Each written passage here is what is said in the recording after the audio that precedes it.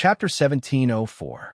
Li Jinyan, who was prepared to give a long speech, first swept his gaze over the scouts sitting side by side. When they received his gaze, which was as cold as a knife, the three scouts moved in unison. They twisted their necks and turned their heads in unison toward the window. The Devil King had discovered that they were eavesdropping. After shocking the scouts, Li Jinyan said in a low voice, "Commander, I know you're doing this for my own good, but I really don't have any romantic feelings for Yi Qian. I admire her very much, because a female soldier like her is a rare existence in the army. Every male soldier who sees her will be amazed by her ability and appearance. I'm a man, the most normal man.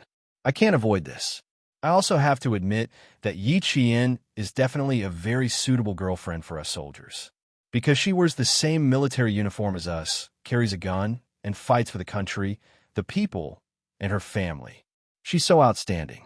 Once she enters the army, she's like a fairy descending to the mortal world. It's inevitable that the male soldiers will be tempted. Even the great mermaids tease that if Yi Qian had entered the army a few years earlier, he would also be tempted to write her a love letter. You know, even the great mermaid's children are a few years old." When the commander heard this, he still felt that there was hope. He pulled a long face and said, "Since you can't avoid this, then it's fine. As long as you get along well, you'll eventually develop feelings for each other. Just like my generation, what did we rely on to get married? It was all about matchmakers. The matchmaker came to talk about the situation of both parties' families. The parents' opinions were not bad. They didn't even ask for our opinions and directly decided. You still don't know what the person you're marrying looks like. When you get married and get together, all feelings will come after a long time. At least you've met each other and understand each other. Furthermore, you admire Yi Qian. You have all the conditions, so why are you still dawdling? When it's time to make a move, you have to make a move. If you miss this village, there won't be another shop. When the time comes, where will you go to find a girlfriend as good as Yi Qian?" Li Jinyan had intended to say everything in one breath. Now that he was interrupted by the commander, who thought that he and Yi Qian could develop, why was it getting more and more confusing? Li Jinyan raised his hand and rubbed his temples. He reorganized his words and decided to make it short. "I'll tell you this. I don't have any romantic feelings for Yi Qian. Similarly, Yi Qian has no romantic feelings for me." After talking for so long, she was still talking about feelings with him. Talk my ass. If he didn't have feelings for her now, wouldn't he have feelings for her after they got married? Why didn't he understand what he meant? The Marine commander only felt that his heart was suffocating. "I told you to pursue her first, and then slowly cultivate your feelings. Did you not understand, or are you deliberately playing dumb with me?" "Commander, by the commander, your era is different from ours, so there's no way to woo someone first before talking about feelings." Li Jinyan was also helpless. He had clearly told the commander that he had no romantic feelings for Yi Qian. Why didn't the commander believe him? Li Jinyan suddenly felt a chill in his heart. Could it be that he had done something to make the commander misunderstand and think that he had romantic feelings for Yi Qian? Or did he say something that made the commander misunderstand? If he did, wouldn't Xia Jinyuan also misunderstand? He quickly went through everything in his mind, recalling some of the things that he and Yi Jian needed to talk about during their training. After going through everything, Li Jinyan was very sure that he really didn't do anything that would cause a misunderstanding, nor did he say anything that would cause a misunderstanding. Chapter 1705. After confirming that he had not done or said anything that could be misunderstood, Li Jinyan lowered his voice and said, "Commander, Yi Qian and I can be comrades in arms, but friends can't be lovers. Are you trying to make me so angry that I want to jump off the plane?" When the Navy commander thought about how the two of them looked so compatible and how Yi Qian was able to deal with the Li family, he wanted to set them up even more. "Why can't you two be lovers? Don't tell me you don't like Yi Qian?" Li Jinyan sneered. "Commander, why don't you think about it? Maybe Yi Qian doesn't like me. There are millions of men in the world, and there are many who are better than me. She has the ability and education. She can definitely find a better boyfriend. What do I have? I don't have anything right now. Why would she want me? Commander, you can't just ask me to pursue her. You have to get Yi Qian's approval. Moreover, I really only admire her. It has nothing to do with romance. I don't have the time to talk about romance either.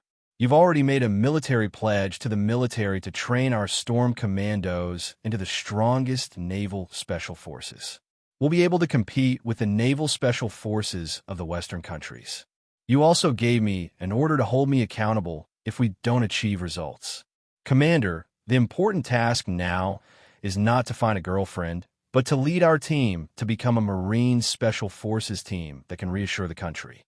This time, Li Jinyan finished speaking in one breath and did not give the Navy commander a chance to interrupt. Stop thinking about it and don't mention it again. It's impossible for Yi Qian and I to be together. There's no chance. He could not tell the Navy commander that Yi Qian already had Xia Jinyuan by his side. It was obvious that their relationship was still confidential. Even if he knew, he could not casually say it out loud. He could only tell his Navy commander this. The Navy commander frowned at his resolute and unnegotiable tone. He looked at him with sharp and dignified eyes. You really don't want to pursue Yi Qian? Really? If there's a girl I like one day, I'll definitely make a move and I'll definitely tell you. Please don't tell me. I only admire female soldiers like Yi Qian. The Navy commander waved his hand disheartenedly. He instantly lost interest in the personal feelings of his beloved general. After a slight pause, he said, I just want to keep Yi Qian in our Navy openly. In the end, you didn't want to do it, so there was one less possibility. By the way, did you ask her? Have you considered staying? She clearly told me that her goal was to enter the Snowfield Brigade. She only wanted to be a member of the Army Special Forces. She didn't consider the Navy. Li Jinyan didn't hide it anymore. Since the commander asked, he would answer truthfully. It was better than thinking about it. He didn't want to have any misunderstandings with Xia Jinyuan. Now that everyone was at peace, he wanted to make things clear in advance that might hurt each other's feelings. He wanted to get rid of any bad things that might happen between them. No misunderstandings, no indifference. And in the future, they would still be comrades who could put their lives in each other's hands. The Navy commander sighed repeatedly. This wouldn't work, and that wouldn't work. There really wasn't a single possibility. Old Yang, I really admire you. I really admire you. Seeing this, Li Jinyan changed the topic. Next up is the desert training and altitude training. Commander, I'm worried that the members will suffer from altitude sickness. I plan to prepare more altitude red medicine. We also need to carry oxygen tanks with us, just in case. Chapter 1706. When it came to training, the Navy commander no longer cared about the things that made him feel regretful. Instead, he discussed with Li Jinyan the detailed arrangements for the upcoming training. Xia Jinyuan, who was accompanying Yi Qian, was also making detailed arrangements. Training in the desert was actually more dangerous than training in the high altitude. The biggest problem was the scarcity of the source of life, water. As for the lack of a compass, Xia Jinyuan didn't think it was a big deal. There wasn't much water, and the only food that filled the stomach was a few packets of pickled vegetables, some compressed biscuits, and some red pepper.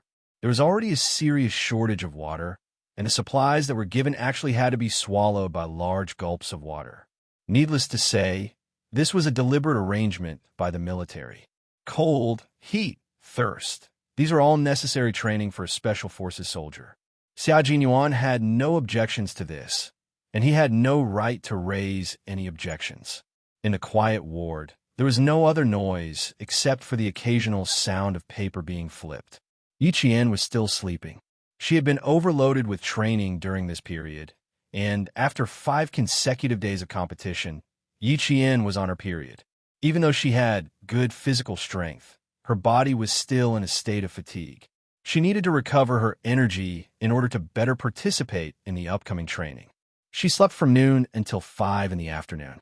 When she woke up, the sky was already dark and night had begun to fall. Yi Qian, who opened her eyes, didn't disturb Xia Jinyuan, who was working. He was so focused that he didn't notice that she had woken up. He kept his head down and held a pen to write and draw on a piece of paper. He was making careful and detailed arrangements for the upcoming training, including the route of every place, the campsite, the tasks to be completed every day, the distance to be traveled, what to pay attention to, and so on. All of these needed to be arranged and deployed in advance. This was the responsibility of a commander. The entire team was under his control, and the team members listened to him and obeyed him. Then, as the commander, he had to shoulder the responsibility of the entire person. There could not be the slightest mishap. Modern warfare had already begun.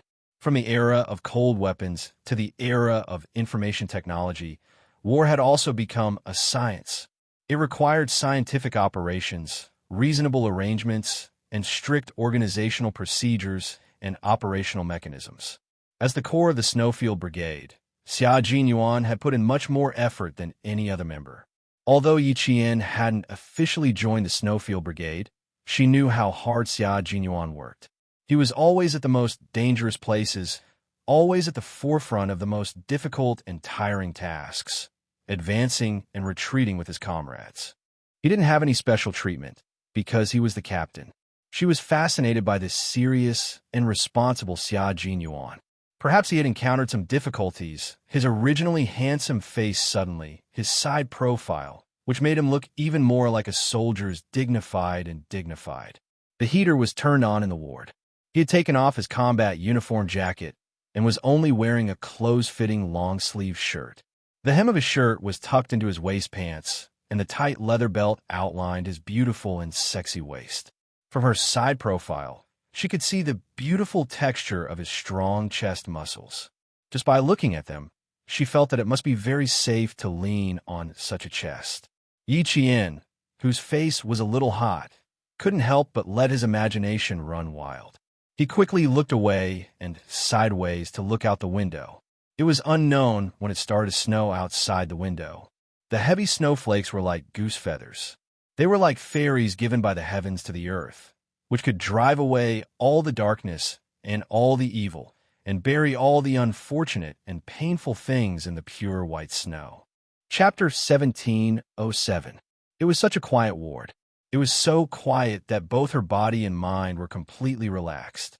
Her mind was empty of all distractions, and her mood was tranquil and distant, far away from all her worries. Yi Qian, who was smiling, did not see the man, who was working seriously, look up. His deep, dark eyes were filled with a gentleness that could make one sink into it. He gazed deeply at her, pressed his lips together, and then lowered his head to continue with his work. Snowflakes fluttered outside the window, but the ward was as warm as spring. One of them was sitting, and the other was lying down. Neither of them disturbed the other, but they were both thinking about each other. They enjoyed the tranquility of the winter and spent the rare time alone together. Time ticked by.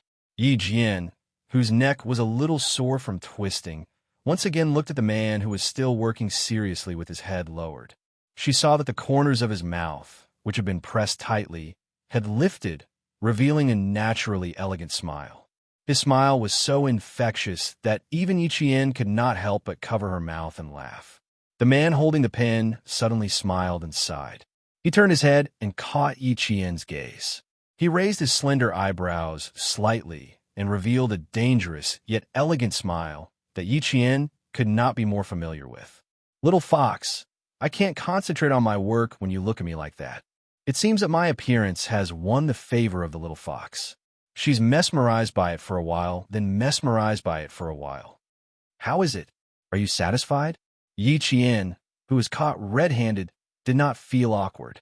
He imitated him and raised his eyebrows, nodded, and answered seriously, "Not bad. You're handsome enough. Most importantly, you have a classy aura. You're a feast for the eyes. Being handsome on the outside is one of my strengths. I'm also very handsome on the inside, but you'll have to dig deeper to discover that." The thick-skinned major accepted the compliment without hesitation. He did not forget to add a few more layers of gold. "Handsome on the outside and handsome on the inside. Are you satisfied with a boyfriend like me?" His mouth was full of nonsense. He could go as far as the sky, but it was also very interesting. Yi Qian liked this kind of lively, and intimate conversation very much. Only in this way did he feel that his life was so fresh and full of inexhaustible vitality. After her fever subsided, Yi Qian's pink lips curled into a smile. Her bright eyes sparkled like spring water as she looked at the young major, who was just as happy as she was. Yiqian said, "I'm quite satisfied for now, but I've neglected my duties from time to time. It's okay. Boyfriends all need to be trained slowly. I'll train Major to be the person I like." "That would be my pleasure." Xia Jinyuan was a male chauvinist, but not the kind of feudal male chauvinist who had to respect her husband. Rather than saying that she had trained him, it was more appropriate to say that he had willingly changed himself for her. It was a joyous thing to change oneself for the people one loved. Seeing this, Yi Qian hugged his quilt and laughed even more happily. Her sparkling eyes sparkled like a sly fox, which made Xia Jinyuan feel that even her hair was so cute. She didn't have the guts to train a major. She was so happy that her eyes curved into crescents. Xia Jinyuan felt as sweet as honey in his heart. He raised his hand to look at his watch and couldn't help but frown. It's already so late. He hurriedly tidied up the papers and notebooks on his feet and said to Yi Qian, "You must be hungry. I'll go to the cafeteria to get some barley porridge, longan, and red date porridge. The doctor told me that you can only have porridge today. I'll add more rice, oil, and salt tomorrow." Chapter 1708.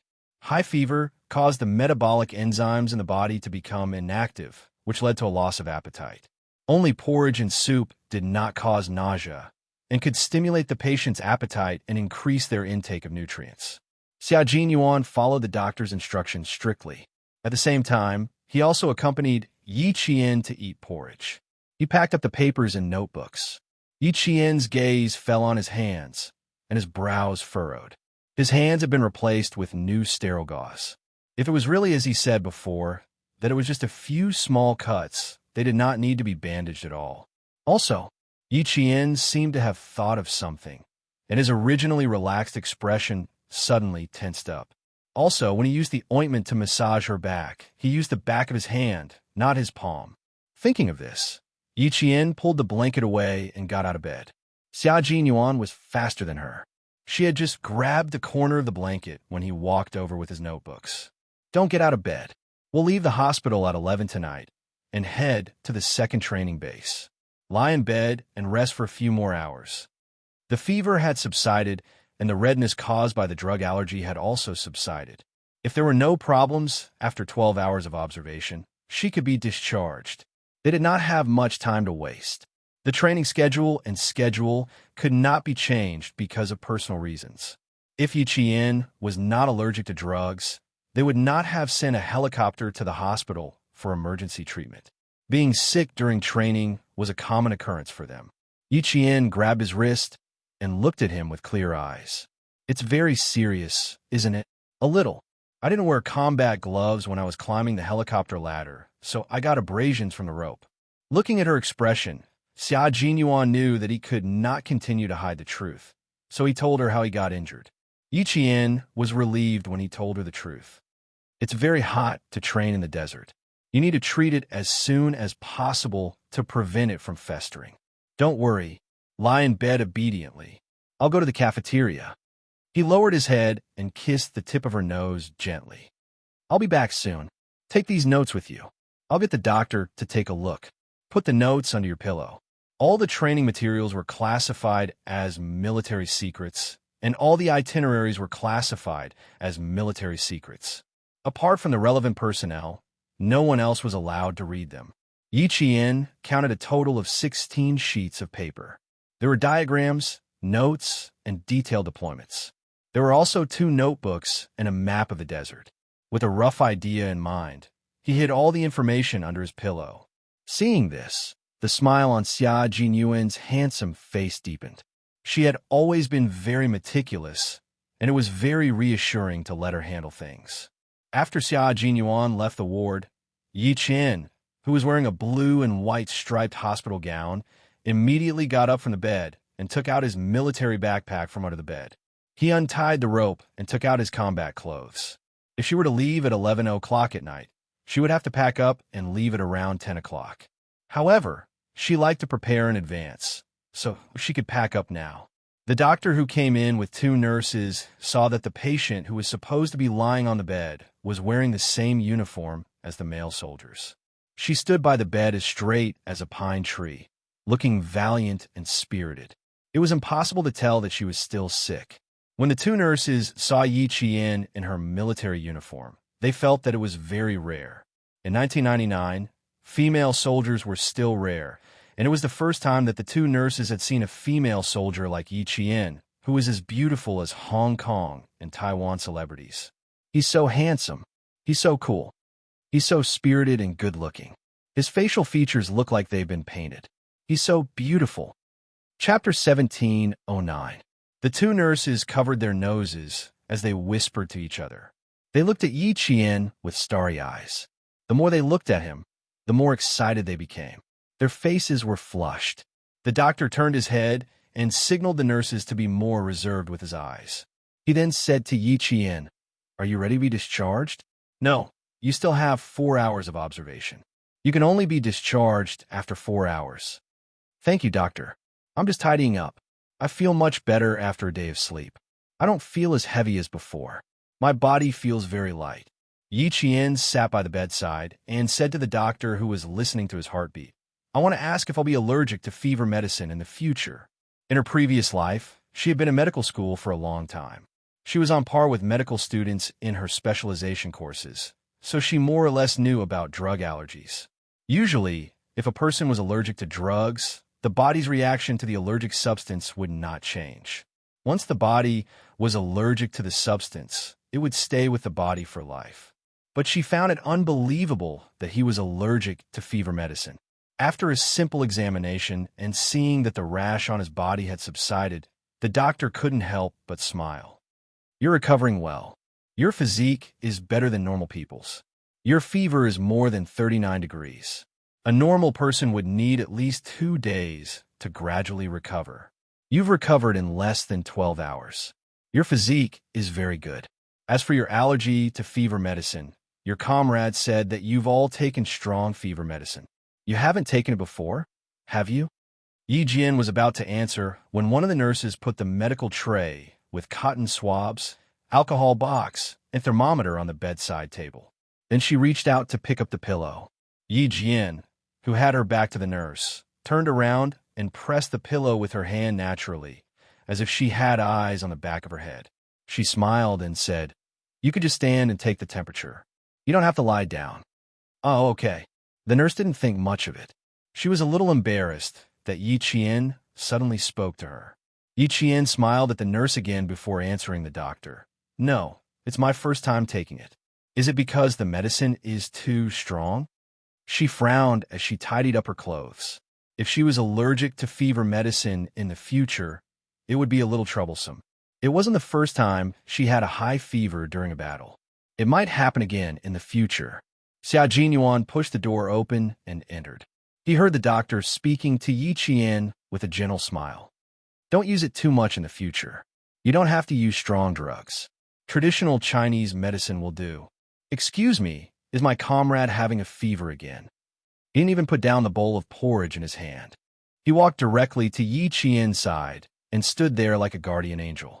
His brows were furrowed, and there was a hint of worry in his expression.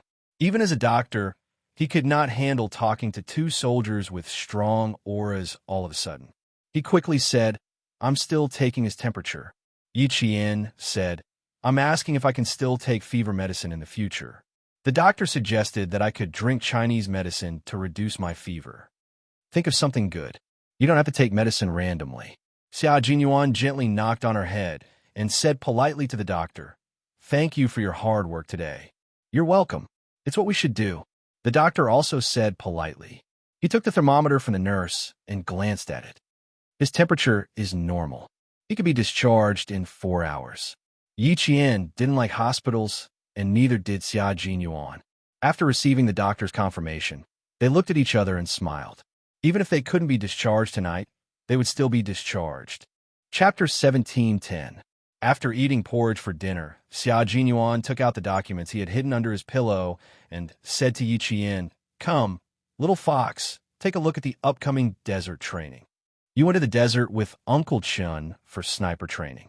This time, it's going to be a little more difficult. Understand the entire training plan first. As for the difficult parts, you have to persevere even if it's difficult. There's no way to change it.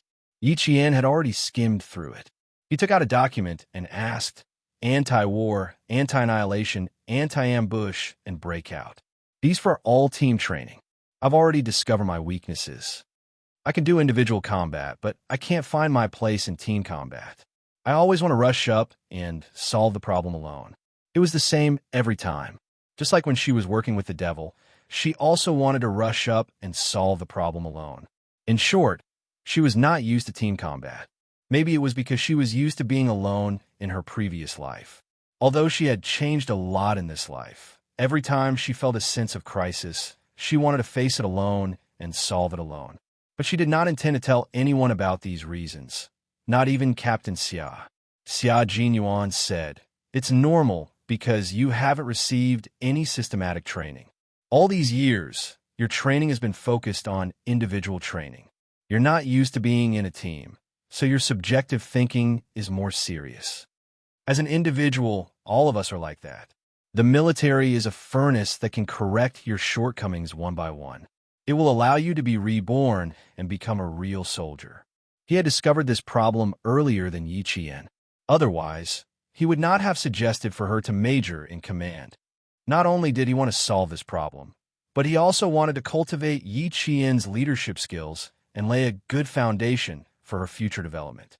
Hearing this, Yi Qian felt that what he said made sense. She had indeed not received any systematic and professional team training. Whether it was training with Grandpa Jin or Uncle Chun, she had only trained as a single soldier. Anti-war, anti-annihilation, anti-enemy ambush, and breaking out of an encirclement. These 4 aspects can improve your team awareness. Also, you can see how the Infernal King leads and deploys his troops, and how he arranges every soldier to the correct position. Seeing, thinking, and observing will greatly improve your combat skills and team coordination. More importantly, these are things that the school cannot teach you. That was indeed the case. Therefore, when she found out in school that she had to go overseas for pre-match training, her heart was filled with anticipation. The desert we're entering this time requires us to pass through the border, and there's also the Gobi Desert combat training. We'll have to cross a total of 8 provinces. Once we enter the border, we'll start moving. We'll walk and train along the way. You should pay attention to your body and report back if there's anything wrong. Once they entered the desert, they couldn't let anything happen to their bodies. If something did happen, it would be quite troublesome. We don't have a compass and we don't have many supplies, so we have to take care of our bodies. Xia Jinyuan reminded him again. Then he took out the list of supplies and pointed at one of them with a smile. The good news is that with the exoskeleton power equipment this time, even if we enter the Gobi Desert, we will be able to move as fast as flying. This was a type of equipment with a modular design. Each module could be stacked in a standard individual protective kit. The height could be adjusted, and it was suitable for individual soldiers of different heights. It was convenient to wear, and it didn't even take 30 seconds to put it on and off. Chapter 17:11. Yi Qian had never heard of it before. She couldn't help but ask, "What's the difference between this and our current combat backpack?" She had never seen or heard of it before. She didn't understand it at all, nor did she have a basic understanding of it. When Xia Jinyuan saw this, he picked up a pencil and began to draw on a piece of paper. Our current combat backpack has a large capacity, so the load is also large. This time, we're carrying 25 kilograms of combat equipment. I'm sure you'll have a hard time. But this exoskeleton power device is different. This is a human equipment fusion device. Its booster device has the function of combining biological, mechanical, and artificial intelligence. It can withstand a load of more than 100 kilograms. The average speed of marching is no less than 300 meters per minute, with a maximum speed of 400 meters per minute. Its self-contained energy can last for no less than 24 hours. At the same time, it detects the individual soldier's muscle activity through sensors distributed at the shoulder, waist, knee, calf, and other parts of the body. It generates force, movement, and other parameters and outputs them to the control system. When she heard this, Yi Qian was dumbfounded. This kind of equipment was like alien equipment to her. It had sensors and could detect. Just listening to it made her feel like there was a high level of science and technology involved. Seeing her shocked expression, Xia Jinyuan couldn't help but raise his hand and affectionately scratch the tip of her nose. He smiled and said, "I haven't explained everything yet, and you're already so shocked. When I'm done, won't you be so shocked that you'll think that this kind of equipment doesn't exist?" "I wouldn't think that this kind of equipment doesn't exist. I just think it's very rare." Yi Qian looked at the simple drawing he made. She looked left and right, but couldn't see anything special about it. Xia Jinyuan sneered.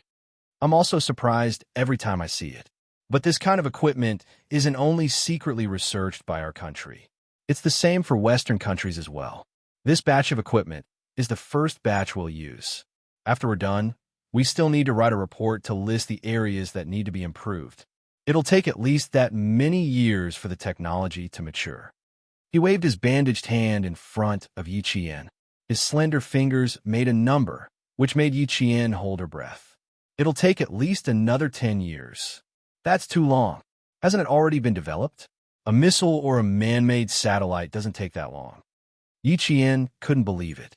How was it possible that a device would take 10 years to mature? In her previous life, when she entered the 21st century, the U.S. revealed many secret weapons in their wars against Iraq and Afghanistan. It would take at least 10 years for a piece of equipment to mature.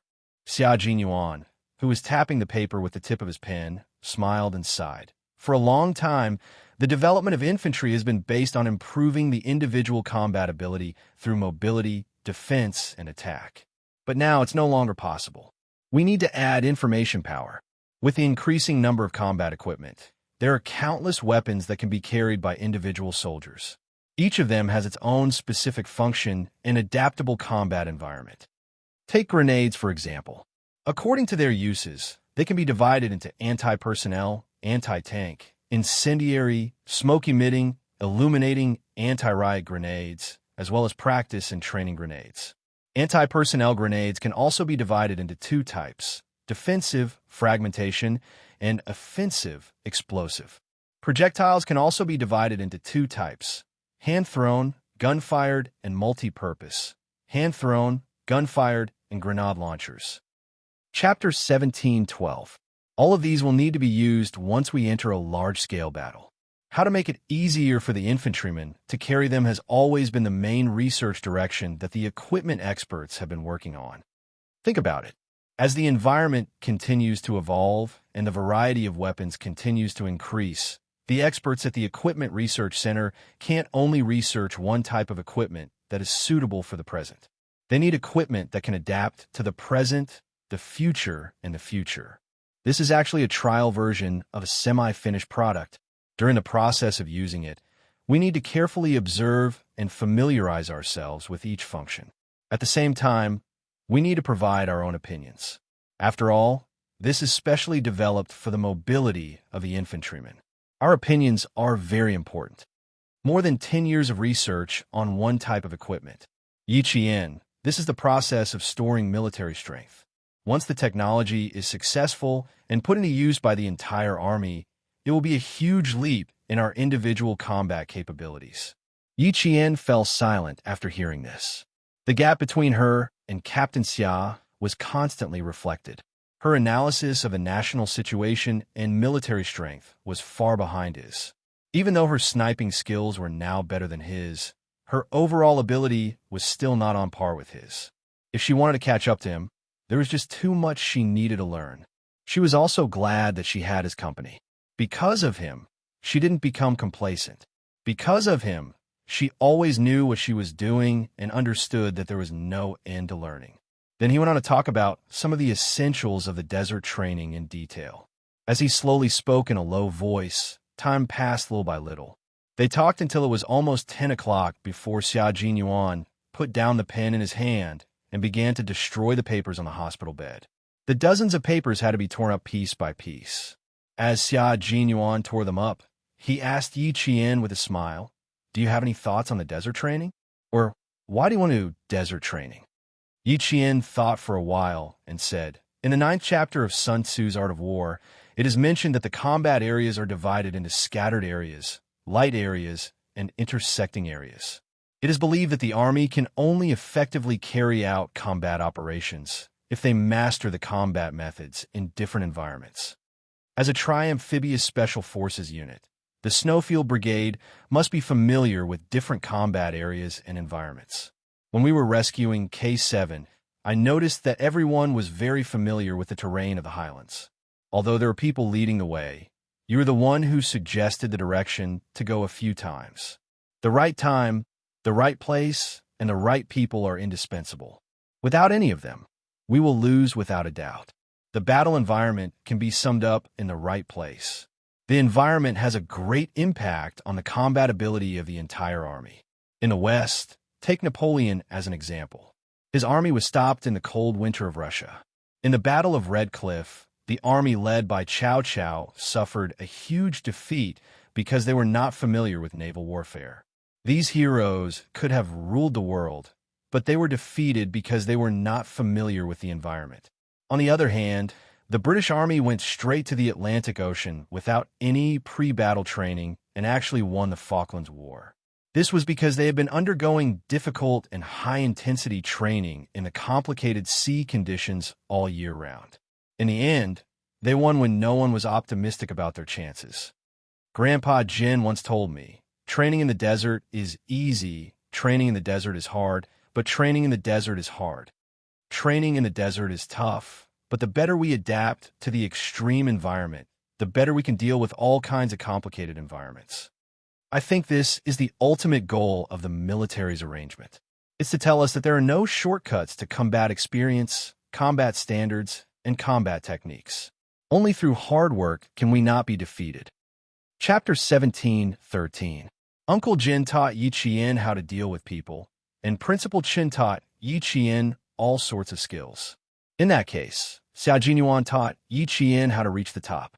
As long as the two of them were together, Xiao Jinyuan would guide Yi Qian very seriously, meticulously, and tirelessly. He broadened her horizons, made her look further, and refined her mental state over and over again. Xiao Jinyuan loved Yi Qian, there was no doubt about that. But his love was not just to take Yi Qian under his wing, but to hold her hand and tell her how dangerous the outside world was. He would teach her how to face and deal with danger. What he hoped for was actually very humble. He only hoped that every time his lover left, she would return to his side safely. Yi Qian had a clear mind. The more time she spent with him, the more she could understand Xiao Jinyuan's thoughts. Therefore, she would listen to everything he said very carefully and remember every word he said, because she knew that what he said was what he taught her and what she needed. It was exactly 11 p.m. when they left the hospital. With their sense of time, they would rather leave earlier than later. When Xiao Jinyuan contacted his team, the members of the Snowfield Brigade and the Storm Commandos happened to be collecting supplies. He contacted Li Jinyan and did not ask about anything else. He directly asked where the two teams were. Li Jinyan was standing next to the Navy commander. He suddenly turned sideways and moved the phone from his left ear to his right ear. This was because the Navy commander was standing on his left. "We're at the transit station. We're waiting for the two of you to gather and head to the border." A call from Xiao Jinyuan asked him how Yi Qian is doing. The Navy commander, who did not notice the little trick, was still concerned about Yi Qian's health.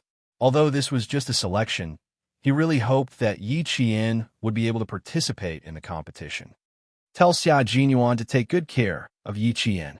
Don't send him to the hospital again." Well, this incident had almost become Major Xia's dark history. Everyone knew that he had beaten up Yi Qian and sent him to the hospital. Xiao Jinyuan couldn't help but touch his forehead when he heard the Navy commander's words from the other end of the phone. There was really nothing he could say. Yi Qian's condition is very good. His fever has subsided, and his symptoms of allergy to medicine have disappeared. Just in case, the hospital prescribed 2 boxes of traditional Chinese medicine for fever reduction and 2 boxes of cold medicine.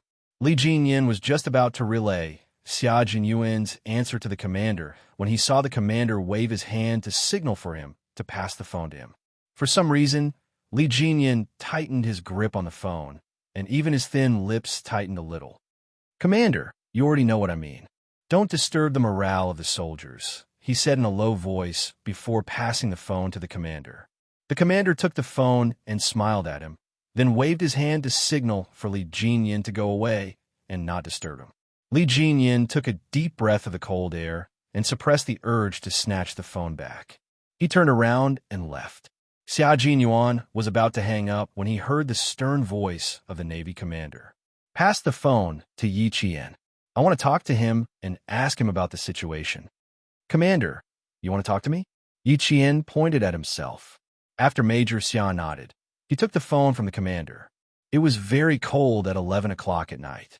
It had been snowing for a few hours, and the sidewalks on both sides of the road were covered in thick snow.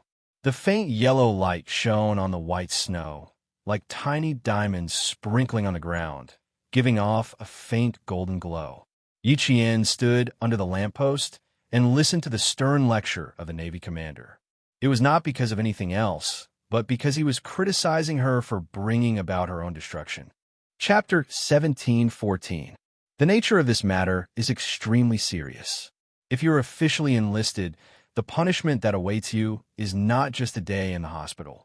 You will definitely be trained for 10 days to half a month. Let's see if you still dare to act so recklessly. Yi Qian did not say anything unnecessary. This was also the first time she had received such severe criticism. After the commander finished speaking, Yi Qian replied seriously, "Don't worry, I will never make the same mistake again. One mistake, one lesson, is enough for me to remember." That's good. You're still young and the youngest of the two teams. It's good that you can learn from your mistakes and realize the seriousness of your mistakes. I hope that you can remember and remind yourself at all times. After the commander of the Navy finished speaking, he asked again, "When we arrive at the border, Major General Yang and I would like to see how you complete your shooting.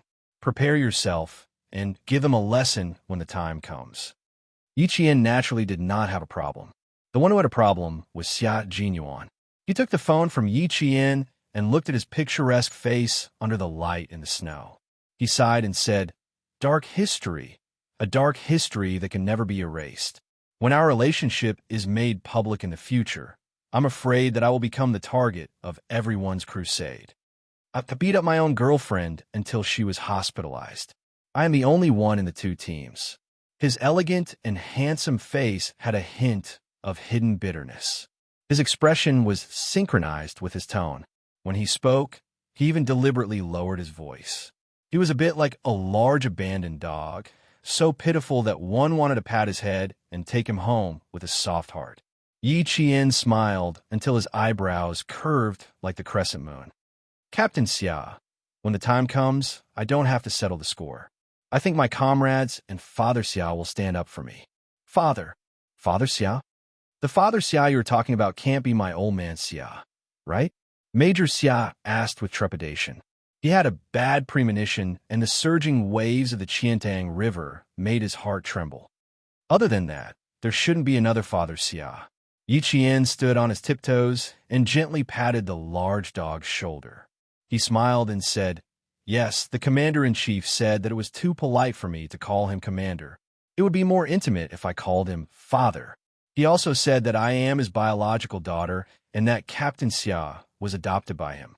If you treat me badly in the future, I will teach you a lesson. Don't be polite." Yi Jian didn't say the words, "I'll teach him a lesson in the future." She was afraid that Captain Xia's heart would not be able to take it. When did his girlfriend become father and daughter with his father? As her boyfriend, he actually didn't know at all.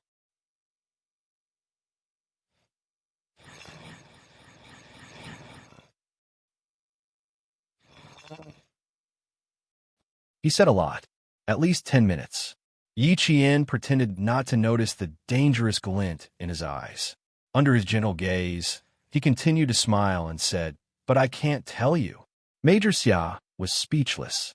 His little fox was getting more and more difficult to fool. She was getting more and more cunning. As a boyfriend, he felt more and more pressure. The north wind whistled past. The two figures standing in the snow were so mighty and tall. The atmosphere between them was so warm. Even when they looked at each other, there was affection in their eyes. Chapter 17:15. until the jeep sent by the local army stopped in front of them. The lingering feelings seemed to have been cut off by an invisible giant pair of scissors. The two maintained a certain distance and got into the jeep one after the other and left. The winter in Chuan province seemed to be slightly colder than Nan province. The sun had been shining in Nan province for 2 consecutive days. The warm sunlight melted the snow on the roadside. The speeding cars, bicycles, and motorcycles splashed the snow and stained the originally white snow that had not melted yet. Lu Tuan and Commissar Yin jumped out of the jeep and hurriedly entered the Provincial People's Hospital. An officer standing in the hospital building saw the two of them and immediately greeted them. Stomach bleeding. He's still in the emergency room. We don't know the specific situation yet.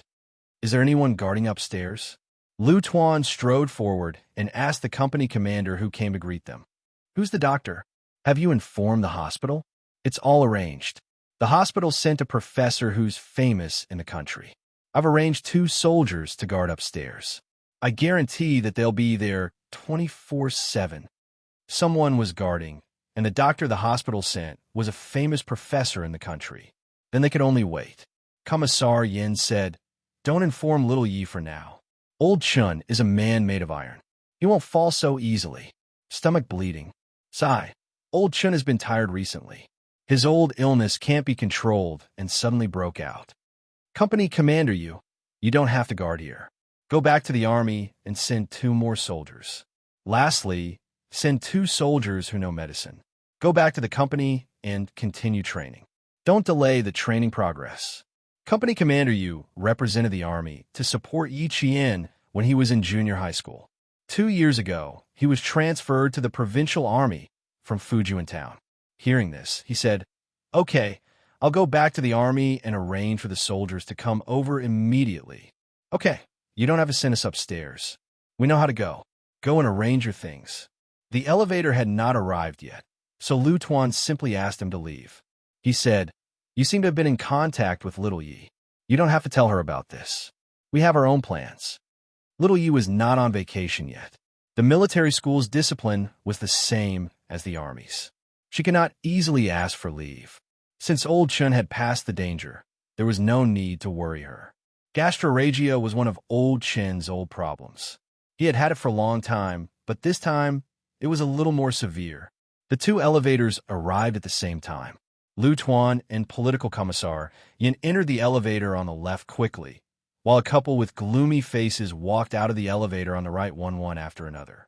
The man suddenly turned his head and looked at the army green that flashed past him on his right. "That old bastard is really shameless. You want me to serve him? Bah, she's not worthy.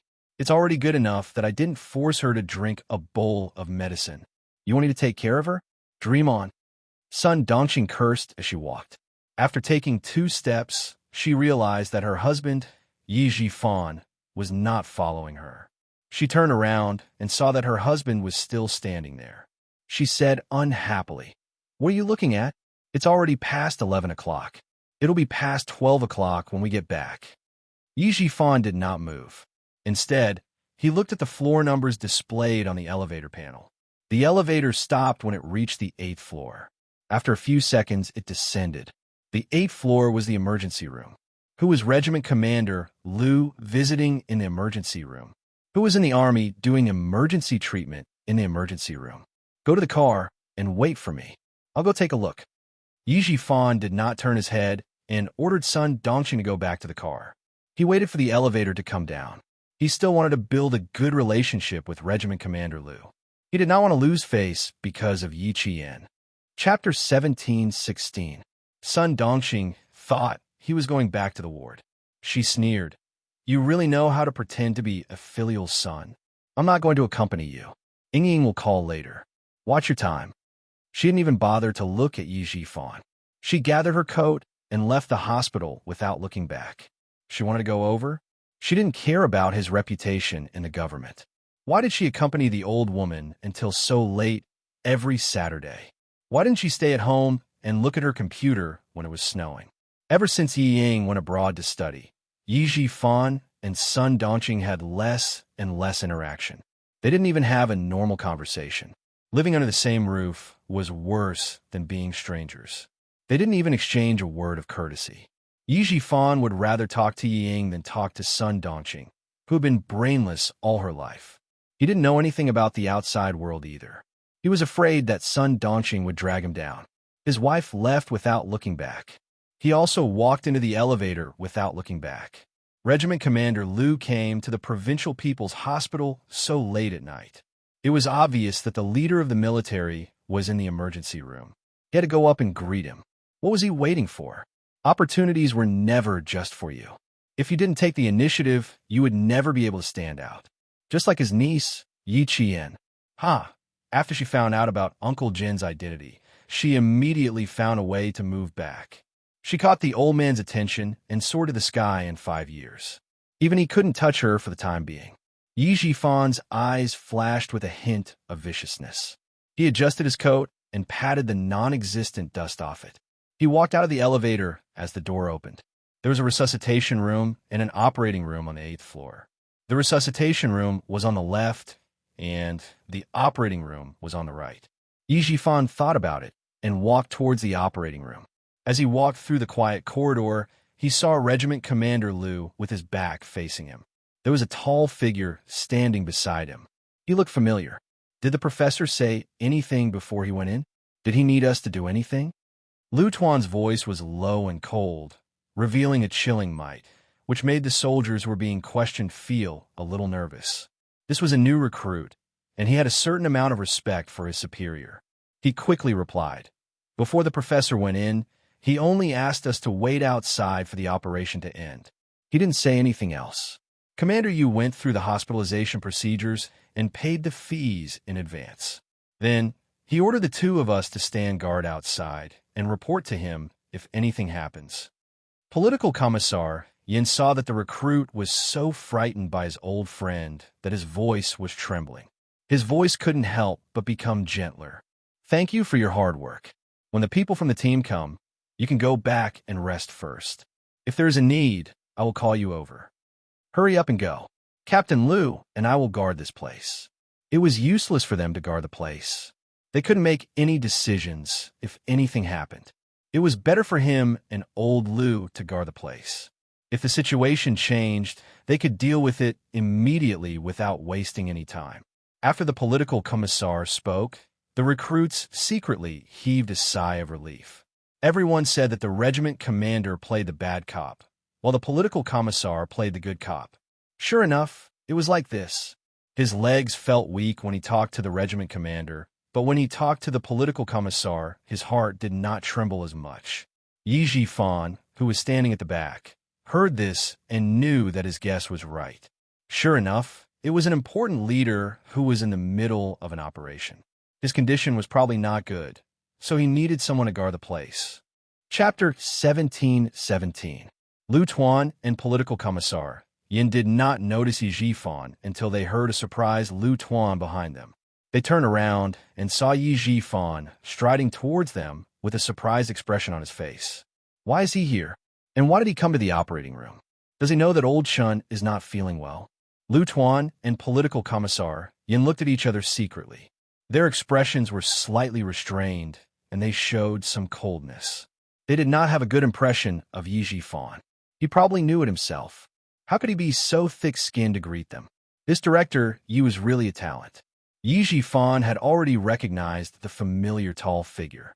He was even more certain that the person lying in the operating room was a military leader. Liu Tuan, Political Commissar Yin, why are the two of you standing outside the operating room? Is there a leader who is not feeling well? After being an official for so many years, Yi Jifan's skin was really thick. He could already tell that the two people standing in front of him did not welcome him. But what could he do? One would not hit a smiling person. They were soldiers, and they were in the hospital. What could they do to him?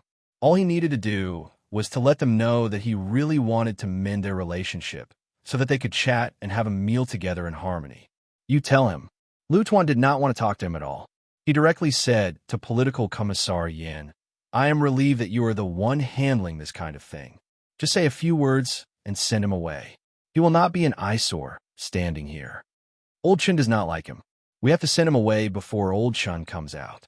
Liu Tuan said and nodded slightly at Yi Jifan. He then turned around and said to the two recruits who were preparing to leave, "Go back to the camp. When you see Company Commander Yu, ask him to bring him here as soon as possible." "Yes, Regiment Commander." The two recruits stood at attention, saluted, and left in an orderly manner. Yi Jifan did not care about these conscripts. He purposely stood to the side and smiled at the two recruits. When they walked past him, he said to Political Commissar Yin, "The soldiers that you two brought are really different. They don't look like recruits at all. They look like veterans who have been in the army for a few years." He was good at making friends, but it depended on whether Political Commissar Yin was willing to be polite with him. Unfortunately, Political Commissar Yin didn't have a good impression of Yi Jifan. If it were someone else, he would still be polite, but he didn't have that kind of patience when facing Yi Jifan. Hearing this, he smiled and said, "Director Yi, is there anything I can help you with? If you have something to do, Chief Yi, please go ahead. Old Liu and I still have to deal with some things." This meant that they were chasing him away. Yi Jifan, whose eyes were slightly dark, was a little annoyed. Wasn't he just a political commissar? How dare you put on airs in front of him? After becoming the bureau chief, Yi Jifan's temper had also improved a lot. He had heard a lot of flattery and was praised and respected by his subordinates. How could he take this lying down? But he also wanted to build a good relationship with the local troops, so no matter how angry he was, he had to hold it in. Then he said, "It's nothing. My old mother suffered a stroke and has been recuperating in the hospital. When she was about to leave, she accidentally saw Regiment Commander Liu entering the elevator. I thought of coming over to say hello. The person in the operating room is their leader and friend. I have some friendship with the director of the hospital. Why don't I give the director a call and ask him to take care of you?" Political Commissar Yin sneered in his heart and said slowly, "A friend, the matter of the digestive tract is a small matter. Director Yi, you should go and accompany the old woman." Chapter 17-18. Regiment Commander Liu said coldly, "Director Yi, I have something to discuss with old Yin. It's not convenient for me to talk to you." Regiment Commander Liu was much more direct than the political commissar. Even so, Yi Jifan did not show any anger on his face. He still maintained his composure and said, "It's my fault. I'm sorry to disturb you. See you tomorrow." After he finished speaking, he walked away. Regiment Commander Liu stared at his back and sneered. "I really don't know where he got his confidence from. He really thinks he's someone important. Huh, he can even be so cruel to his own niece. I don't see how this kind of official is worthy of respect. He's a villain. You don't have to get close to him, but you don't have to make things too ugly. The more you want to make things worse, the more it will show that he's magnanimous and doesn't care about you." Regiment Commander Yan's personality was soft but firm. He could soften people's punches and hit back fiercely. So, he was the political commissar, while Regiment Commander Liu was the regiment commander.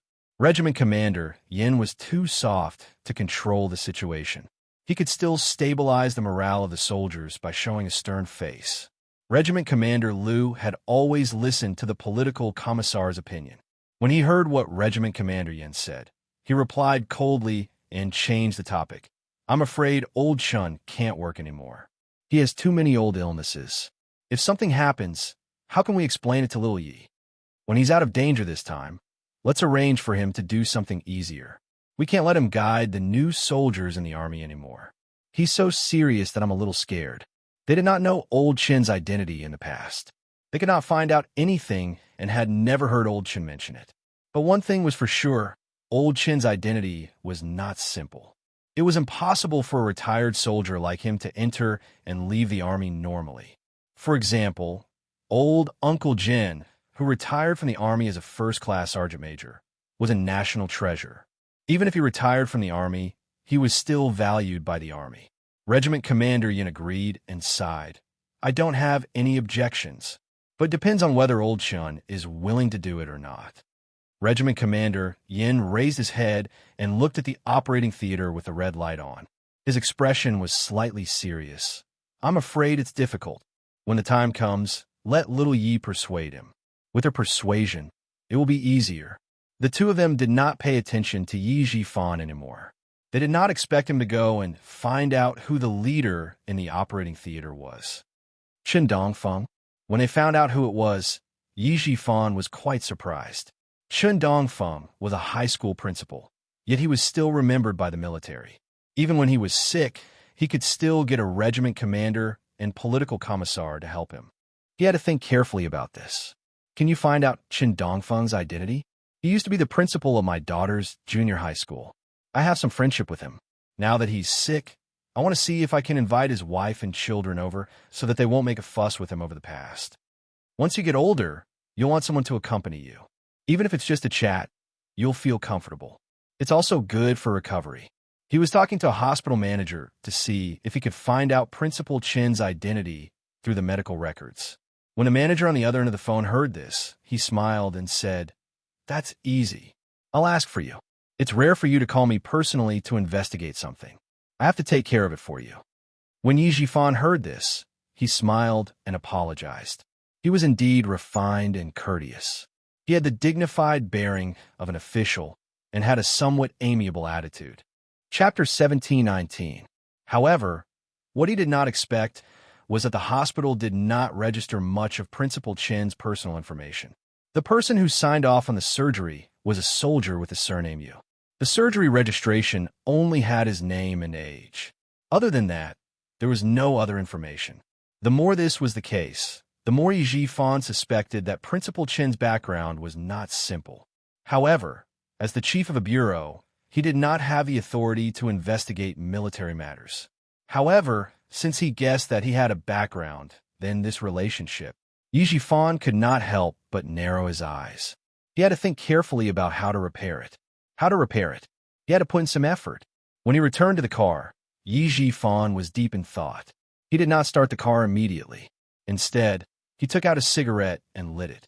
He took a puff slowly, completely ignoring Sun Dongqing, who was sitting in the front passenger seat. Sun Dongqing, who had just finished talking to her daughter, could not take it anymore. Seeing this, she asked sarcastically with a cold face, "What's wrong? What did that old fart say to you again?" "Ha, Yi Jifan, if you've heard half a sentence from her, then you're really a fool. Chun Dongfeng is undergoing surgery for gastric bleeding. Go back and prepare some tonics. I'll come to the hospital to visit him tomorrow." Yi Jifan seemed to have thought of how to repair their relationship. He said directly to Sun Dongqing, "I remember that there are still 2 boxes of caterpillar fungus. Take them out for me." Sun Dongqing, who was already annoyed, immediately became angry and shouted, "You're crazy. You can't even bear to eat it yourself, and you're giving it to Chun Dongfeng." She shouted a little anxiously and coughed a few times. She coughed until her neck turned red, but she did not forget to glare at her husband. Chun Dongfeng has some background. If you want to bring down Yi Qian, I'll try to start with him first. Yi Jifan looked at his wife coldly. He started the car and slowly drove out of the hospital. "Since we can't do anything to Yi Qian now, we'll start with the people around her." Sun Dongqing could accept this reason, but after thinking about it, she felt that it was not very likely. "You really dare to dream. It's not like you don't know how important Yi Qian is to him. You still want to start with him? You must be dreaming. I'm finally going to give it a try." Yi Jifan didn't have much in common with his wife, so he lost interest after a few words. Sun Dongqing knew what he was thinking. She snorted coldly and didn't say anything else. He could go wherever he wanted. Those things were given to him by others. For the couple to have reached this stage, it was obvious how thin their relationship was. If Ying hadn't been there to adjust things from time to time so that Yi Jifan could still remember the hardships Sun Dongqing had suffered when she was young, with his current situation, he could have divorced her. It was now nighttime in southern province, and there was a cold moon hanging high in the sky. It was snowing heavily at a military airport in Sichuan province. Xia Jinyuan pulled Yi Qian onto the helicopter and immediately patted the snow off her shoulders. "We'll meet up with them in 4 hours. Cover yourself with your coat and have a good night's rest." It would only take them about 4 hours to reach the border from here. However, the speed of the floating snow helicopter would be slightly slower, so it would take them at most 4.5 hours. After the helicopter met up with all the team members, the 2 of them did not rest. They had to immediately move and set off for the Gobi early in the morning. Yi Qian had slept all day, so she was not sleepy at the moment. She was quite energetic, but she knew that if she didn't sleep, Xia Jinyuan would accompany her, so she decided to take a nap so that he could get some rest too. Chapter 17:20. Xia Jinyuan was indeed a little tired. With his head resting on the cold cockpit of the helicopter, he fell asleep not long after. They had been competing for 5 days without rest. Along the way, they had to make arrangements for battle deployments. After entering the hospital, they had to accompany Yi Qian the entire night. During the day, they had to immediately make arrangements and plans for the military training. In particular, the 4 major training subjects of the desert training, anti-war, anti-annihilation, anti-enemy attack, and breakout, were all under the control of the combat commander. The schedule was so tight that there was no extra time for Xia Jinyuan to rest. When Yi Qian opened his eyes, Xia Jinyuan, who had not even taken off his helmet, immediately fell into a deep sleep with the rumbling sound of the helicopter propellers. When Yi Qian saw this, he was worried that the turbulence of the helicopter would wake him up. He moved his body so that Xia Jinyuan could lean on his body and sleep soundly. When one was so tired that they could fall asleep even in a smelly ditch, let alone in a helicopter. Although the sound of the propellers was loud, it did not affect his sleep at all. After sleeping for more than 4 hours and 15 minutes, Xia Jinyuan woke up. He saw his lover, who was originally about a palm away from him, leaning close to him. No, it should be said that he leaned close to her and put all his weight on her. No wonder he slept so comfortably. It turned out that his little fox did not rest at all and was carefully taking care of him. Still pretending to be asleep? Did you think I didn't notice? The noise was too loud. Xia Jinyuan used his finger to write on Yi Jian's palm. Every stroke was like a musical note dancing in the sunlight. Every stroke made Yi Jian smile deepen. Without opening her eyes, she secretly wrote on the outside of his thigh with her finger. So what if I found out? I didn't bully you. She didn't want to bully him, but now. Xia Jinyuan's thin lips curled up slightly as she wrote again. But now I want to bully you. I want to bully you in a special way. She even dared to write and draw on the outside of his thigh. This casual teasing was the most innocent and harmless, but it was the kind of teasing that could make a man's heart sway. However, his little fox was still unaware of it. However, when Xia Jinyuan said that he wanted to bully her in a special way, Yi Qian reacted. After interacting with him for so many years, Yi Qian's understanding of certain matters could already keep up with his footsteps. If it had been in the past, she would have foolishly replied, "How are you bullying me?" Now, she knew how to tease him back. She pursed her lips and smiled as she continued to write on the outside of his thigh. "If you want to bully me, you have to look at the time. Right now, Captain Xia, you'd better keep your perverted guts to yourself." Her slender fingers were writing on the outside of his thigh, caressing him like a feather and tickling him like a small hook. That feeling, Xia Jinyuan felt that his years of special training had been in vain. Nothing had happened yet. She was just drawing on his body with her finger, and he actually felt a little restless. If this went on, his rationality would be thrown aside like a rag in disgust. He didn't even want to pick it up and use it. Grabbing her deliberately mischievous hand, Xia Jinyuan leaned forward slightly and tilted his head.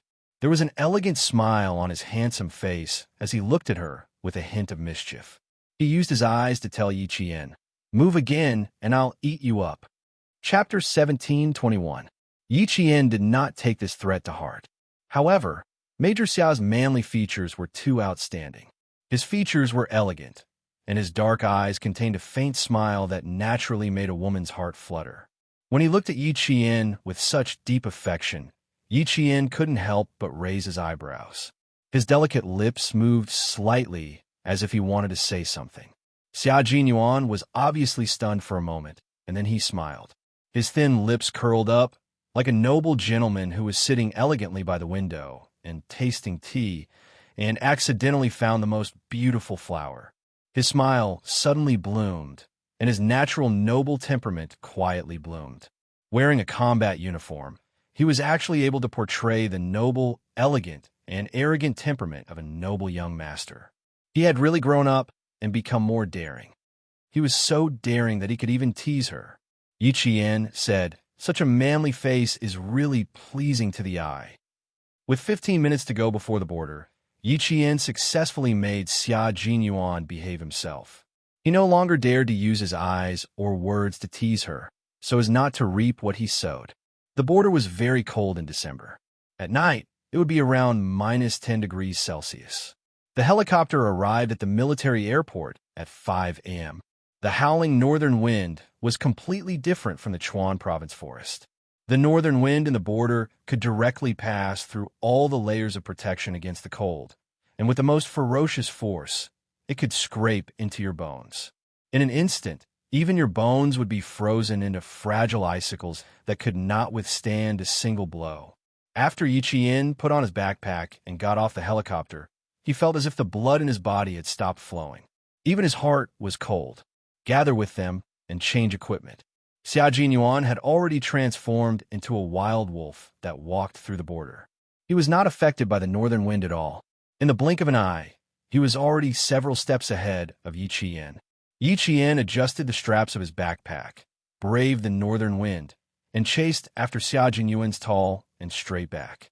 The members of the Storm Commandos and the Snowfield Brigade were already preparing their equipment. Half an hour later, everyone was ready to set off for the Gobi Desert to begin their 15-day training. The Gobi Desert in the northwest had entered winter. It was quite comfortable during the day, but at night, it was unbearably cold. If the cold protection measures were not taken well, they would not be woken up by the cold at night. Instead, they would unknowingly fall into an eternal deep sleep. All of the team members were checking all of their equipment to prevent any problems. Not only would they drag themselves down, but they would also drag their team members down. The training in the desert this time was still a practical training. The focus was on the water demons of the Storm Commandos. It could be said that the training to improve the strength of the Storm Amphibious Frogman Commandos did not only require them to fight on their own. They also needed to expand their combat range so that everyone could fight in more complicated environments. The desert they entered this time was the second largest desert in the country, covering an area of 45,000 square kilometers. The name of the desert meant the place where wild boars roam. What was even more amazing was that the desert landscape here was unique. Looking down from the sky, the desert looked like a picture of tree branches. It was very spectacular. When Yi Qian followed Xia Jinyuan into the campsite, Li Jinyan was sending the plan, contingency plan, and risk assessment he had made the night before back to the military headquarters. The Navy commander was the first to see the two of them enter. "Xiao Yi, clean up your equipment first. We have 20 minutes to gather and leave." Time was of the essence. The Navy commander did not even ask Yi Qian about his physical condition. He had to complete the most important task at hand first.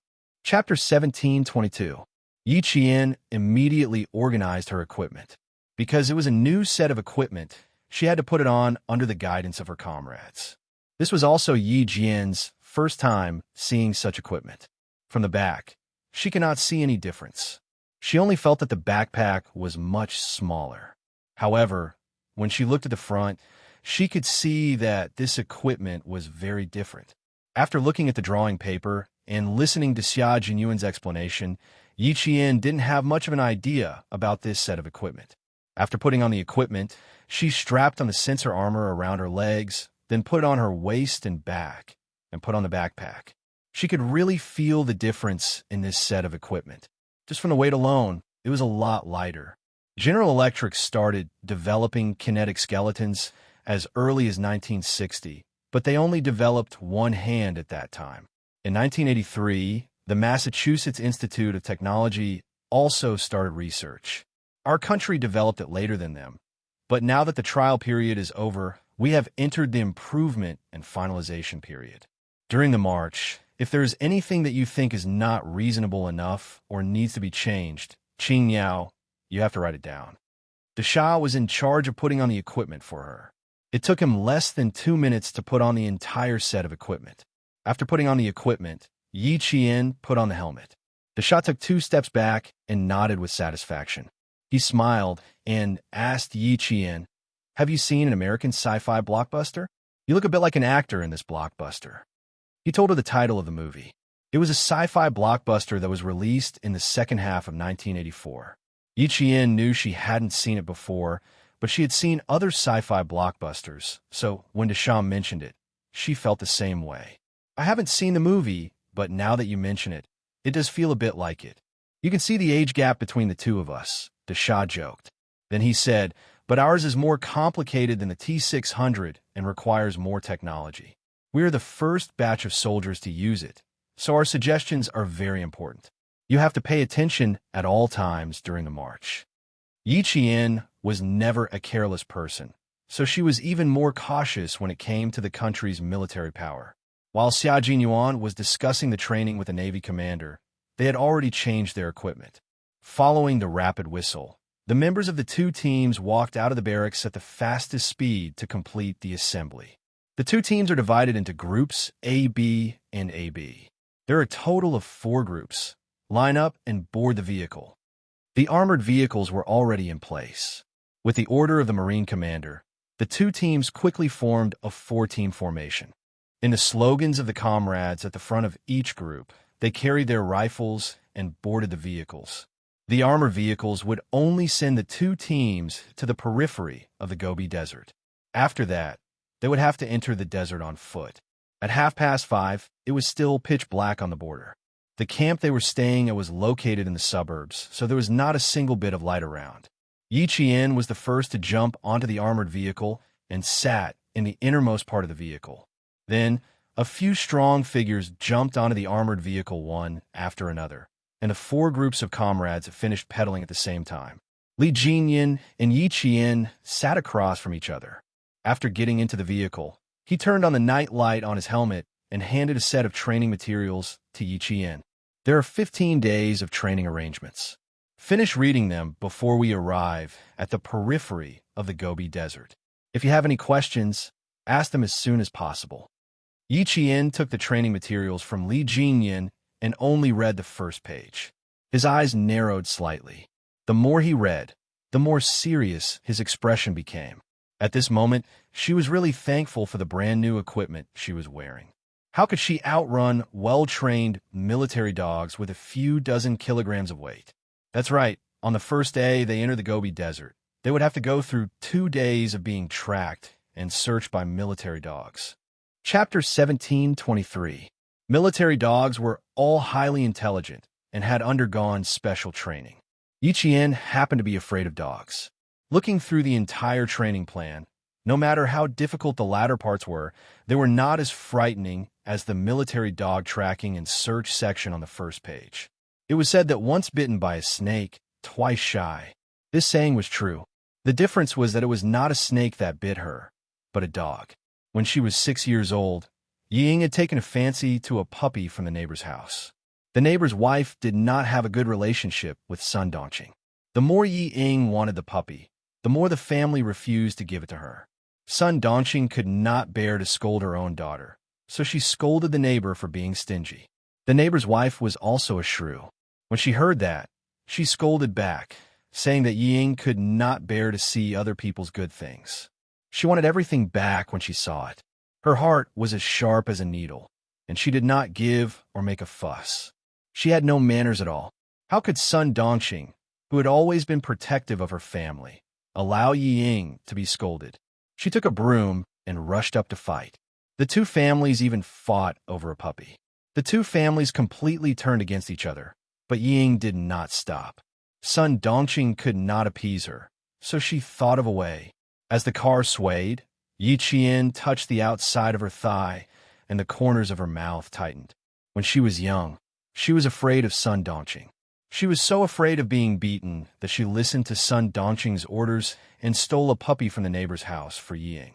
In the end, she had just picked up the puppy when a female dog rushed out from the side and bit her leg. From then on, she was afraid of dogs.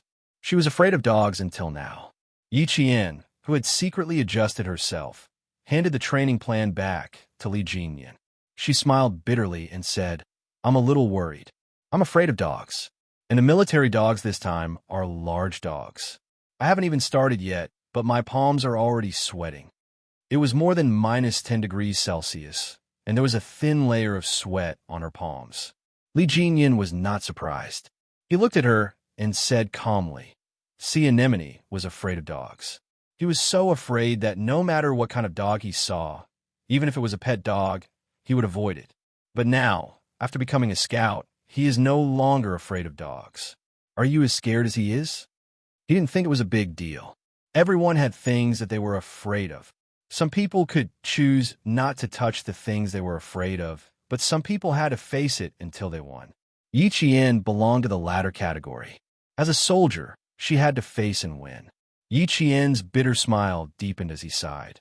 I'm almost as scared as Sea Anemone. I'm scared of both big and small dogs. I was bitten when I was young, and I'm still scared. He didn't think of hiding it. This kind of thing couldn't be hidden even if he wanted to.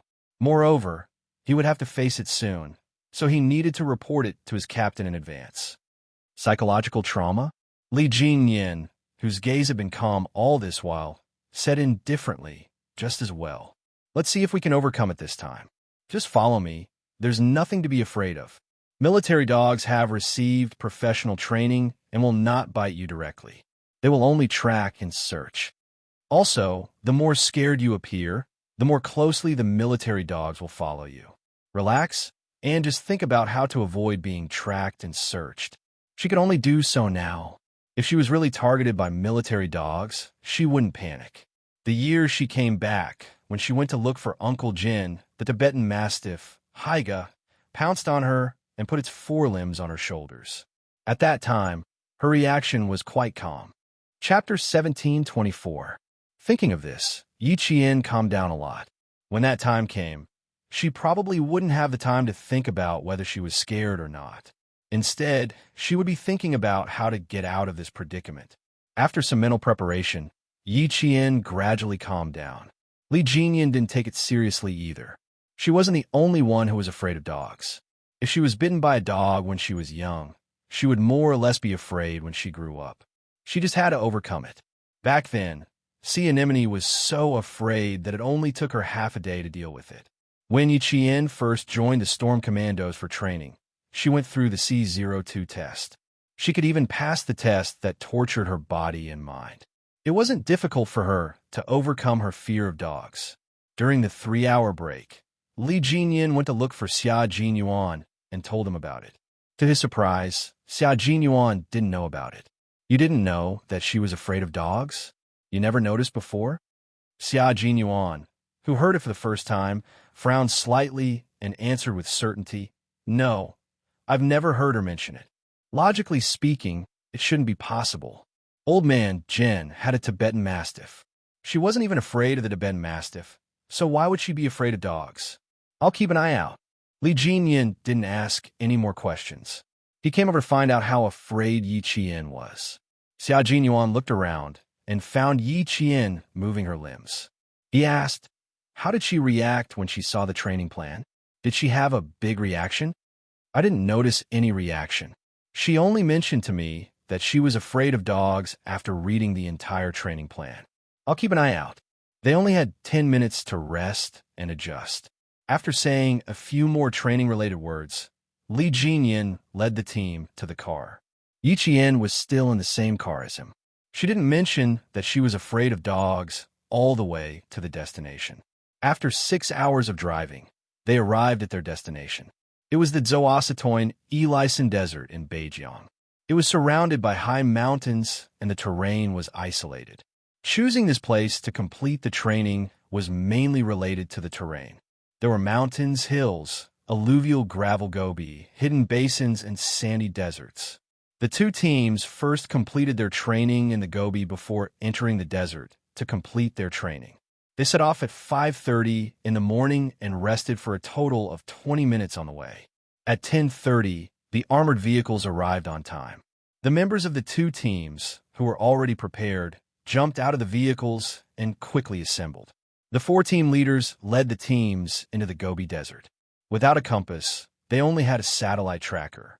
This was to make it easier for the helicopter to provide quick backup if any of the team members were to meet with an accident. Let's have the first group explore and see what's waiting for us inside. The other group will cover up the pathfinding group in the dark, while the other 2 groups will advance from the left and right. Xia Jinyuan was in charge of the 2 teams. After entering the Gobi, The two teams did not immediately move forward. Instead, he arranged the deployment. All the military dogs are excellent military dogs selected from the military dog base. Every military dog has a special person in charge. They are only responsible for tracking and searching. As for who will deal with us after we are found, the military has always liked to keep it a secret, so I'm not too sure. So, brothers, take it easy. Do not walk alone. Dogs have a strong sense of smell and hearing, especially trained military dogs. Although they won't bite us if we're targeted by them, our physical strength will be depleted faster. The purpose of entering the desert for training was to strengthen the combat capabilities of the special forces. The military would definitely not just arrange for military dogs to chase after them. That must be a big move. Chapter 1725. All the team members agreed with this point. Faced with such a complicated environment, how could the military only use a few small tricks? However, the plans that were written in the training plan were all small tricks, while the ones that were not written in the plan were all big tricks. The eyes of the water demons of the Storm Assault team were all shining.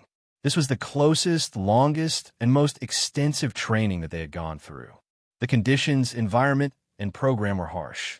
The more they could discover their shortcomings, the more they could improve their combat abilities. Since we're here, we'll just wait for the military to use their big tricks. They're still not happy to give us some small tricks. The large whale grinned. Only the set of white teeth on his tanned face stood out. They were eerie, like the fangs of a beast. The other water ghosts nodded. They were already rubbing their fists and preparing to enter the training. The two teams were divided into 4 groups, with 2 people in each group acting as partners. Once there was a mission that required 2 people, they could take turns moving forward. Yi Qian was naturally still in the same group as Li Jinyan. Their military boots stepped on the gravel of the Gobi Desert as the dry, cold wind blew. They walked closer to this desolate land that was so desolate that it made people feel awe. This was a place where even the colors were monotonous. The sky was blue, while the ground was gray. The remaining hills and low ridges stood between heaven and earth, constantly being eroded by the wind. Yi Qian could not help but tread even more lightly as he walked in. Yi Qian, who was moving forward with his spear, switched places with Li Jinyan and signaled to the team members behind to quickly pass through. She and Li Jinyan were in charge of scouting ahead to see what was waiting for them. It had been 2 hours since they entered the Gobi Desert. From 10:40 a.m. to 12:40 a.m., they had not discovered anything along the way. The more it was like this, the more nervous everyone became. It was as if there were countless eyes staring at them from behind the low ridges that looked like broken rocks. No matter where they went, the eyes followed them like shadows. There was a faint smell in the clean snow wind. Yi Jian, who was at the front, suddenly narrowed her eyes and made a gesture to disperse. The team members behind her all dispersed with a hula sound. Woof, woof, woof, woof, woof. The sound of dogs barking could be heard. Following that, several military dogs that were running so fast that their limbs were covered in dust ran over in an awe-inspiring manner. They actually came from the front. There were a total of 12 military dogs. After they ran to where the team members were scattered, they lowered their heads and sniffed around. 2 of the military dogs were so excited that they wagged their tails and roared all the way to the side. The soldier in charge of taking care of the 2 military dogs saw this and immediately reported, "Target found. All right, keep a close eye on the target. Let's see how far they can run." An extremely stern voice came from their wireless communication. It was the voice of the Army Major General who had arrived in the Gobi ahead of time. Soon, the other 10 military dogs also found the target and began to spread out in all directions, chasing after it with all their might. Yi Qian and Li Jinyan were running very fast. They needed to shake off the dogs as soon as possible, widen the distance between them, and let the wind blow away their scent. They also needed to break off the dog scent detection. With the new device, running speed would indeed increase, and it wouldn't be affected by the combat equipment. "We're being watched. Brothers, let's go." The voices of the Snowfield Brigade members came from their earpieces. They were being watched by another group of military dogs. There are numbers on the military dogs. The one that's chasing us is number 24. Fuck, don't tell me that this is the 24th dog. If that was really the case, the military was really ruthless to send out so many military dogs at once. Chapter 17:26. Immediately after, another 2 team members contacted their comrades while panting. The one chasing us is number 17. It's very likely that he's a numerical number. He's very fast. We're now in a race with them. Although they had already dispersed, the atmosphere suddenly became extremely tense, because no one could guess what the military was planning. They couldn't figure it out at all. Xia Jinyuan and Li Jinyan were the same. They couldn't guess what the military was planning to do either. The only thing they were sure of was that there was definitely a big move, and it wasn't just any big move. Dozens of military dogs were deployed, and they happened to be in a team of 2. Even if there were only 24 military dogs, there would only be 22 people in a team with 44 team members. Each of the 24 military dogs would be chasing 2 people, so there would still be 2 left. Yi Qian thought about it in his mind and whispered to Li Jinyan, "Is the military planning to split us up? Do they want to test the storm commandos?" As soon as she finished speaking, Li Jinyan narrowed his eyes slightly. He crouched on the gravel and contacted his comrades nearby. "All teams, take note. After splitting up, there's no need to look for each team member. Head straight to the final assembly point." Since they couldn't figure out the military's plan, they could only take one step at a time. Their goal was to reach the final assembly point and deal with the first day of training in the Gobi Desert. Mix the 2 teams. Demon King, send me your coordinates. Xia Jinyuan, who also couldn't figure out what the military was planning, immediately voiced his opinion. "Based on my past experience, there's a 90% chance that we'll enter the Gobi Desert for hunting and long-distance assault training. It's not appropriate for the Storm Commandos to head to the assembly point in pairs." There was no time to be tactful. Xia Jinyuan directly voiced his opinion. As for whether they believed him or not, it was up to Li Jinyan and the others. Yi Qian looked sideways at Demon King Li and said softly, "King Q and the others are from the Army Special Forces. They have much more experience than us. Demon King, I think we can mix them up. All teams, send your coordinates and quickly complete the mix." Li Jinyan's consideration only took the time for Yi Qian to say one sentence. After giving his instructions, he said to Xia Jinyuan, "King Q, if we're going to use elimination points this time, there's a high chance that you'll be disqualified if you mix with us." The military had already made it clear to them that the quota for next year's overseas tournament was quite limited. Whoever could go overseas to fight for glory would depend on whether their results were good enough. The Shuiyu team was part of the Special Forces, and they had a huge advantage in training in the highlands, deserts, and Gobi. If they wanted to fight for a spot, the Storm Commandos had a very low chance of qualifying. It would be considered a high probability if 3 to 5 of the 22 members could qualify. Xia Jinyuan located Yi Jian's position. After hearing the Demon King's words, his thin lips curled up slightly. The pair of dark eyes under the black goggles flashed with a smile. "Demon King, our 2 teams are now 1 team. It's normal to have mixed teams. It's not normal to have mixed teams." Why did he say that? Because there would be members from both teams going overseas next year. It definitely wouldn't be just the members of the Snowfield Brigade. Otherwise, there would be no point in combining the 2 teams for so long. Li Jinyan reacted quickly and understood why Xia Jinyuan wanted to mix them up. "Thank you for the reminder." Demon King, who didn't realize it earlier, immediately apologized and ordered his team members again. "Complete the mix and advance quickly. Report any situation immediately." No matter what happened along the way, reaching the destination was their goal for the first day. Chapter 17:27. For the military headquarters, it was also a challenge to send all 44 special elite soldiers to the desolate Gobi Desert. However, achievements were obtained through repeated challenges. How could they shoulder the responsibility without experiencing the ups and downs of life? The command center of the 2 teams soon received the news. The tense expression on the Major General's face finally eased a lot. If the 2 teams were to continue operating separately, he would temporarily put the training aside and give them a good political lesson. The Navy commander, who arrived later, had a gloomy expression on his face. However, he was still slightly colder than the Major General. It was obvious that the Snowfield Brigade's Q King was the one who proposed the mixed team, and the Storm Commandos only implemented the mixed team after they realized it. Q King's ability to fight on the spot is very outstanding. He has very sharp judgment and is able to complete combat adjustments quickly.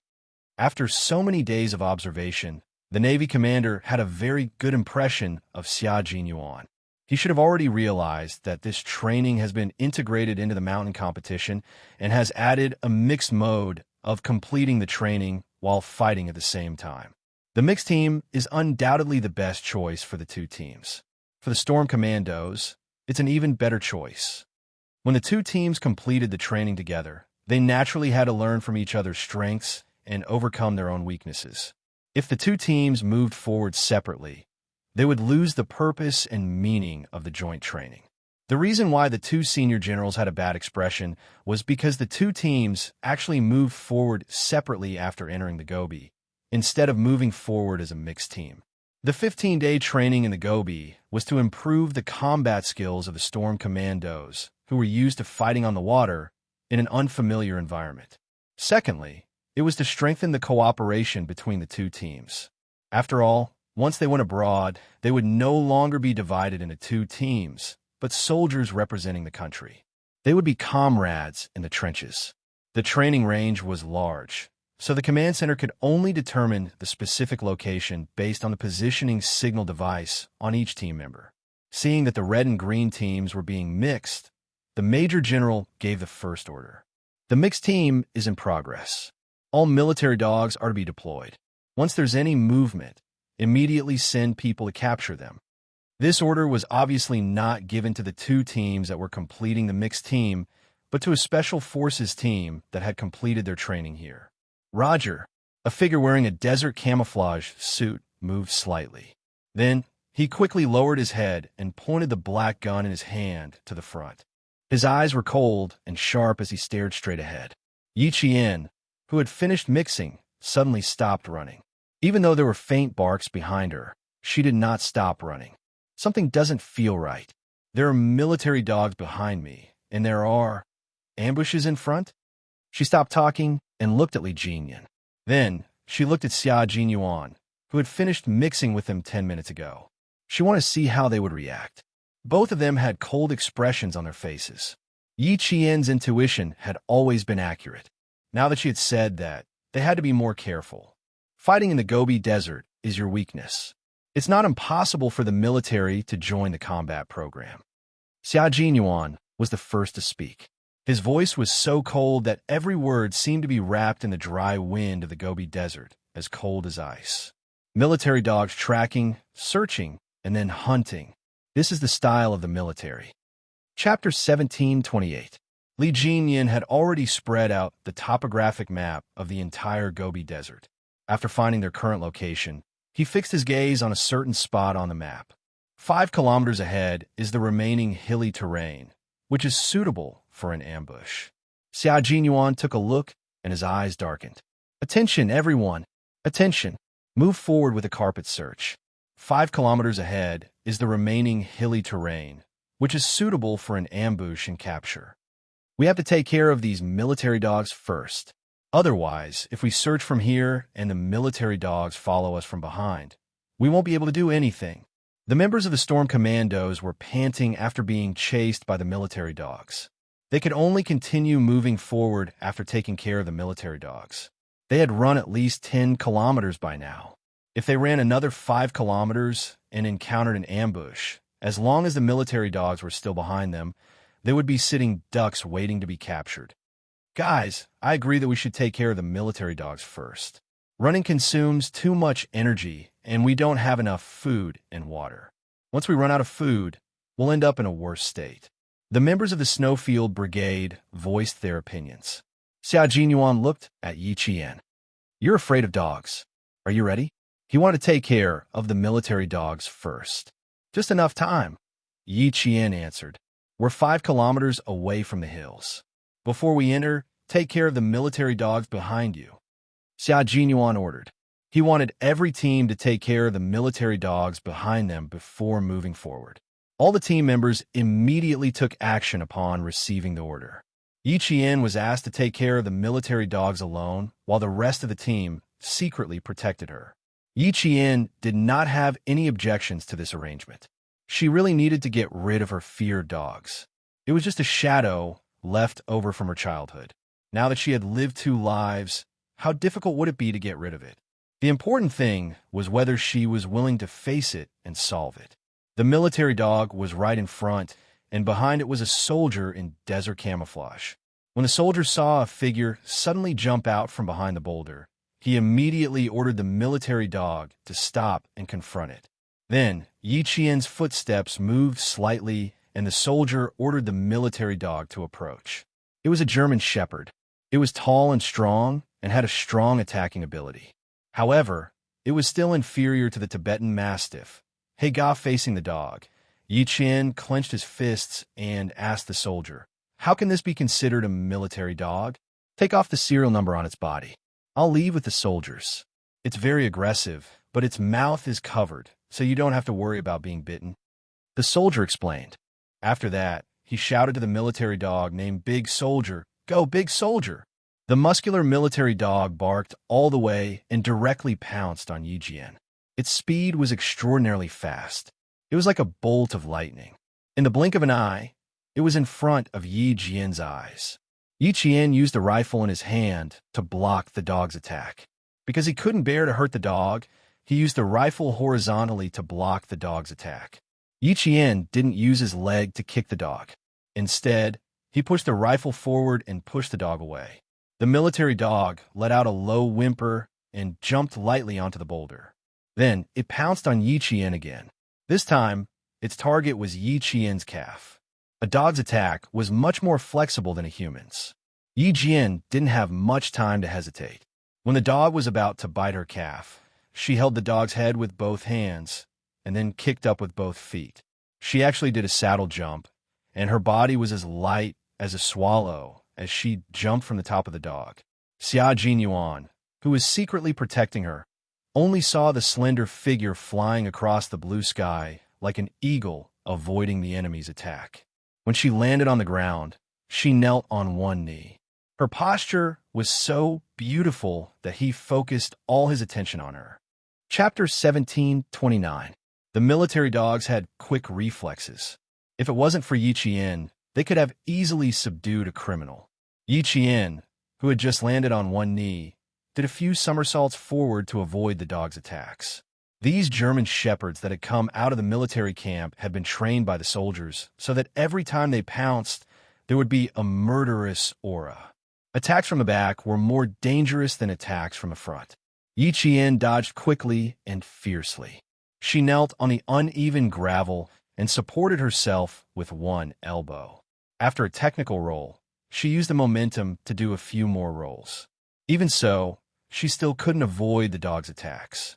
A violent barking sound came from behind her, and a unique smell of the beast rushed directly to the back of her head. Yi Qian, who felt a chill in her heart, knew that it was impossible for her to avoid it, nor did she have time to stand up. Her eyes suddenly darkened, and she turned her body around. This action made Xia Jinyuan, who was secretly on guard and protecting her, hold his breath. The little fox was going to fight the military dog's head on. Li Jinyan, who had a cold expression on his face, clenched his fists. He glanced at Yi Qian and quickly looked away. He was in charge of guarding the front, so he couldn't keep an eye on her for too long. "I can't feel that she's afraid," Li Jinyan whispered to Xia Jinyuan, whose back was facing him. "If she hadn't said it in advance, you and I wouldn't have noticed." Yi Qian was very thoughtful. At the age of 20, she had already reached the realm of not showing her emotions. As she grew older and more experienced, she would become even more unfathomable. Xia Jinyuan, who was looking forward, nodded gently. "She's been like this since she was young. It's hard to tell if she's afraid or not. She's very calm and won't let others easily discover her flaws. The environment she grew up in didn't allow her to be afraid." He thought that there was no fear in her dictionary, only facing it. No matter how tough, tiring, or difficult it was, she had to face it. Li Jinyan didn't look anymore. With Xia Jinyuan watching closely, he wouldn't let anything happen to Yi Qian under his watch. They didn't show up, not because they couldn't, but because they wanted her to overcome her psychological trauma. The comrades of the Snowfield Brigade, who were responsible for guarding the left and right, also quickly glanced at the figure who was fighting with the military dogs. They held their rifles tightly in their hands, and their sharp eyes completed their vigilance. Their comrades were fighting for their lives at the front, so they couldn't drag her down. Yi Qian, whose back was in pain from being hit by the uneven gravel, looked at the huge dog that seemed to have descended from the sky. Her pupils contracted rapidly, and she clenched her teeth. As the military dog pounced on her, Yi Qian fiercely and accurately hugged the forelimbs of the military dog. The soldiers standing at the side saw this and immediately shouted, "Be careful." Appropriate reminders were necessary. Although military dogs were trained, they would still retain their bestial nature during the training process. The most primitive bestial nature of beasts was to pounce on the most vulnerable and fatal part of the neck. Yi Qian realized that she had made a mistake. Her original plan was to grab the dog's front leg, then shake it off and get up on her own. Now, that was completely impossible. Military dogs pounced with great strength, and trained military dogs had undergone long-term, targeted training for this kind of pouncing action. At the same time, the soldiers would also train with them. At this moment, she was grabbing the dog's front leg with both hands. The training base definitely had similar training. Wrong judgment. Instead of grabbing its front legs, he should be grabbing its neck. Chapter 17:30. The soldier was already close to Yi Qian. This was training, and the military dog wasn't facing real enemies or criminals. It was facing its comrades in the Brotherhood Company, and it had the responsibility to protect its comrades. Be careful. He didn't remind her too much, and only reminded her enough. Although they were comrades in the Brotherhood Company, it was still training, and there was no room for pretense. The sharp, ferocious canine teeth glowed above her head. They were even sharper than the knives made from animal bones. Once bitten, it would be more than 3 inches deep. It would definitely be so deep that the bone could be seen. Woof, woof, woof. The military dog growled again and again. Saliva with a fishy smell flowed down from the tip of its long tongue and dripped onto Yi Qian's face 1 drop or 2. Yi Qian, who was particularly sensitive to smells, resisted the nausea in her stomach. She remembered the year she was bitten, and the smell that remained on her pants was exactly the same. Her heart couldn't help but tremble slightly. Panic grew like wild grass, wrapping around her until she felt like she was suffocating. Her hands didn't seem to have much strength left, and her wrists were weak and trembling. Woof! Woof woof! The smart military dog pounced even harder, and the sharp animal dog seemed like it would soon bite down on her neck and completely subdue her. Yi Qian's pupils constricted, and she began to breathe heavily. She couldn't lose. How could she lose? Steady. She had to steady herself. She had to find a way to hold the military dog's neck, and then she would have a chance to pin it down. Xia Jinyuan, whose thin lips were tightly pursed, didn't move. He couldn't see her expression, but he could feel her undetectable fear. Yi Qian was indeed afraid of dogs. The more afraid she was, the more she had to face it. He stared coldly at the canine fighting in front of him, and his expression was quite calm, as if he wasn't worried at all. "Face your fear well, my little fox," the young major said in a low voice. The young major said in a low voice that only he could hear, "After you face it, you'll realize that it's nothing." The soldier next to him also had a tense expression. From close observation, he noticed that the female soldier's arms were trembling, which was a sign that she was still trying to hold on despite her exhaustion. "There's still a little bit left," he reminded her again. Yi Qian did not seem to hear her. Suddenly, her slightly bent arm began to bend. It looked like she was struggling to straighten it and was being suppressed by the military dog bit by bit. His comrade from the Snowfield Brigade turned their heads to take a look, and their faces immediately darkened. "Q King," Qing Niao can't hold on any longer. She needs backup. It's not time yet, Xia Jinyuan replied coldly without moving. Her hands are already bent. It's time. His comrade's voice was a little hurried. If he didn't go over to help, he would have rushed over. However, it was Q King who was in charge of supporting Qing Niao, and he was in charge of security. It was impossible for him to change the deployment without permission. Xia Jinyuan remained unmoved, and even the expression on his handsome face did not change. The only change was that his unfathomable black eyes were surging with darkness, as if a storm was coming. He wanted to see how Yi Qian would deal with it. He wanted to see if she would persist or give up. Naturally, Yi Qian would not choose to give up.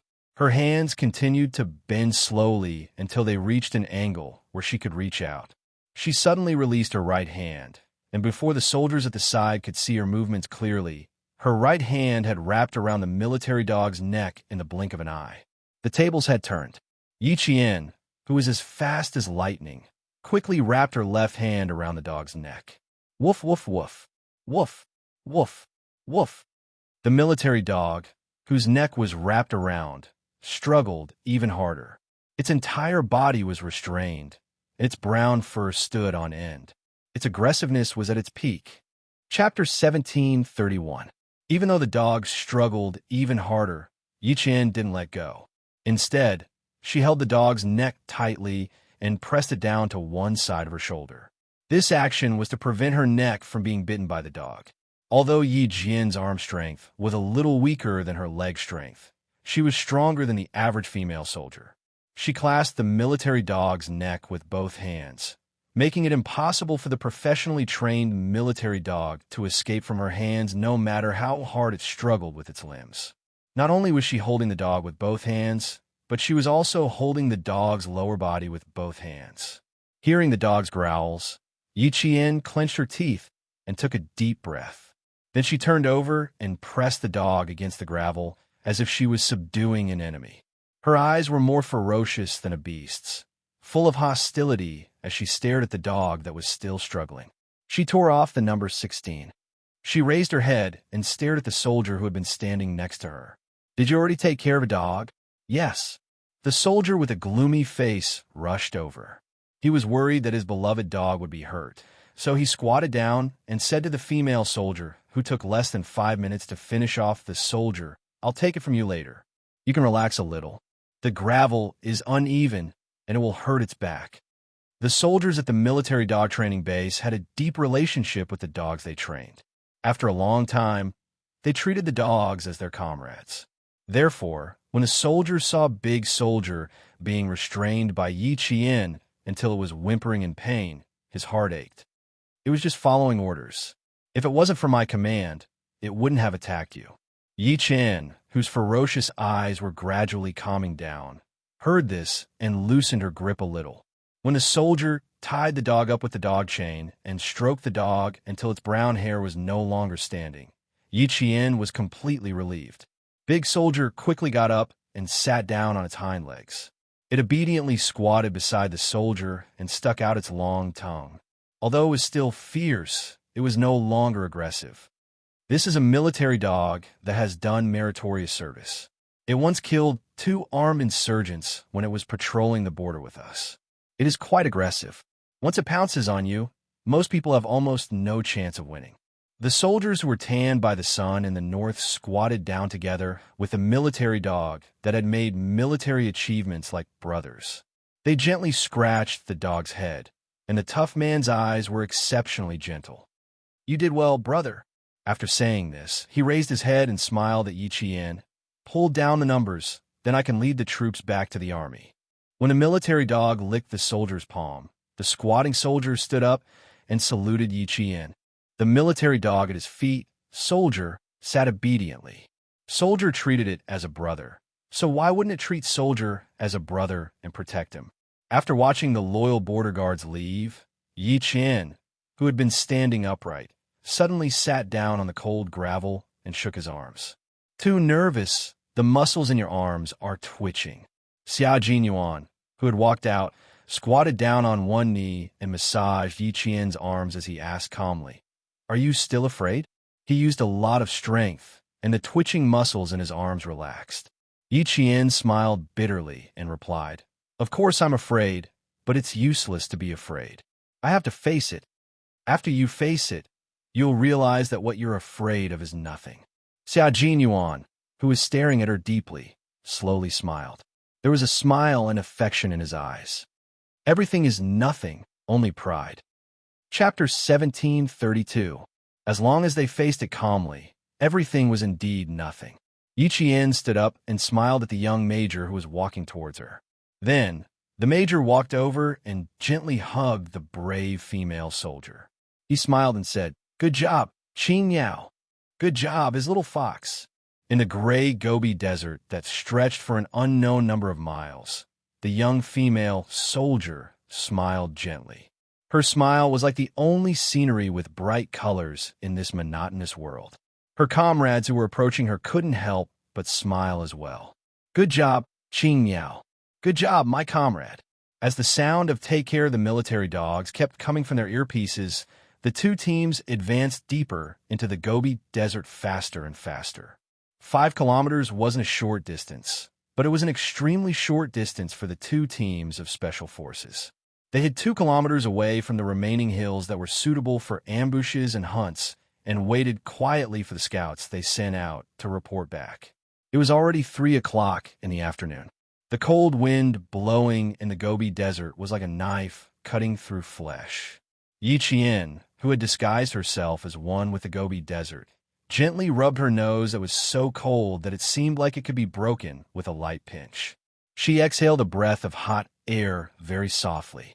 From where she was, she could already see the undulating hills. The path into the hills was wide and open. If they marched directly, if there was really an ambush in front of them, they would definitely be able to kill one person with a single shot if the enemy had a sniper waiting for them. The terrain was wide, and there was little vegetation.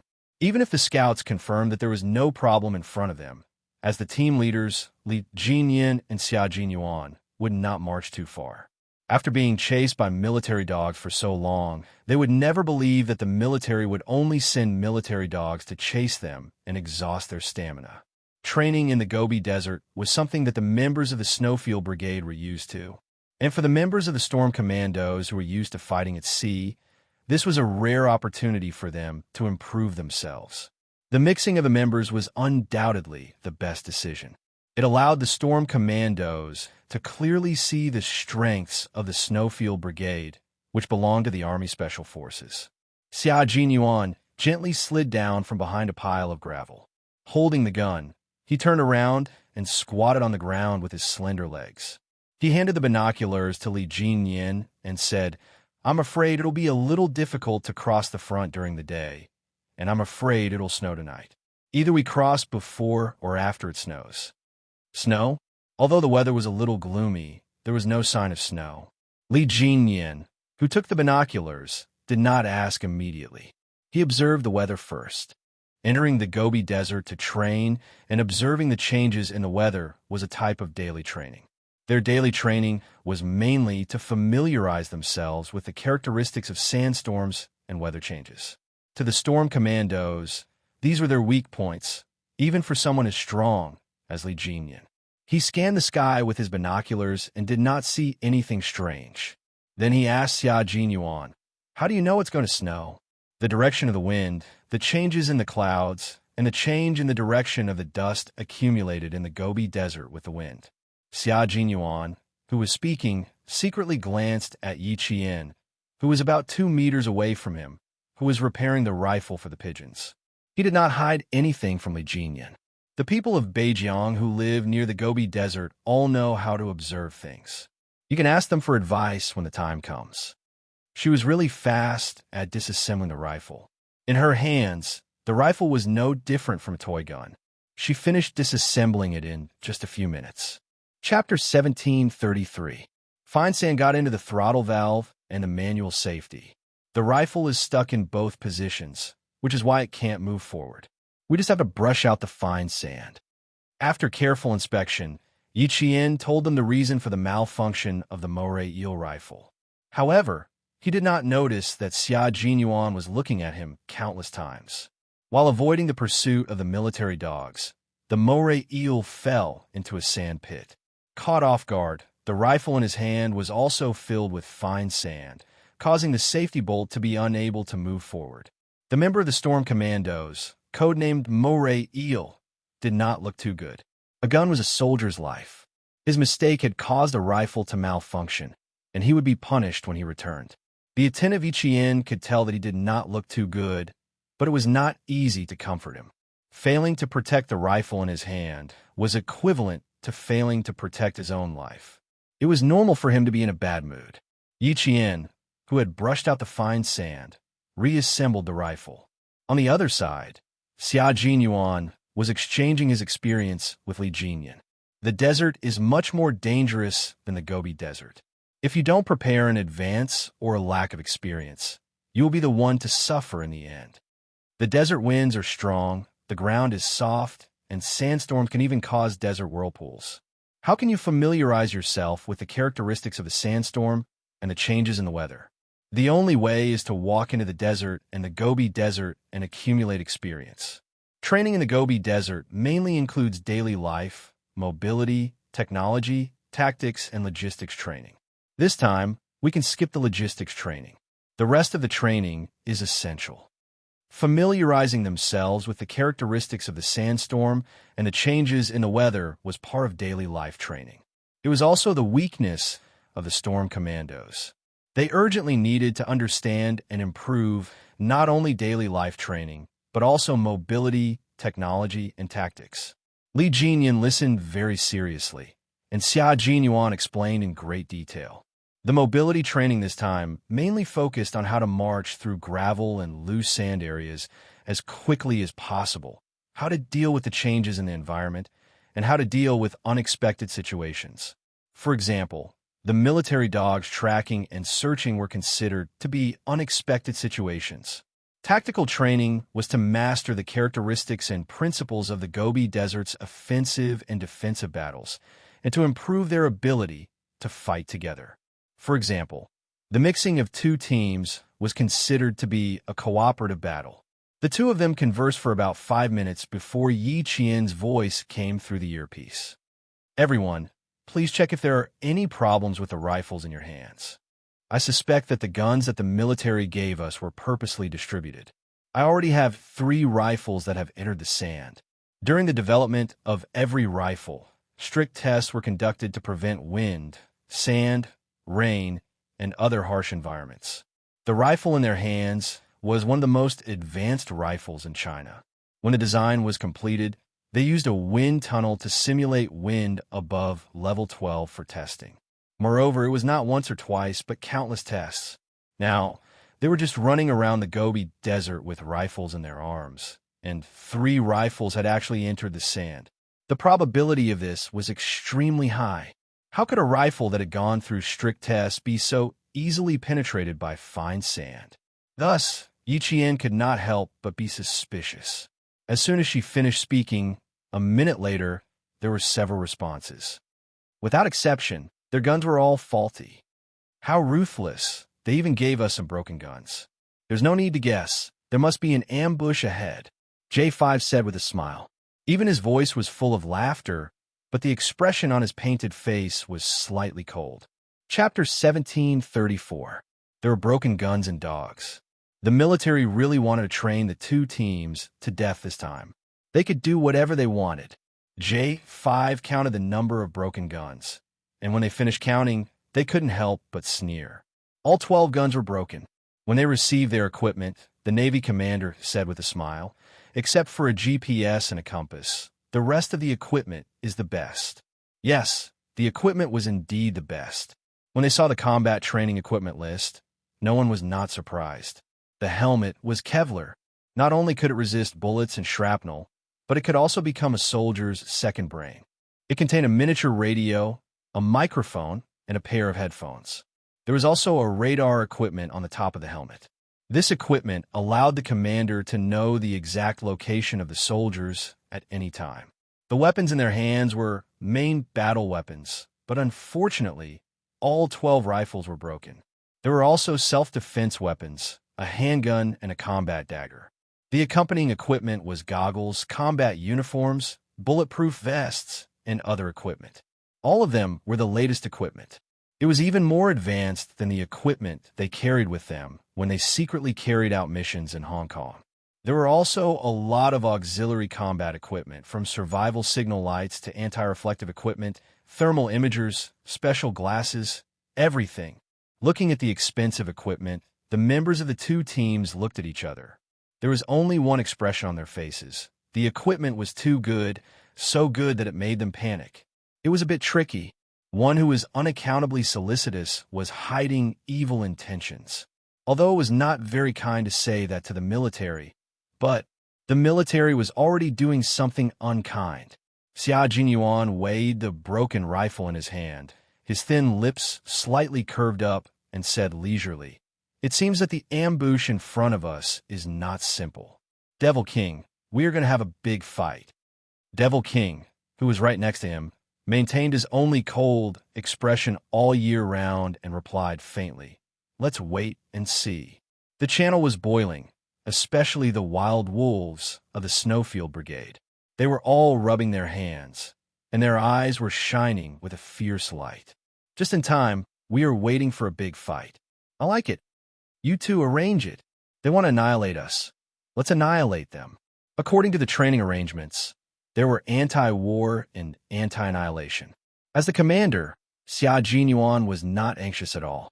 When he heard the discussion in the channel, he tapped the microphone with his finger, and the channel returned to silence in a second. "Calm down, all of you. The scout has already left for an hour and 7 minutes, and there's still no news.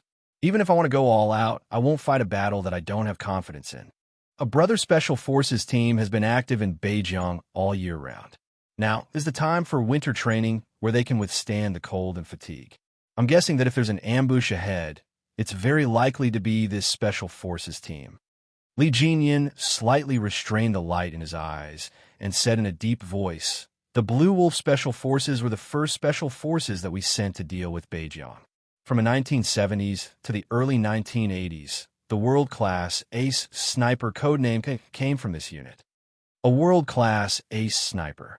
For some reason, when Yi Qian heard this, his eyelids couldn't help but twitch a few times. For some reason, an inexplicable sense of panic rose in his heart. Soon, this unexplainable panic was suppressed by an even bigger question. Chapter 1735. Kuei was a one-legged monster in ancient Chinese myths and legends. It was shaped like an ox, with a white body and no horns. With only one leg, it would rain whenever it went in and out of water. Its light was like the sun and the moon, and its sound was like thunder.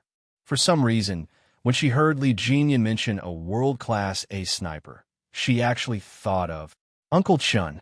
"Yes, I suspect that it's the brothers from the Special Forces team waiting for us." Xia Jinyuan nodded, and there was a hint of sharpness in his calm voice. "The wolves from Beijing are not easy to deal with. Everyone be careful. You didn't come all the way here to embarrass yourselves." This was the home ground of the Snowfield Brigade. The Storm Commandos listened quietly. They had to listen quietly because this was the time to absorb valuable experience. Even the Devil Li Jinyan did not speak easily. If it was really the Blue Wolf Special Forces, the Gobi Desert and the beach were their home ground. In this area, they had probably trained to the point where they could walk out with their eyes closed. Li Jinyan once again admired Xia Jinyuan's ability to command and deploy. He was always one step ahead of others in every battle arrangement. It was this one step that determined the outcome of the entire battle. 2 kilometers away from them, a soldier wearing a camouflage uniform similar to the Gobi Desert put down his binoculars and whispered to his comrade beside him, "They won't not come, right? It's in a few hours. If they wanted to come, they should have come long ago." From his tone, it was obvious that he was still a soldier who was not mature enough and lacked training. There seemed to be no one beside him, but there was indeed someone who whispered, "Pulling you guys here to train is simply making you live targets. New recruit, do you think that head of yours is too heavy? Do you want someone to give it a big blow? Lie down tight." A cold and ruthless voice came from under a pile of gravel. This was a perfectly disguised veteran of the Blue Wolf Special Forces, leading a group of new recruits for winter training. The day before they were ready to return to the team, they received orders from their superiors that a group of brothers from the south had entered the Gobi Desert to complete their winter training. They were to guide the soldiers from the south. The soldiers from the south were afraid of the cold. The soldiers of the northern frontier all knew. Running to the Gobi to complete the winter training, he was really worried that they would freeze into human-shaped popsicles in the middle of the night. There weren't many of them, only 40 or so. They didn't know who they were and what their strength was. The only thing they knew was that their superiors told them that the brothers who came were all strong characters. It was the words "tough character" that ignited the fighting spirit of the entire troop. To be honest, they had seen a lot of tough characters from the south come to the north to train. However, when they arrived at the north, they were scared by the temperature at night. They didn't see that tough anymore. Hopefully, the tough character that came back this time was really tough and didn't soften after running to the northern border. After training the new recruits, the veteran continued to lie motionlessly on high ground.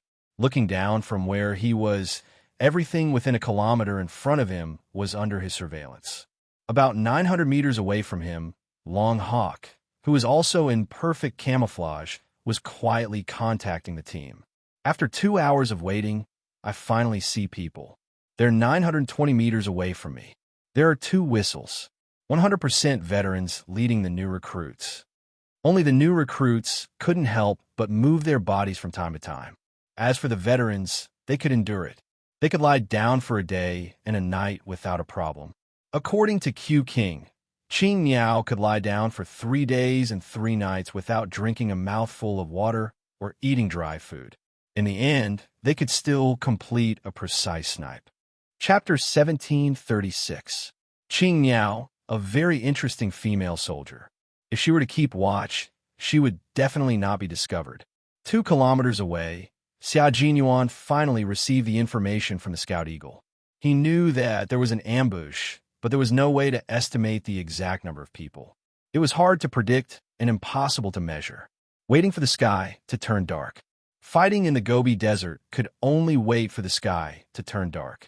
When the sky was not dark, they would directly go over. Xiao. A series of blank rounds would kill the entire group. The entire team would obediently go back with their tails between their legs and return to training. He did not want to lose face. Since he was here, he wanted to have a good fight with his brothers from Beijiang. After that, they would talk about the food in the army and how he felt every time the chief talked to him. Then they would talk about life, ideals, and ambitions. That was the only way to not lose face. Xia Jinyuan was unusually patient. He was so patient that he whetted the other party's appetite. All of them stretched their necks and waited wholeheartedly for the tough guy from the south. If I didn't know that they would definitely pass by here, I would really want to send a few soldiers to the front to see if there's a detour. The Blue Wolf troops had been discussing in private for several rounds. It had been hours since the military dogs were destroyed. If the company commander had not personally confirmed that the tough guy from the south would definitely pass by here, they would have almost thought that he would not come. From the looks of it, they're planning to wait until nightfall to take over the sentries. The sentries at the front are all set, especially the recruits. Keep your heads down. If anyone can't hold it in any longer, wash all of our brothers' combat uniforms. The company commander who was leading the team gritted his teeth. His eyes were wide open and bright, and his eyes were full of excitement. It was the first time that he had encountered Southern soldiers who dared to fight at night in Beijiang. They were really bold. They were so bold that he wanted to cut them a few times and let them have a taste of the power of the veterans from Beijiang. Someone replied, "The other party is probably used to fighting at night. Commander, we have to take it easy. We can't be careless." Did you all hear that? Keep Mr. Zhuge's words in mind.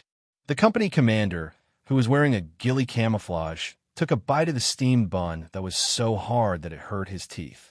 Then he grabbed a handful of snow and put it into his mouth. The snow was mixed with the steamed bun that was as hard as a rock. When he chewed in his mouth, he made a caw-caw sound. He sounded like a hungry wolf gnawing on a human bone. Mr. Zhuge was the star of wisdom in the company and the only college student. He had a high IQ and many ideas. When he first came, he was arrogant, but in less than 2 months, his arrogance was gone. After 2 years, his arrogance had turned into a wolf's nature. He was even more ruthless than the company commander. Therefore, the new soldiers were not afraid of the company commander, but Mr. Zhuge. With his reminder, the old soldiers and new recruits in the company all became extremely alert, not daring to relax at all. At this time, the sky was already dark. Mr. Zhuge said to the company commander alone, "The temperature is dropping, and it's snowing heavily at night." They either don't understand the weather, or they understand it very well. Company commander, I'm afraid this time the tough characters are really tough characters. We have to be careful. Of course, I don't think of them as cowards. At night, the company commander, who had fought countless outlaws, blinked his eyes and stared at the front with an extremely sharp gaze. If they really understand the weather in the Gobi Desert, then they are really a group of men. The Grey Wolf Troop, which had produced countless heroes and had countless heroic deeds, only respected real men and real soldiers. The knife-like wind blew on their bodies, but it didn't have a trace of warmth. The heavy snow fluttered freely and came with the wind. Not only was there snow and wind, but there was also wind and sand. After walking a few steps, their goggles were covered with a layer of dust. Erasing, moving hand gestures 1, 2, 3. Several figures approached the remaining hills one by one. The anti-annihilation training had entered the active period. Chapter 1737. The wind that blew in the Gobi was different from a wind that blew in the mountains, plains, and grasslands. When it blew, it felt like there was an invisible barrier in front of them. If they walked with momentum, it seemed like they would hit the barrier and bounce back violently. Even such a strong wind did not blow away the heavy snow. The wind carried large snowflakes that covered the sky and earth, affecting the entire march to a certain extent. The Major General in the command center heard the howling of the wind outside. He could not sit still anymore. He stood up and walked out of the tent with a frown. There were 2 sentries standing guard outside the tent. When they saw the Major General come out, they immediately saluted. Their military boots hit the ground, and a piece of crystal-clear ice fell from their heels. After a few hours of standing guard, even their eyelashes were covered with a layer of white, fluffy snowflakes.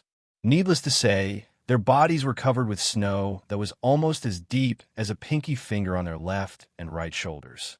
The Major General glanced at the 2 sentries, nodded slightly, and raised his hand to pat off the snow on their shoulders. After patting them, he walked a few steps away without saying a word. Old Dong. He walked to the side of the Navy commander who came out 3 to 5 minutes earlier than him. The 2 stood side by side and looked into the distance together. It's already started. Let's see if we can take down the small hill in 2 hours. The Navy commander was still holding an infrared telescope in his hand. Before the heavy snow, he could still see clearly into the distance. Now, the infrared telescope was not of much use. He turned his head to look at the Major General standing with him, then looked at the weather.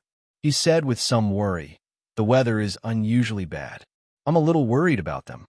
The Storm Commandos had never been to the Gobi for training since they were formed. Now that the wind and snow were heavy, all the members of the Southern soldiers might not be used to it. The Major General could understand his feelings, but this was a step that had to be taken. Our Special Forces team's goal is to be 3 amphibious. After nearly 5 years of hard work, we have basically achieved it. Old Dong, the Storm Amphibious Frogman Commandos have only been established for a little more than a year. The difficulties that you have to overcome are not just 1 or 2. There are more difficult peaks ahead for you to conquer. It's normal to be worried. No one wants any accidents to happen. However, Old Dong, we have to be mentally prepared. There will be a certain casualty rate when arranging such training. This was to give a Navy commander a heads up. Since the establishment of the Snowfield Brigade, there had been accidents during training. Even if this was a special force, there were still casualties. The Storm Commandos were still inexperienced. If an accident were to happen, it would be within the normal casualty rate. The Navy commander's voice was low and hoarse. These are things that they have to go through. As soldiers, they have no choice. They were his soldiers. Every one of them was an unyielding man with a common belief and a common goal. They could live and die for this common belief. Such a group of soldiers, a group of indomitable soldiers, he did not want any accidents to happen to any of them. This was because, to them, once an accident occurred, it would definitely not be a small accident. It would be an accident that concerned life and death. The Marine commander raised his hand and patted the snow on his shoulder. In the snowy wind, there was a very light and shallow sigh mixed with the wind. Chapter 1738. The Navy commander raised his hand and patted the snow on his shoulder. In the snowy wind, his soft and shallow sigh mixed with the wind could be heard. However, Major General Liu seemed to have heard it. He patted the Navy commander, who he had known for more than 10 years, and said half jokingly and half seriously, "Old Dong, you have a problem. You like to complicate things. Since you know in your heart that this is the path you have to take as a soldier, what's the point of worrying about it? In such bad weather, even if I know that my soldiers have experienced similar weather, I will still be worried. However, although I'm worried about them, I believe in the abilities of the two commanders more. I believe that they have enough ability to deal with the bad weather. The worse the environment, the more it can temper their combat ability. I believe that they will complete the counterattack perfectly. Let's go, let's talk inside. The wind is so strong that I can't even open my mouth. The battlefield was ever-changing. Even if they were deployed in advance, there would still be new accidents and new situations. The purpose of training was to let all soldiers have enough ability to deal with the ever-changing battle situation. Major General Liu was never afraid of throwing Xia Jinyuan and the other elite special forces into dangerous places to train. He would send them wherever it was difficult. The footprints of the Snowfield Brigade were left behind in the north, south, west, and east of the country were all dangerous places. Old Dong was also a soldier who could rise and fall. He was decisive and never sloppy when doing things. It was normal for him to be worried when he saw such bad weather. Because the Storm Commandos had only been established for a short period of time, so short that the military was sometimes afraid that something would happen to this team. This was a secretly established Marine Corps. Although it had been established for less than 2 years, it had a very strong and tough Demon King.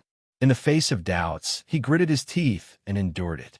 He trained the Storm Commandos to be a soldier among soldiers in the Marine Corps.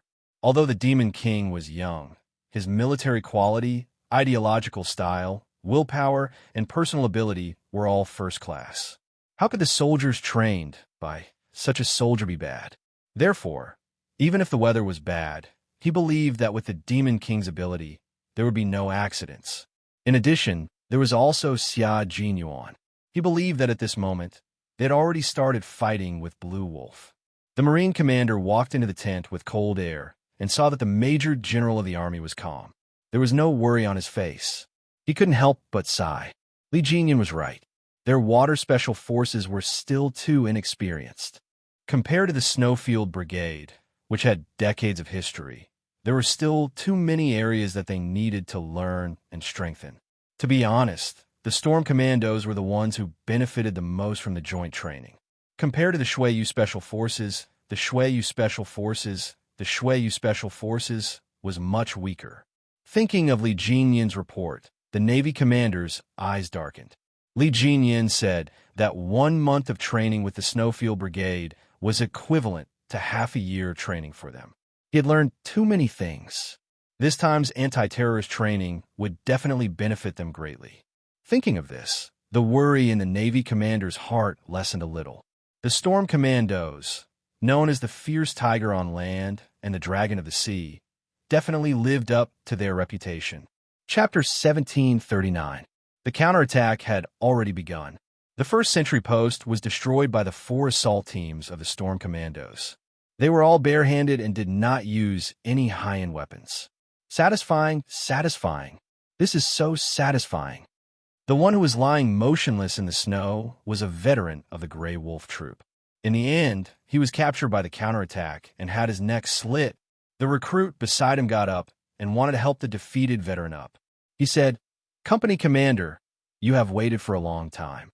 It will definitely be a satisfying fight later." His neck was slit from behind. It was silent like a rattlesnake hiding in the desert. It killed him with one strike and would not attack again. The veteran did not let him help him up. He stood up and laughed. Of course, they are really tough characters. Every single one of them definitely had unique skills and were proficient in all 18 types of martial arts. Compared to our Beijiang troop, they are definitely not inferior. Naturally, they would not be inferior. The Grey Wolf Troop was a company of the Beijiang military region. They were famous in the Beijiang military region and were also famous among the special forces of the few military regions. However, compared to the two special forces of the country, there was still a gap in strength. One had to know that the members of the Snowfield Brigade were all selected from the special forces of the various military regions. They were also selected from the elite soldiers of the various military regions. It was the same for the Storm Commandos. The elites of the elites naturally had no problem fighting against the elites of the military region. As the famous combat force of the Beijiang military region, the Grey Wolf Troop had always been the one to fight against others. They had never been beaten by others. When the company commander lost contact with the 1st and 2nd sentry posts, he knew that they had really encountered a tough character this time. They were a field unit, and field units were the least afraid of tough characters. Since you are here, just use your fists. Don't dawdle like a girl. The brothers in the south have already shown their sharp knives. We can polish them even brighter and sharpen them. Don't embarrass the Beijiang military region. Do you hear me? The company commander was from Black River and was a native of the north. He had a retroflex accent when he spoke and could usually scold people. After the entire company was trained, there was no repetition. When he opened his mouth, the entire company's soldiers tensed up. Mr. Zhuge opened his mouth. We're familiar with fighting in the desert. Our brothers in the south are not familiar with them. We have the advantage in terms of territory. Also, we have about 100 people lying on the ground, while they only have about 40 people. In terms of numbers, we have the advantage. There is still a possibility of winning. But the first part of the speech boosted the confidence of the Grey Wolf Troop's recruits. However, when they heard the but at the end, their hearts instantly. So, brothers, this is going to be a tough battle. The company commander was speechless. Was there a need for this guy to explain everything? After Yi Jian finished listening, she quietly returned the earpiece to Whistle, who was in the 4th position, and said softly, "The person talking inside is your military counselor, right?" The veteran soldier who was knocked down kept his mouth shut. He swiped his hand across his neck, indicating that he was dead, and had no comment. However, he was anxious in his heart, and it wasn't just ordinary anxiety. Did a group of female soldiers come? Did a group of female soldiers come to fight? Chapter 1740. The fallen veteran watched as the figure that was obviously slimmer than the male soldier gradually disappeared into the wind and snow. He was so anxious that he grabbed a handful of snow and stuffed it into his mouth. A female soldier came to the Gobi for training? Which military region was this female soldier from? Why did they arrange for a female soldier to come over? They had never met a female soldier who was sent to the Gobi for training. What he couldn't accept was that he was defeated by a female soldier. She defeated him quite easily. What he couldn't accept was that he didn't know that she was a female soldier until she opened her mouth. He didn't know that she was a female soldier when he was fighting her. He didn't expect that the person he was fighting with would be a female soldier. A female soldier coming to the Gobi for training. It was the first time that a female soldier was involved. We are the 4th sentry post. Are the sentry posts in front all taken care of? The recruit who was defeated first crawled over. He didn't realize that the one who defeated him was a female soldier. The wind was too strong and the snow was too heavy. He couldn't even hear clearly when he was close. What's more, when Yi Qian defeated the recruit, he didn't even make a sound. The old tradition of the Grey Wolf Troop was that the veteran led the new in every training session. The veteran led the new recruits in training, on duty, and through the wind and rain.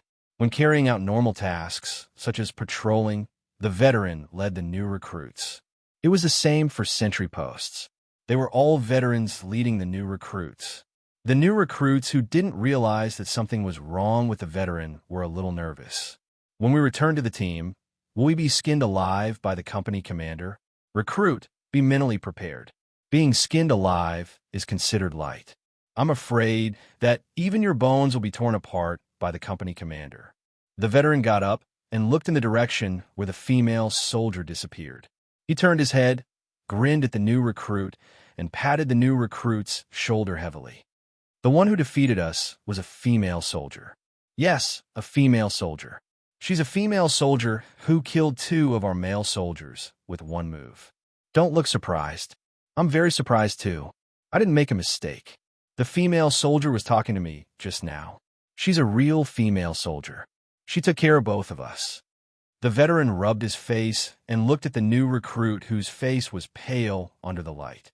He couldn't bear it, but he couldn't sympathize with the new recruit. He was the same, or even worse. The veteran soldiers were all taken care of by the female soldiers. How would the company commander deal with him? After the 4th sentry post was taken care of, the company commander of the Grey Wolf troop naturally had no way to contact them again.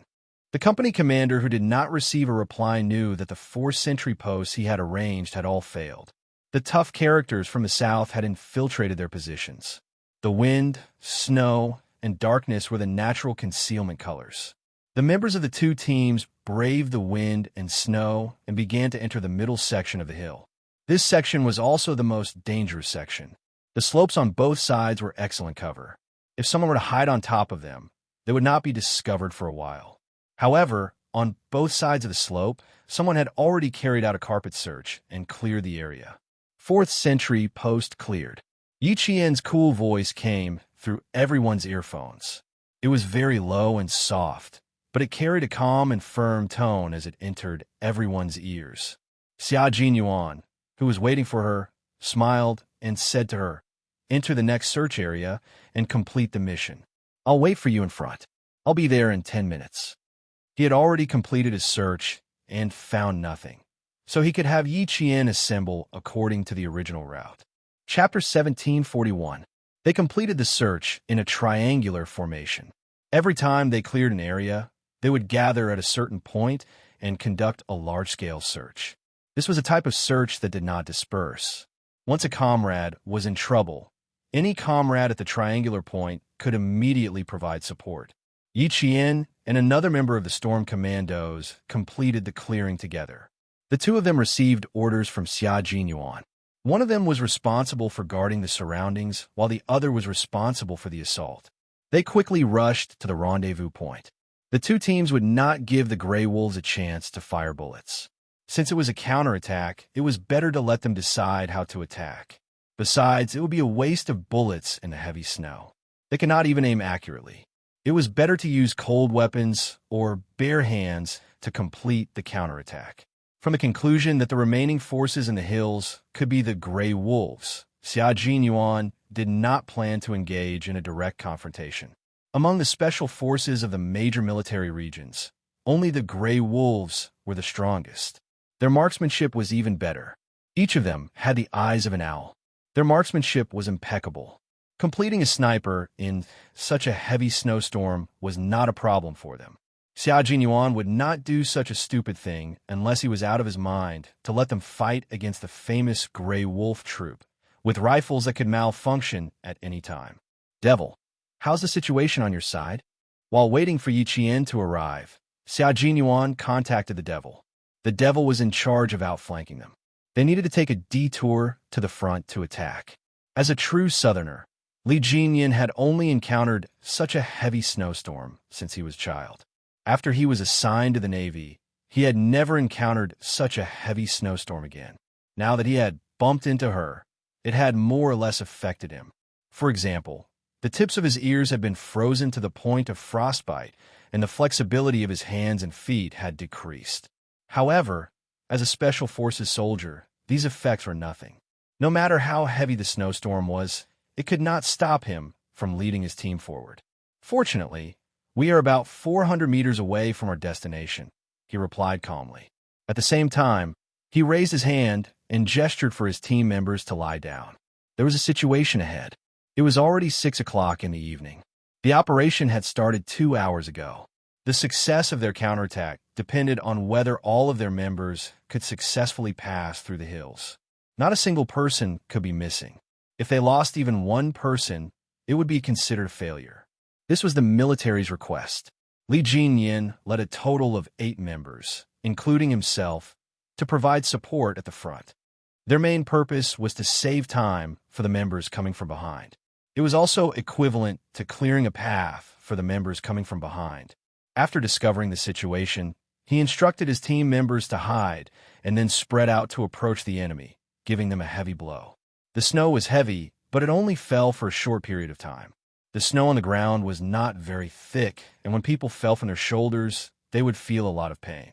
When fists collided with fists, in the temperature of who knew how many degrees below zero, it seemed that the collision could cause the bones to shatter into pieces. Quick, contact the company commander. He's already here. Someone held back Li Jinyin and the others so that their comrades could quickly contact their company commander. These were all soldiers from the Blue Wolf unit. Each of them was skilled in martial arts. The strength of a punch was enough to knock someone down a few steps. Li Jinyin aimed at the soldier with the communication device. His slender and tall body suddenly leaped into the air. Like a snow leopard pouncing from the snow, he instantly hugged the soldier and completed a continuous roll on the ground. His movements were smooth and fierce. He did not give the soldier a chance to contact their company commander. Chapter 1742. When the company commander of the Blue Wolf Troop could not contact the 4th team, he immediately carried out the annihilation plan. Nearly 100 soldiers were divided into groups to search for the enemy and engage them in battle. Yi Qian and Xia Jinyuan were already engaged in battle with them. The entire anti-annihilation training had entered a white-hot stage. The Blue Wolf Troop was all too familiar with the Gobi Desert. Every year during summer and winter, they would come here to complete their training.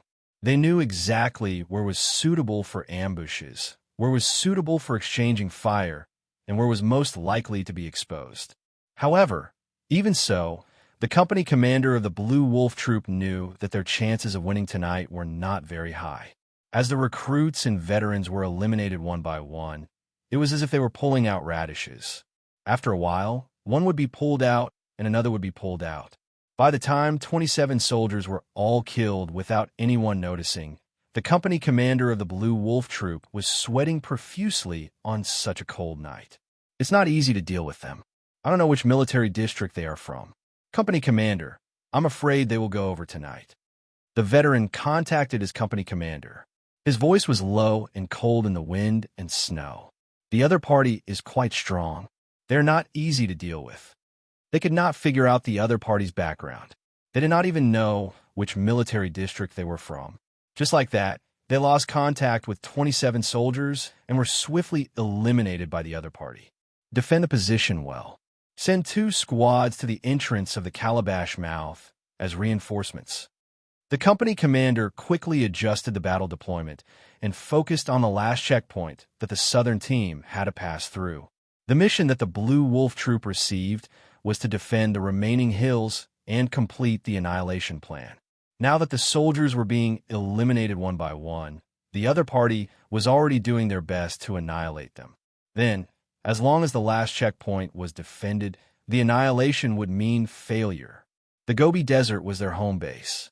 Now that their home base was destroyed, it was really embarrassing. They had to fight for their revenge. Following the company commander's order, the 2 squads of soldiers immediately supported their comrades at the last checkpoint. Meanwhile, the members of the Snowfield Brigade led the Storm Commandos and marched firmly towards their final destination, the Calabash Mouth. This was their campsite for the night. It was the only place in the Gobi Desert that could shelter them from the wind and rain. The battle had entered the most critical moment.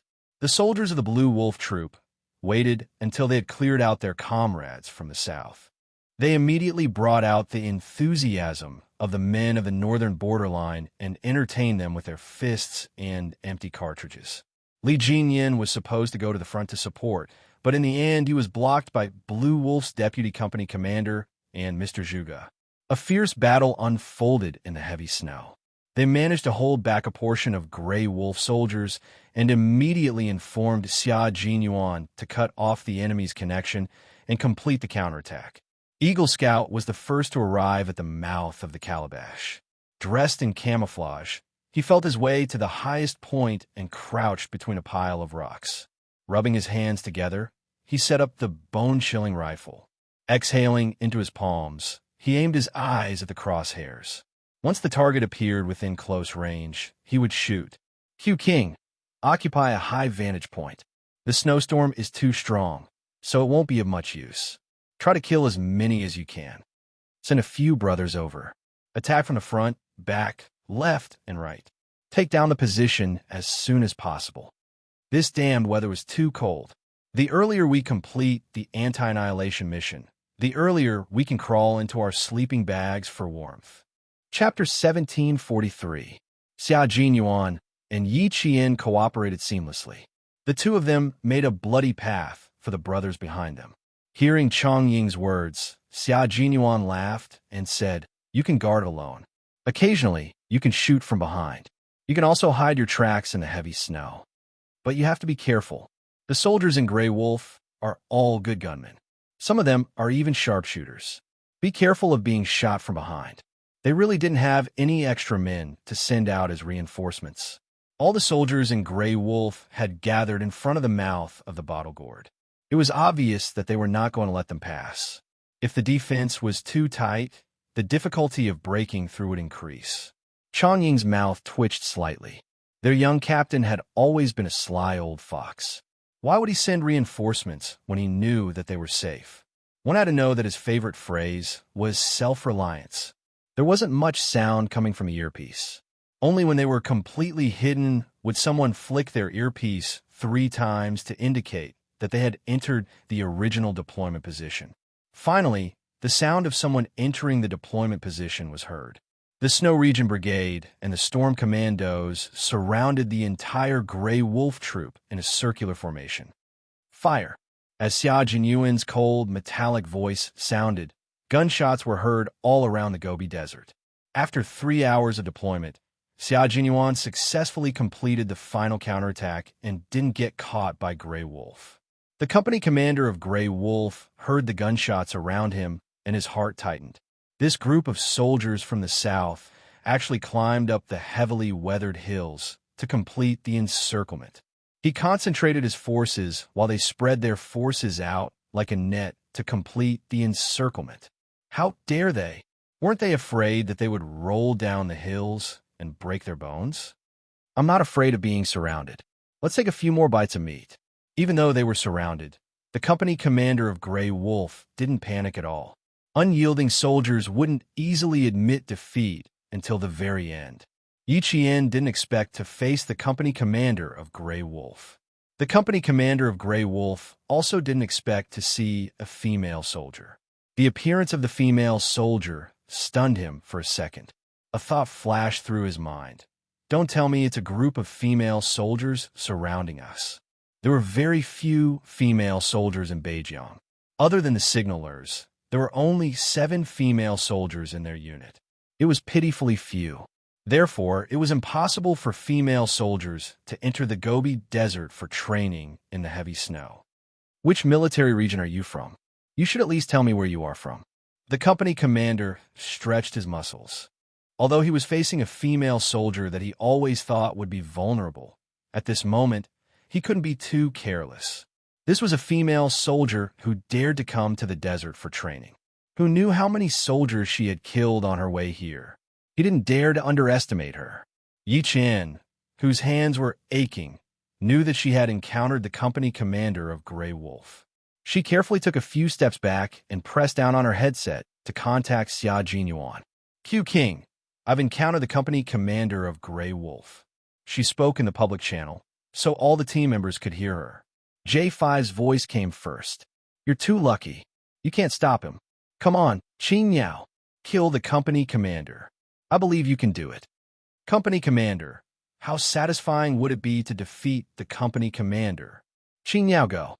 Chapter 1744. For the members of the Snowfield Brigade, If they encountered such a situation and were certain that they could handle it, they would have to deal with it alone. Anti-annihilation was a combination of individual and team combat. As a member of the anti-annihilation training, Yi Qian had no choice but to face it head-on. It wasn't that they were being sarcastic or that they weren't afraid of being put on a good show. It was because this was something that they had to face. Xia Jinyuan waited for his comrades to say a few words before he said in a low voice, "There's a 95% chance that there will be ambushes around him. I'm about 6 meters away from you. You lure the enemy, and I'll deal with the ambushes around him." Okay. Yi Qian didn't do anything else other than reply with a single word. Over the earpiece, her comrades all cheered her on. "Good luck, Qing Yao. Qing Yao, show your true colors as a soldier and kill the company commander. Don't be afraid of injuring the company commander. If you really injure him, the devil and Q King will take care of it." Hearing her comrades' humorous words of support and encouragement, Yi Jian held her breath and took a deep breath, gradually isolating herself from the suffocating murderous aura of the other party. She had carried out missions and killed people with the gun in her hand and the dagger at her waist. People who had killed people had a murderous aura around them. This murderous aura wasn't usually obvious, but once she encountered an opponent or was in danger, it would faintly show through her expression and actions. Thus, it would unknowingly intimidate the opponent. At this moment, the company commander of the Blue Wolf Brigade, who was standing less than a meter away from her, was exuding a murderous aura. "What's wrong? Can't you even tell me your unit number? Or do you think that I don't have the right to know?" The company commander, who was dressed in a combat uniform, was not very tall. He was estimated to be around 176 centimeters, but his aura was very strong, so strong that people directly ignored his height. They only felt that he had a majestic military posture, with the temperament of a Chinese soldier like the mountains and seas. Yi Qian's hand reached for the dagger at his waist. He raised his voice and said, "I know you're the company commander of the Blue Wolf unit. If you didn't write my unit number in the document you received, I'm sorry, company commander. I really can't tell you." They did not receive any documents. They only received a phone call from the commander-in-chief of the military region, Lieutenant General Xia. They also did not know the number of the southern troops. Since the female soldier did not want to say anything, then so be it. She would not stand in front of him and say anything else. "You're quite tight-lipped." The company commander naturally raised his hand and patted the snow on his shoulder. His sharp eyes swept over as he raised his hand, and a dark, murderous aura flashed past.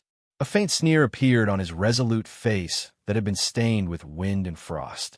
The sound of gunfire suddenly came from an unknown direction. Bang! The empty shell directly shot into the snow. Suddenly, the snow mixed with the dust splashed everywhere. As the gunshot rang out, the firm sneer in the company commander's eyes suddenly disappeared after he saw the female soldier's actions. The murderous aura around him suddenly multiplied. The female soldier actually dodged it. She dodged the bullet. She dodged it perfectly. Yi Qian, who had been observing him, did not dare to let his guard down. He saw every move of the company commander. As long as he moved a little, she would definitely complete her dodging action. Whether there was an ambush or not, she would complete her dodging action. There was not only one gunshot, but continuous shots. Chapter 1745. Bang, bang, bang, bang. A row of blanks flew over and a row of craters appeared in the snow. The dense firing caused snow and dust to fly everywhere and formed a snow fog. Yi Qian, who was rolling continuously, saw the snow bump. He propped himself up with one elbow and did a backflip to hide behind the bump. "Captain, the target has disappeared." The gray wolf soldier who had stopped firing shifted his gaze away from his night vision goggles. From his direction, all he could see was the wind and snow, and the female soldier was nowhere to be seen. Xia Jinyuan, who had snuck over, was like a snow leopard stalking its prey. When he was 5 steps away from the soldier, he leaped into the air with his long limbs. The soldier who was communicating with his captain and searching for the target felt a gust of wind even fiercer than the north wind. He held onto his gun, but before he could complete his roll, he was killed by the owner of the gust of wind. Gray Wolf is famous for its marksmanship. Brother, I'm sorry, but I can't give you another chance to shoot. The elegant yet dangerous Major Xia took the soldier's gun and removed his earpiece. He spoke very politely. Captain Jiang, your bodyguard has been taken care of. With the bodyguard taken care of, the anti-assault training was almost over. Since he had failed to shoot, Captain Jiang faced the female soldier who had unbelievably fast reflexes. His fist was held by the female soldier's hands, which were obviously smaller than the male soldier's. An unfamiliar male voice came through the earpiece. He said that his bodyguard had been taken care of, which meant that the veteran soldier who had shot the female soldier had been taken care of. The calabash mouth position had been lost, and the troops from the south had successfully counterattacked. However, he hadn't taken care of the female soldier yet. In close combat, if one wasn't careful, one would be hit by the opponent's fists or boots. The former would be weaker, while the latter would feel like one's bones would be crushed if the boots kicked. As the captain of the Gray Wolf unit, he was exceptionally skilled. Every punch was filled with strength, and he didn't hold back at all. As long as there was a chance, he would hit Yi Qian. Yi Qian was suppressed by him a few times and had to roll around to avoid it. When she counterattacked, she almost didn't use her fists, but only her legs. Her long legs swept left and right, and Captain Jiang dodged to the left and right. He used his hands to block the attack, and his arms were slightly numb from the force of her legs. Both of them were covered in sweat. After a heavy kick, both of them fell into the snow. When they got up in a half squat, they did the same action again. They took out their pistols and fired. Bang, bang. 2 gunshots rang out. The close-range shots were all aimed at the bulletproof vest to prevent any accidents. This time, their actions were surprisingly similar. They were so similar that Yi Jian's heart couldn't help but beat wildly. In order to maintain the accuracy of shooting while kneeling on one knee, every part of the body had to be stable, coordinated, and relaxed. When she was practicing the kneeling position, Uncle Chun had added weights to her hand. Over time, she had the habit of slightly raising her elbow to better control the strength of her arm muscles. And Company Commander Jiang was the same as him. He also raised his elbow slightly. Uncle Chun had personally told her that this kind of shooting needed to be trained from the very beginning. In other words, she had to start when her shooting level was 0 and couldn't change halfway. It was also a set of pistol shooting essentials that he had personally discovered. Chapter 1746. Since it was a person, why did Company Commander Jiang know how to do it too? The answer was obvious. When Company Commander Jiang saw the female soldier take out her gun and complete the shooting action, he did not hide his surprise. It was a little strange. The female soldier was not a female soldier in their troop. Why was her shooting action the same as theirs? Company Commander, the enemy's counterattack was successful. We've lost. Company Commander Jiang, who was about to look at the female soldier's shooting posture, heard the soldier's voice. He stood up and put away his gun. You won, female soldier. The entire counterattack training lasted 8 hours and was completed at 7:23 p.m. When the members of the Storm Commandos came back, they all supported each other. Some of them were so cold that their lips turned purple. Some of them were so cold that their bodies were stiff. When they walked, their knees were straight. Cold, it was too cold. It was so cold that it was as if they could become one with the snow at any time and could never return to the beach. Li Jinyan kept rubbing his comrade's cold and swollen fingers. Although his cold and handsome expression was indifferent, his brows were furrowed. Move your legs and stomp on the spot. On the other side, Company Commander Jiang spoke quickly and anxiously. Quick, help them sit by the fire. Water, bring water over. The few of you, use Mao coins to wrap snow and roast it by the fire. The few of you, heat up the wine and give it to the brother whose lips are purple from the cold. How to resist the cold? Company Commander Jiang had his own set of methods, which were quite effective. After stuffing a few bottles of burning knife wine into their stomachs, they used a towel that was so hot that it was emitting steam to cover their faces and hands. It was more or less enough to let them breathe. Come. Stick the radish slices to the part where the frostbite is. Stick them until they're not hot anymore. Then, roast them on the fire and stick them repeatedly. Mr. Zhuge in the Blue Wolf troop picked out the hot radish slices and gave them to the southern brother who had frostbite on his hands.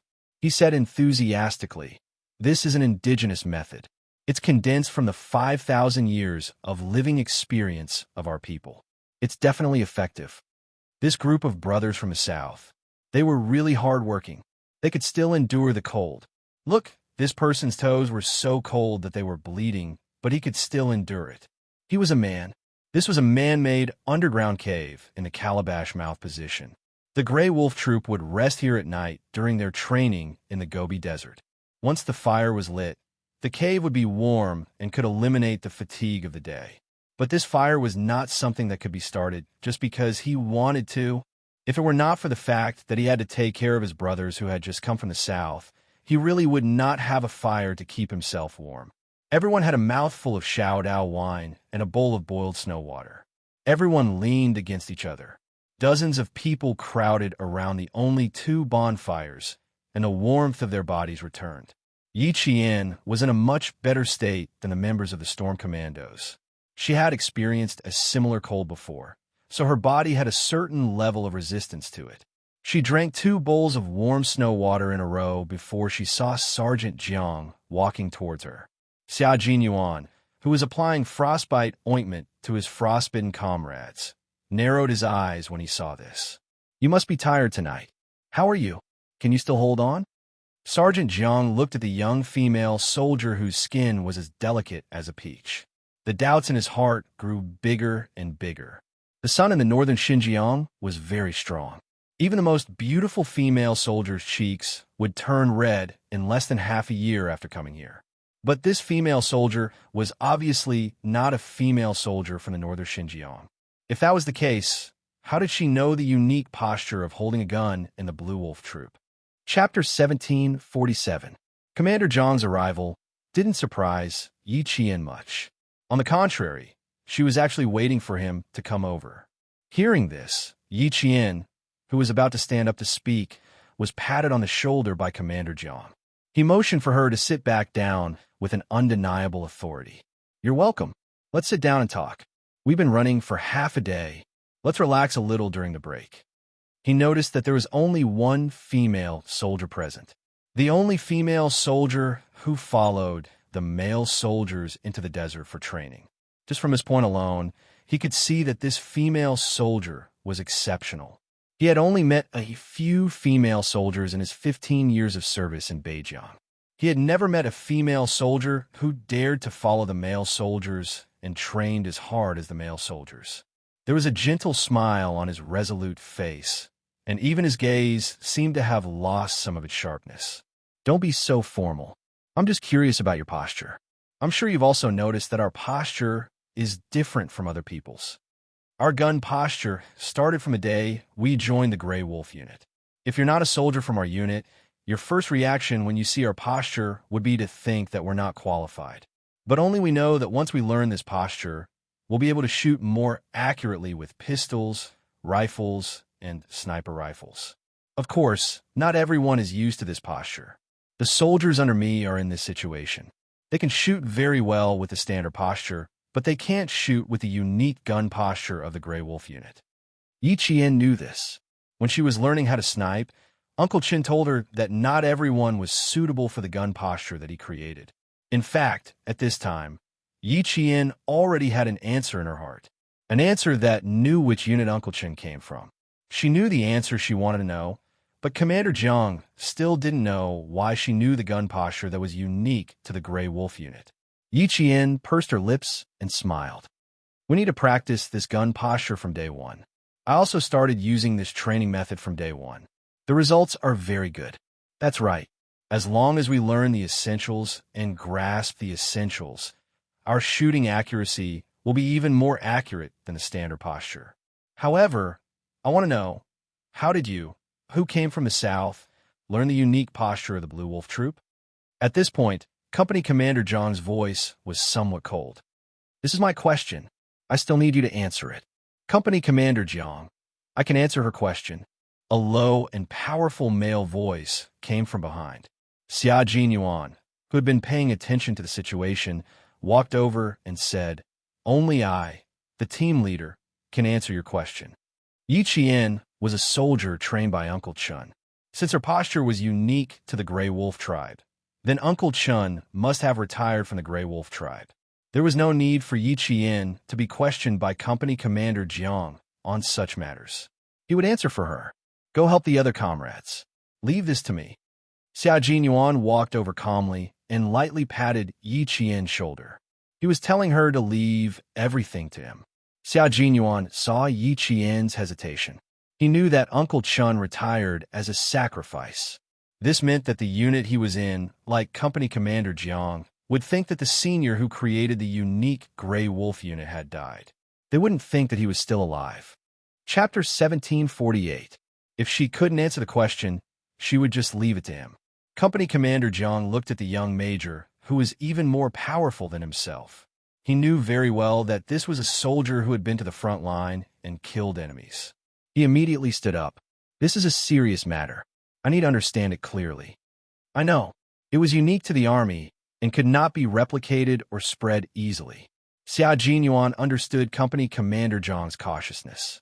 Yi Qian smiled apologetically at Company Commander Jiang, then got up and left.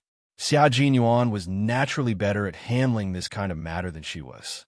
With Xia Jinyuan's ability, he could easily hide the fact that Uncle Chun was still alive and give Company Commander Jiang a reasonable explanation. She believed that he would handle this matter well.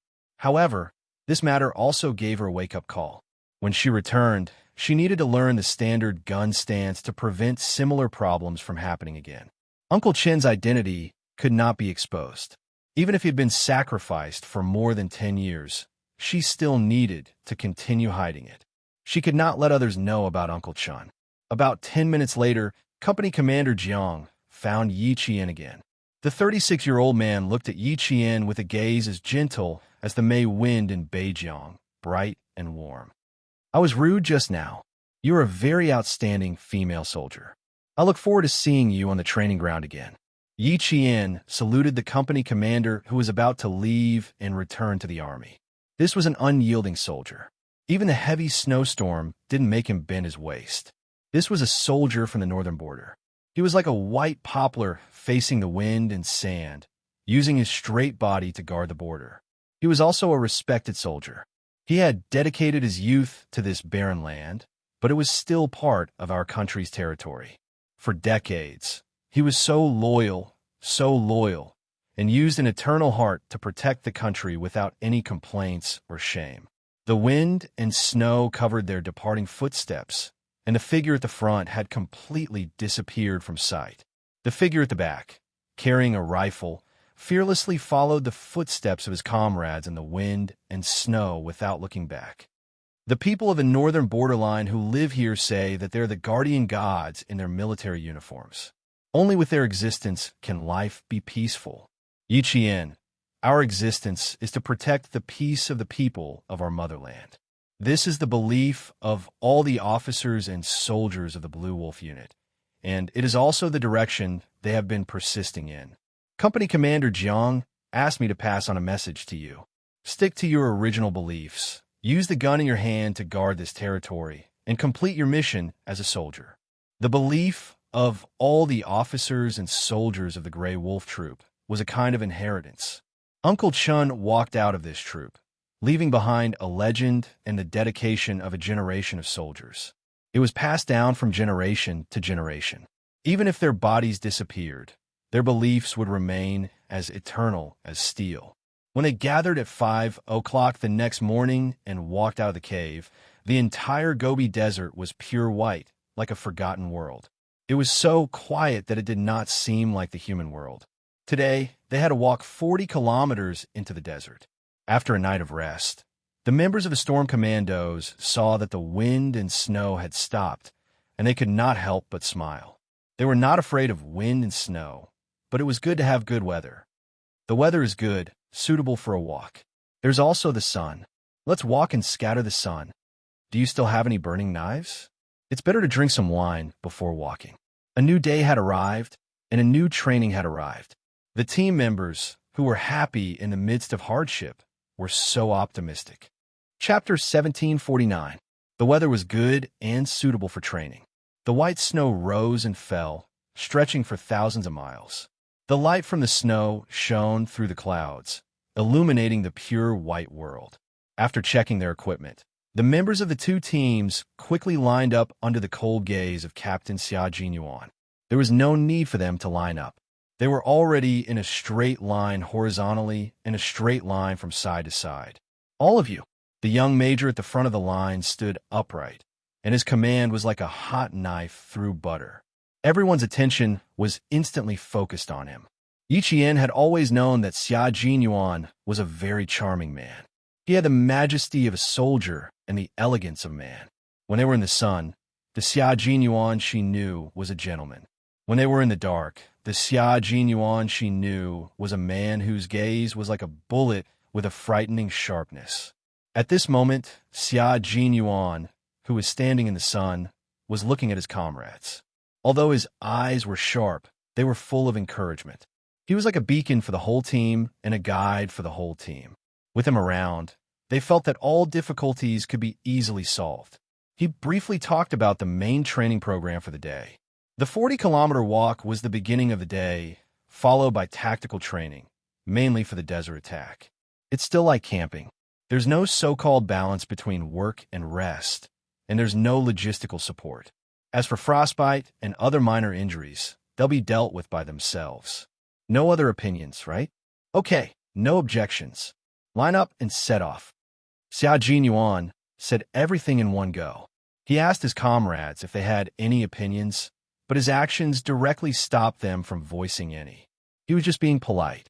Don't take it too seriously. At this point, you still have any opinions? What are you going to say? Don't say anything. Just continue with the training. When they set off, it was still the same mixed team as yesterday.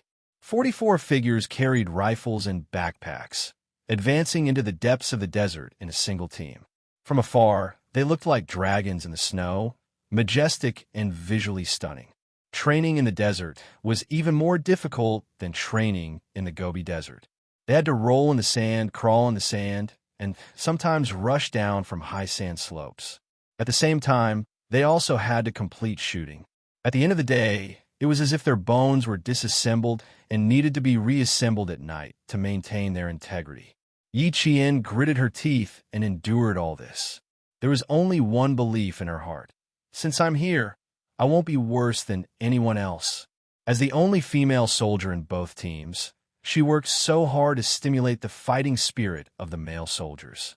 Every day, she put 200% of her energy into completing the training. They were so engrossed in their training that they seemed to have forgotten the time and the date. When the sun rose, they were already training. When the sun set, they were still training. Not only was there overload training during the day, there was also training in the middle of the night. On the fourth day of training, it was the time when the whole team was at their most tired. A sharp whistle sounded from outside the sandpit.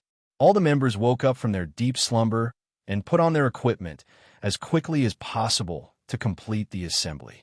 If you don't arrive within 3 minutes, be prepared to be punished. Stripping naked and running in the snowy desert was my way of punishment. The Devil King's punishment is a little different from mine. Those who are late will go to the Devil King to receive their punishment. Xia Jinyuan, who was waiting for the team to assemble, said this while counting the time with a stopwatch. His comrades who heard what he said felt their hearts turn cold. Chapter 1750. Compared to Q King's punishment, the Devil King's punishment would only be harsher. The purpose of an emergency assembly was to maintain the combat effectiveness and discipline of the team. They had to be vigilant at all times so that they could fight as soon as the order was given. Most troops required the members to be dressed and equipped with the relevant weapons and equipment within 5 minutes. However, the Storm Commandos and the Snowfield Brigade were required to assemble in 3 minutes for no other reason than that they were special forces. A sharp whistle sounded, and the members of the two teams appeared in front of Xia Jinyuan and Li Jinyan as fast as they could. Yi Qian, who was sleeping alone in a corner, woke up with a start from a nightmare. She didn't even realize where she was for a few seconds. She had a nightmare. She dreamed of her previous life. She dreamed of the moment before she died. She dreamed that she received a glass of water from a colleague who was on good terms with her. After she drank it, she went to the hotel manager's office. She clearly dreamed that she was pinned down on the office table by that bastard. His filthy hands pulled up her shirt and burrowed into her clothes. What happened after that? The sharp whistle sounded again, and it seemed to be more urgent than the previous one. Yi Jian's body suddenly twitched, and she blinked her eyes lightly. She was a little confused, a little helpless, but more than that, she was sad. One more minute, the last minute. Xia Jinyuan's voice came from an empty space. His gaze was directed to the 2 o'clock direction where Yi Qian was. It was a little strange that she, who always acted quickly, hadn't shown up yet. Yi Qian suddenly woke up with the second whistle. She completely woke up from the dream that she didn't want to remember. She wasn't the Yi Qian from her previous life who woke up too late. She was now a soldier. She was now in training. She still had to go overseas to fight. After waking up, Yi Qian stood up. There was no sadness, confusion, or helplessness in her dark eyes. There was only coldness that was clearer than the moonlight. She put on her equipment as fast as she could and picked up the rifle that never left her hand. With the helmet on, she looked like a proud soldier, calm and confident. Do your best, Yi Qian. She encouraged herself in her heart. Her expression was cold as she ran towards the assembly point. The time on the stopwatch changed quite quickly.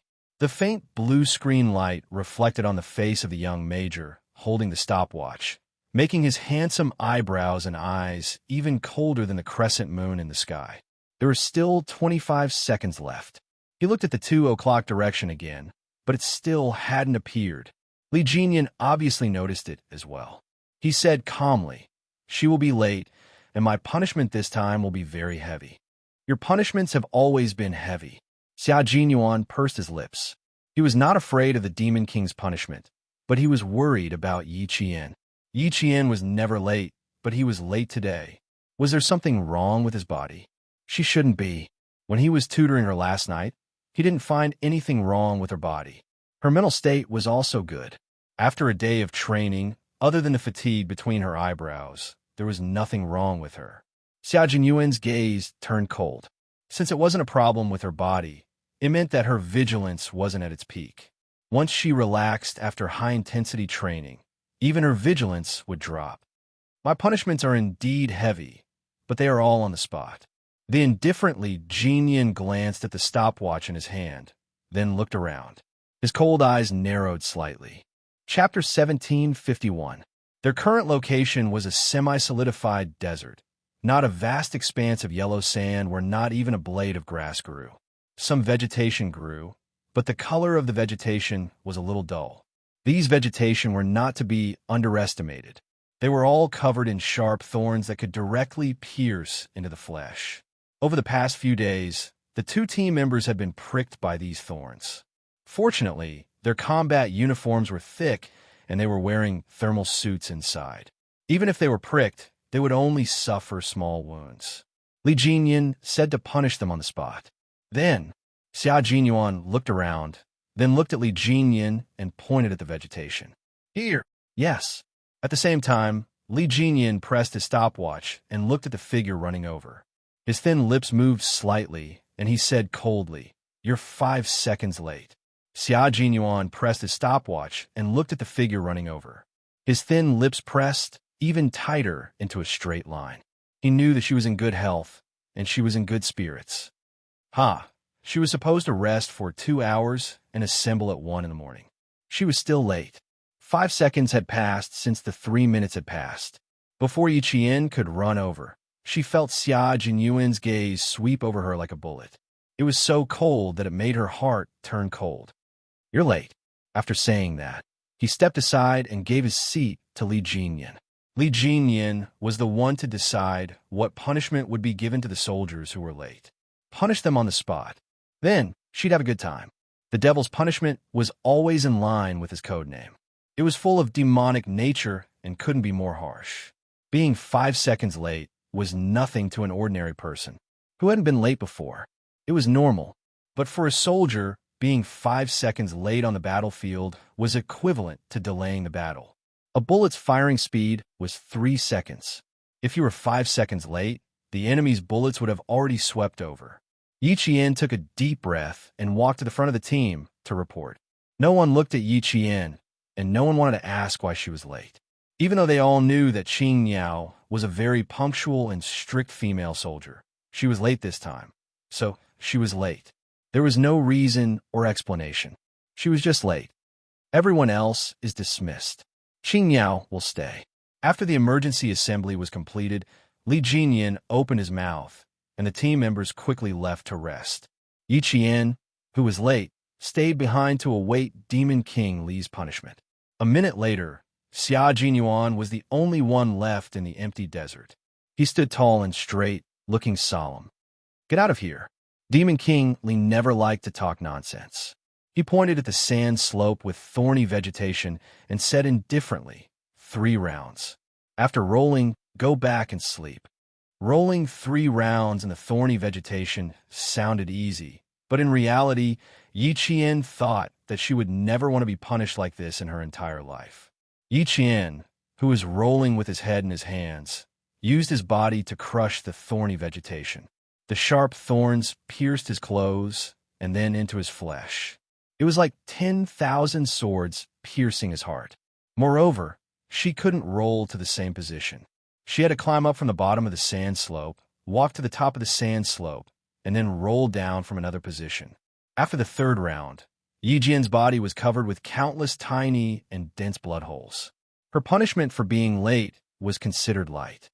If there is a next time, Qing Niao, your punishment will only be heavier. Li Jinyan looked coldly at the female soldier whose face was bleeding from the thorns. His tone was indifferent as usual.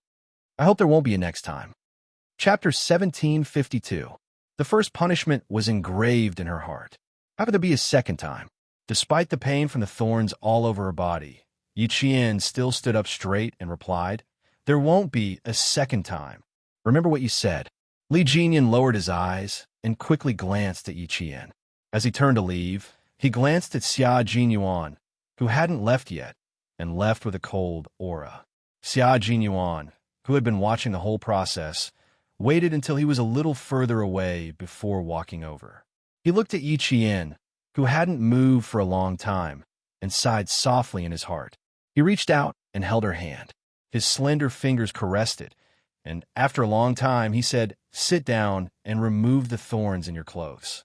She rolled 3 times in a row, especially honestly, towards the thorny trees. There were a few times when he saw that she couldn't roll over, so he stopped for a while and forcefully rolled over in a very barbaric manner. Yi Qian touched her buttocks and smiled bitterly. "I can't sit down. There are thorns all over my back." Xia Jinyuan turned sideways and glanced at her buttocks. He asked her again, "Can you touch it yourself?" Yi Qian took a deep breath and pursed her lips. "I'll try." After trying, he realized how difficult it was. Some of the thorns had pierced through his combat uniform, so he had to take off his pants. Major Xian never thought that he would be able to observe his girlfriend's buttocks up close in such a way. It was really quite unique. "Don't move. They're all in your flesh." Major Xia, who maintained a cold expression, held a curved needle in his hand that was used to sew up his wounds from his medical kit. He slowly picked out the thorns, and his eyes focused on the thorns. He didn't look away at all. Yi Qian, who had taken off her pants, was so embarrassed that her delicate face was redder than an apple. She couldn't control herself when he told her not to move. Major Xia, who was picking out the thorns, was still relatively calm. After he finished picking out the second thorn, he saw a bead of blood seeping out of the thorns in front of him. He raised his hand and wiped it clean. After he was done, he felt Yi Qian's body suddenly stiffen. He also reacted. In other words, he had touched his girlfriend's buttocks. It was an unintentional move, but because he had touched the wrong spot, it was a little awkward. Dark red beads of blood seeped out of her snow-white skin. It was too eye-catching, and it was impossible to ignore. "I don't mean anything else. I just wanted to wipe the blood off the wound where I picked out the thorns earlier," Xia Jinyuan explained calmly, lest his thin-skinned girlfriend be embarrassed. Yi Jian, who had buried her head in the pillow of the sleeping bag, replied with a muffled It sounded like there was nothing wrong with it, but even her waist was turning red. It was obvious that she was shy again. His buttocks were the landing point. There were 4 places where the thorns had pierced into his flesh. After picking them all out, Xia Jinyuan was sweating profusely. After punishing Yi Jian, he was the one who suffered in the end. Next were his left and right shoulders. Xia Jinyuan secretly adjusted his breathing and managed to suppress the rolling qi and blood. Uncle Chun said that you've never been late. I've been training with you for so long, and I've never seen you late. You've always been very vigilant, but you're late today. Despite the training, her skin was still as white as snow and glowed like pearls. It was so tender that it was like a peeled egg. It was as smooth as silk to the touch. The small black spots on her shoulders were a little dazzling. Xia Jinyuan's gaze was attracted to the thorns even without chatting. Chapter 1753. When Yi Qian heard his words, waves of bitterness welled up in her heart.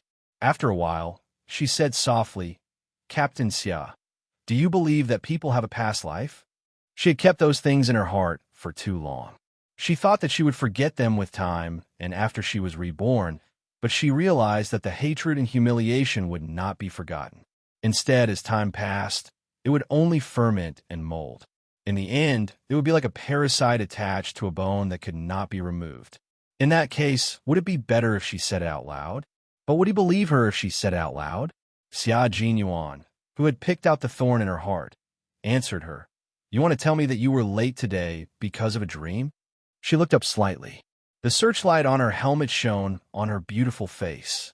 Xia Jinyuan's deep black eyes seemed to be able to see through people's hearts, but he could not see through the deepest secrets of the person in front of him.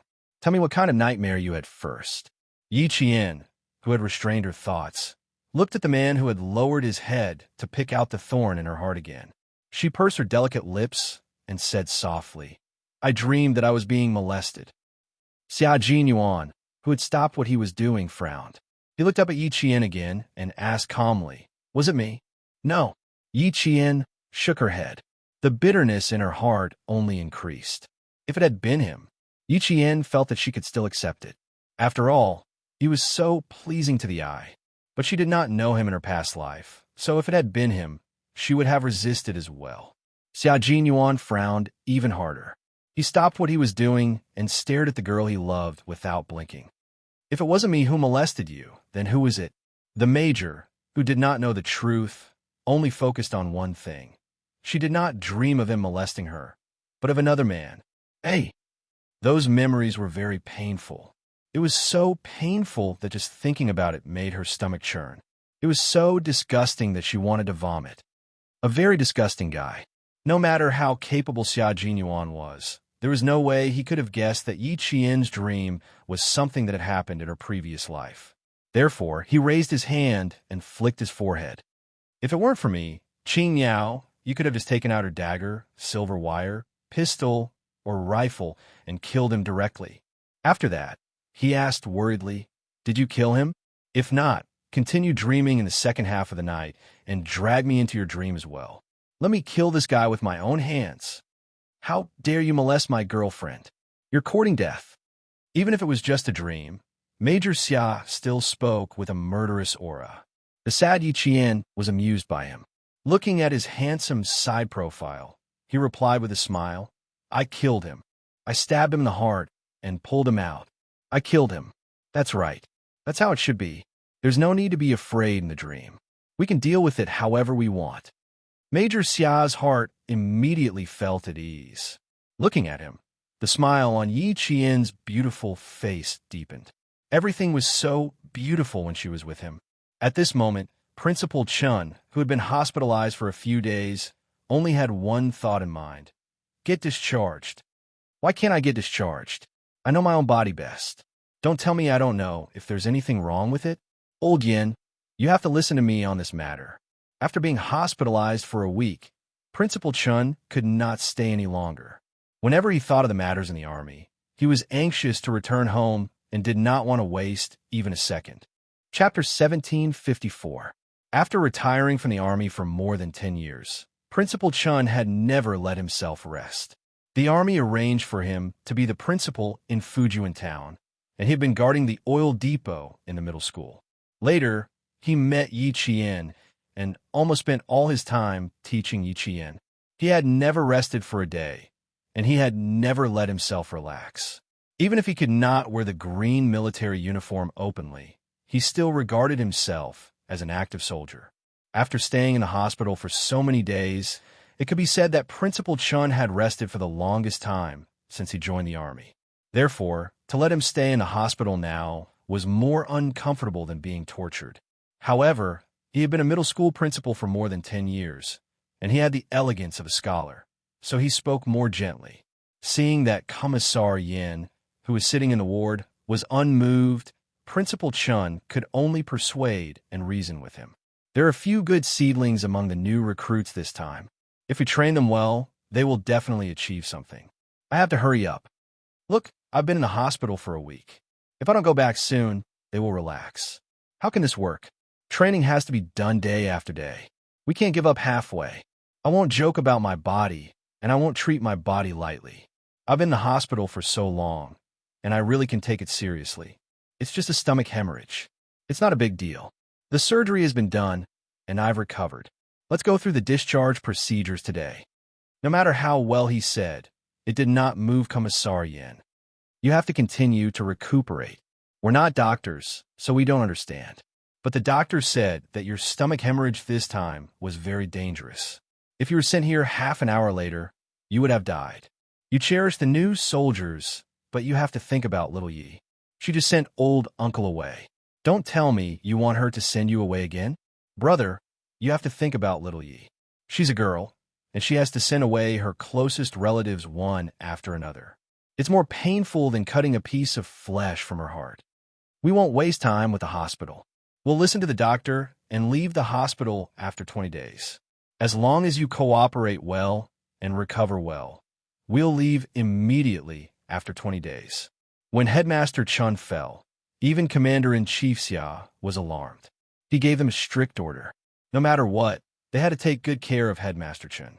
They could not be careless. This was a call that Commander-in-Chief Xia had personally made to him and old Liu, yet no one in the provincial military knew about it. Not many people knew about Principal Chen's special identity. Even the leaders in the provincial military did not know about it. Only the regiment commander and political commissar of the troops stationed deep in the mountains of Fujian town knew about it. Since Commander-in-Chief Xia had personally called, political commissar Yin and regimental commander Liu would definitely not allow Principal Chun to leave the hospital. When Principal Chun, who wanted to leave the hospital, heard Yi Qian's name, the cold expression on his face softened. After the operation, his complexion did not look too good. He was a little pale and had lost a lot of weight. It made his masculine face look more angular, and it made the military prestige between his eyebrows look a little pale. When he thought of Yi Qian, Principal Chen's gaze softened a lot. Olden had said so much. He had finally caught his weakness. He was right. If he really left suddenly, how could little Yi, who valued friendship and loyalty, accept it? What's more, her mother's sacrifice was full of doubts. He still had to help her. Half of his desire to leave the hospital disappeared, but the other half continued to bargain. Chapter 1755. Of course, it didn't work out. How was it possible for him to cut the 20 days of hospitalization in half? Brother, you don't have to mention this again. It's useless to mention it again. I'll say it again. 20 days, not a day less. After Yin Jingtuan finished speaking, he looked at Principal Chun, who was still restless on the hospital bed. He sighed and said, Brother, talking to you is more tiring than talking to 10 new recruits. Don't insist on being discharged. We've already talked to the hospital. You have to stay in the hospital for 20 days. There was a knock on the door. Then someone pushed the door open and came in with fruits. Yin Jingtuan is here too. Principal Chun, are you feeling better? The person who came in was not very welcome. It made political commissar Yin and Principal Chen's faces turn cold. Principal Chun said calmly, Thank you for your concern, Director Yi. My body is fine. There's no big problem. How could Yi Jifan, not see their indifference. However, he wanted to repair his relationship with Principal Chun, so he had to put in a lot of effort. He put the fruits on the bedside table. Without inviting him, he sat down and asked with concern, "Gastric bleeding is not a small matter. Principal Chun, you have to take care of yourself. Lil Yi is close to you. If she knew that you were lying in the hospital now, I don't know how anxious she would be." Principal Chun sneered at his intention to get close to him, but he wouldn't make it too stiff on the surface. Hearing this, he sneered and said, "Of course she would be anxious. Little Yi is a righteous child. She knows who is good to her and who is bad to her." This was a warning to Yi Jifan not to play any tricks. He shouldn't think that others would forgive him just because he wanted to get close to him. Yi Jifan, who pretended not to understand the meaning behind his words, sighed softly and said somewhat sadly, "That's right, so, since my family treated her like that, it's only right that she doesn't forgive me, her uncle." His cowardly and timid niece grew up overnight. After that, she didn't give him any chance. He didn't even know where to start. The more she acted like this, the more he feared her. In his heart, he was even more certain that if he did not get rid of her, she would definitely become a huge problem. She would definitely become the biggest obstacle to his daughter Yi Ying's future. But now, it was even more difficult to get rid of her.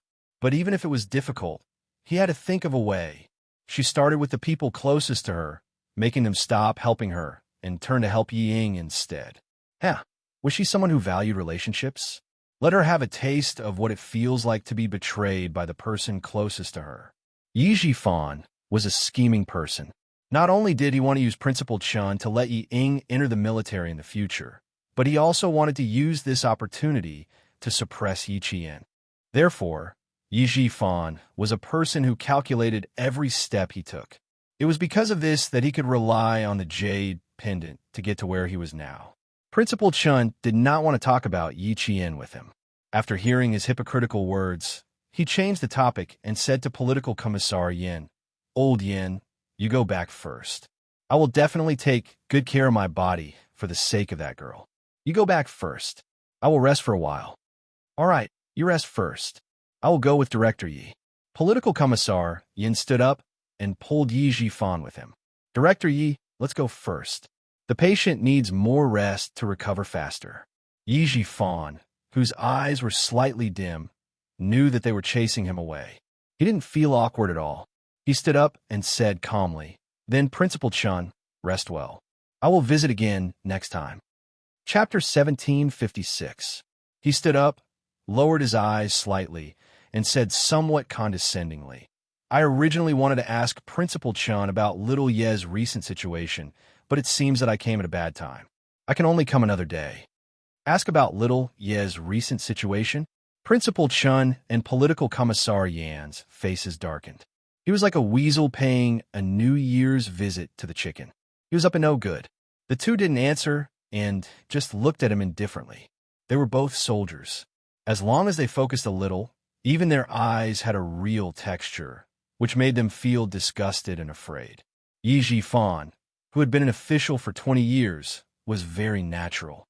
He maintained a decent smile and naturally continued to say, "When my sister-in-law died, she left behind some relics. I originally gave them to my wife at home to take care of, but later she told me that she lost them. A few days ago, I went home to clean up the old things and found these relics in a big closet. I wanted to personally give them to her. How about this, Principal Chun? When you are better, I will give my sister-in-law's relics to you. At that time, I will trouble you to give them to little Yi. If he drove him away today, he wouldn't be able to do it next time." After Yi Jifan finished speaking, he quietly looked at Principal Chun with a smile, waiting for a reply. He didn't think that Chun Dongfeng would drive him away next time if he mentioned these things. Indeed, Headmaster Chen wouldn't chase him away. Therefore, he said calmly, "So it's not that they threw it away. It's just that Director Ye's family is too casual. They can even casually place a martyr's relic." Although his voice was faint, his gaze became increasingly sharp. He coldly stared at the dignified official. Gradually, a mocking expression appeared on Headmaster Chen's face. "There's an idiom called ungrateful. Director Yi, you really deserve it. Martyr's son Xueqing used her life to get an official position for Director Yi. She wanted her daughter to be taken care of by both her uncle and her uncle. In the end, Director Yi got the benefits but forgot the kindness. I don't know if Director Yi's conscience is uneasy, but I think Director Yi has a clear conscience. Otherwise, why would he casually place Martyr's son Xueqing's relics? Yi Jifan's originally indifferent expression suddenly turned cold and gloomy. There was even a trace of ruthlessness that flitted across his face. Did Qin Dongfeng know something? Before Uncle Jin passed away, did he mention something to him? There must be. Otherwise, it would be impossible for him to say something like forgetting gratitude after receiving benefits. He must know. That's why he dared to say it. That's right. His niece knew that he had son Xueqing's jade pendant. How could Qin Dongfeng not know? His gloomy expression only lasted for a few seconds. In the blink of an eye, he was once again the refined and honest chief of a bureau. Yi Jifan sighed. The misunderstanding can only be cleared up if I personally explain it to little Yi. President Chun, I won't disturb your rest. I'll come and visit you next time. He was indeed a character. He spoke so straightforwardly, but it only took a few seconds for him to change. Principal Chun, who felt a chill in his heart, nodded and said, "Have a safe trip. I won't see you out." He had to remind Yi Girl not to take Yi Jifan lightly. Before he left, Principal Chun even asked him to take away the fruits he brought over. In the end, it was Political Commissar Yin who took the fruits with a smile and distributed them to the nurses outside the ward. He smiled and said to the nurses, "This is Mr. Ye's treat. Don't be shy." Yi Jifan, who was next to him, almost couldn't hold it in, but when he thought of Yi Ying's future, he could only endure. Chapter 1757. None of them gave him any face. Just you wait one day, I'll make them beg me for mercy. Yi Jifan's eyes flashed fiercely, but he didn't leave immediately after getting the car. He thought about the conversation in the ward just now, and the fierceness in his eyes became stronger and deeper. There was even a hint of killing intent flashing in his eyes. After a long time, he seemed to have made a decision. He took out his phone and rubbed the keys for a long time. When the murderous intent in his eyes overshadowed his viciousness, he found a private number in his contact list and made a call. As the call connected, Yi Jifan's elegant face looked like it was covered by dark clouds. There was even a hint of viciousness rolling out. "I can handle your matter, but you need to solve a problem for me." At 11 o'clock p.m., Commander Liu received an emergency call from the soldiers on duty. Principal Chun had an accident during the forge rip and was in critical condition. Commander Liu was shocked and immediately drove to the hospital. Yi Qian, who was far away in Beijiang, was reviewing her textbook knowledge. She didn't know why, but she felt a surge of panic in her heart. Then, she felt a sharp pain that made her bend over and her lips turn pale. Xia Jinyuan was drawing an experimental model for her. As he was deep in thought, the pen in his hand paused. When he looked up, the pen slipped from his hand, and he held Yi Jian, who was in a bad mood. Her body trembled, and her lips lost their color. Her pulse sped up, but her body temperature was normal. "Qing Yao, open your mouth. Take deep breaths." Xia Jinyuan didn't panic. He calmly dealt with the emergency. However, his handsome face was tense. "Listen to my command. 1, 2, 3. Take deep breaths." At the same time, he turned on the wireless communication and immediately contacted K7. "K7, there's something wrong with Qing Yao's body. Come over quickly." Then he placed one hand on Yi Qian's chest and said in a deep voice, "Take deep breaths, Qing Yao. Catch my rhythm." He did not help Yi Qian stand up. Instead, he quickly laid her flat on the ground and turned on the portable oxygen tank that he had brought with him when he entered the highlands. He pulled out a breathing mask and covered Yi Qian's mouth and nose. 1, 2, 3. Inhale, exhale. K7 rushed over and saw Yi Qian lying flat on his back while Xia Jinyuan performed a simple breathing technique. He rushed over and knelt down on both knees. He immediately performed a simple check on Yi Qian and asked Xia Jinyuan, "What's the situation?" I explained the problem to her, and everything was normal. However, When I was drawing an experimental model, I noticed that her body was trembling. Xia Jinyuan quickly told K7 what he saw. 2 minutes ago, everything was fine. Hearing that, K7 narrowed his eyes. Why does it feel like I'm suffering from angina? Does Qing Miao have heart disease? His gaze fell on Yi Qian's chest. Xia Jinyuan seemed to know what he was thinking. He said in a deep voice, "No, her body is very healthy. She doesn't have any congenital diseases, let alone heart disease." I'm fine. Yi Qian, whose 6 senses were gradually recovering, grabbed Xia Jinyuan's hand. She took deep breaths, and her eyes lit up. "Q King, can you contact home?" The feeling of panic was too similar to the feeling when Grandpa Jen was seriously ill. She was scared. She was very, very scared. Xia Jinyuan grabbed her hand. "Where else do you feel uncomfortable?" "K7 is here. Tell him. We can talk about other things later." Chapter 1758. She didn't feel any discomfort. After her heartbeat suddenly accelerated, she took a deep breath and gradually suppressed the unfounded panic. However, it was as if a piece of her heart had been gouged out, leaving a big hole. It was so empty that even her fingertips couldn't help but tremble. K7 put away his stethoscope and said to Yi Qian softly, "Does your condition continue? Or is it sudden? Or should I say, it happened before, but it's very rare." He still needed to confirm if Yi Qian had any heart disease. If it continued, then it definitely meant that she had some hidden disease. Xia Jinyuan had always been confident in Yi Qian's health. He was certain that she didn't have any heart disease.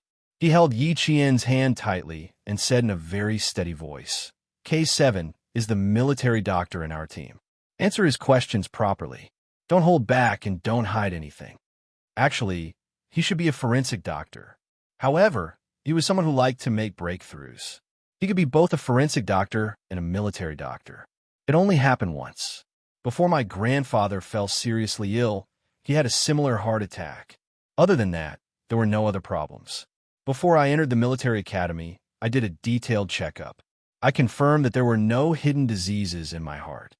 With a pair of strong hands holding Yi Qian's hand, she felt as if there was an unshakable mountain that she could rely on. Even her voice was much calmer than before. K7 stood up and gestured to Xia Jinyuan to help Yi Qian up. There was no need for her to lie down. After the two of them stood up, he said, "There are no problems with your body. However, to be safe, you should go to the hospital for a health assessment after training. Also, you must be very worried about your family and haven't contacted them for a long time. That's why your heart raced and you felt a series of emotions." Xia Jinyuan agreed with K7's explanation. However, he knew that Yi Qian's 6th sense had always been sharp. When her uncle was critically ill, he happened to be by her side. He pursed his lips and put his arm around Yi Qian's shoulder. He said in a low voice, "I'll contact the Major General first. Sit with K7 for a while. Put your studies aside for now." They couldn't contact their family directly. They could only go through the command center and see if they could get any information from the command center. Yi Qian knew that her request was against the rules. However, just as K7 said, she was indeed very worried about Uncle Chun. She hadn't contacted Uncle Chun ever since she started training. Now that she had a bad feeling, she couldn't calm. She just wanted to know if Uncle Chun was okay. You don't have to just stand there and wait. K7 saw that she was just standing there.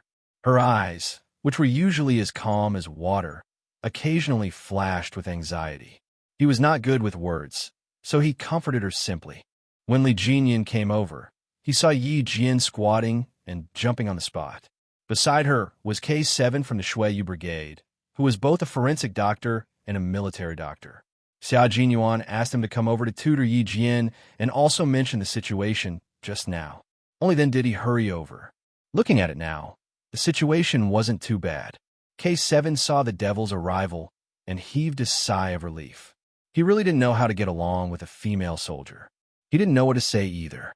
Yi Qian didn't feel anything, but K7 himself felt uneasy. Li Jinyan, who also graduated from the National University of Science and Technology, was also a famous person in the school. It wasn't difficult for him to tutor Yi Qian. After seeing Xia Jinyuan's experimental setup, he slowly spoke in a cold voice and began to tutor Yi Qian. Chapter 1759. Although Li Jinyan was a cold person, he was the same type of person as Xia Jinyuan. As commanders, no matter what kind of problem they faced, they could handle it calmly and steadily. He didn't ask Yi Qian what happened just now, since she was so flustered that even Xia Jinyuan's face darkened. Asking again would only make Yi Qian, who was already focused on studying, panic again. Building and formulas are equivalent.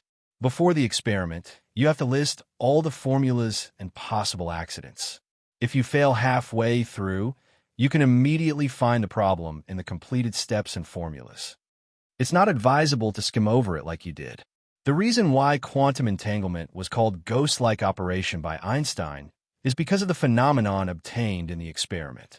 The most common form of quantum state in a multi-system system is the entangled state. So, you made a mistake. Li Jinyan's professional knowledge was quite strong. Not only that, but his knowledge was also quite broad. Yi Qian's experiment construction was done step by him. A large number of formulas were listed from the tip of his pen. In a short while, both sides of 3A4 papers were filled. The concept of entangled state first appeared in 1935 in Schrödinger's paper on the cat state. You can borrow a copy of this paper in the National University of Science and Technology's library. It will be of help to your quantum communication. Li Jinyan, who was tutoring her, was as strict and serious as he was during training. He was full of a cold aura that prevented people from getting close to him. Sometimes, when Yi Qian asked him a question, she had to observe his expression first to avoid being glanced at with a "you're not very smart" look. Since her rebirth, Li Jinyan had only looked at her like that. She had to admit that her self-esteem was still a little hurt. She thought that she was good at all subjects, but in front of Li Jinyan and Xia Jinyuan, she was somewhat inferior. Facing Li Jinyan, who had graduated many years ago and had such strong professional knowledge, Yi Qian paid 120% attention to his explanation. Yi Qian had always been reserved in front of this young major, whose aura was cold and aloof. He was not as relaxed and comfortable as when he was with Xia Jinyuan. Yi Qian, who was immersed in the sea of learning, seemed to have forgotten what had just happened. Following Li Jinyan's train of thought, she occasionally raised her own opinions. She did not notice that the clock had quietly pointed to 10 o'clock in the evening. What she didn't know was that Xia Jinyuan had specifically instructed Li Jinyan before he came over. Devil, use your professional knowledge to stall Qing Yao. No matter what, you have to hold her back. When I get a definite answer, I'll come back immediately. Therefore, Li Jinyan really tried his best to recall everything he had learned to stall Yi Qian. Fortunately, Yi Qian was in the same school as him and was in the same command faculty. Otherwise, no matter how capable he was and how broad his professional knowledge was, it would be impossible for him to stall for a few hours. Moreover, quantum mechanics was one of his best professional courses, and he had won many awards. Therefore, at this moment, Li Jinyan felt that he could still successfully complete the task Xia Jinyuan gave him by scaring Yi Qian, who had just learned the basics. In a quantum system, the orthogonal polarization state of photons, the spin of electrons or nuclei, the energy levels of atoms or quantum dots, and so on can all be used to create an entangled state. Do you know who came up with the idea of an entangled state? Not only did he explain, but he also asked Yi Qian questions from time to time. This made Yi Qian, who had just learned the basics of professional courses, even more alert. He was afraid that he would miss a single word. Chapter 1760. Hearing this, he calmly replied, Schrödinger was the first to propose the term entangled state. It refers to a superposition state of a multi-particle system or a multi-degree of freedom system that cannot be expressed as a direct product. Fortunately, she had a good memory. Although she was only a beginner, when she entered the laboratory, the senior brothers and sisters would occasionally test her, so she had no problem answering these kinds of questions. Also, he had mentioned that Schrödinger's 1935 paper on cat state had mentioned it. Why did it feel like he was teasing her when he asked her about it now? Li Jinyan looked at the female soldier, who looked particularly serious from the side. He couldn't help but smile. She was indeed listening very seriously. She didn't get distracted even after nearly 2 hours.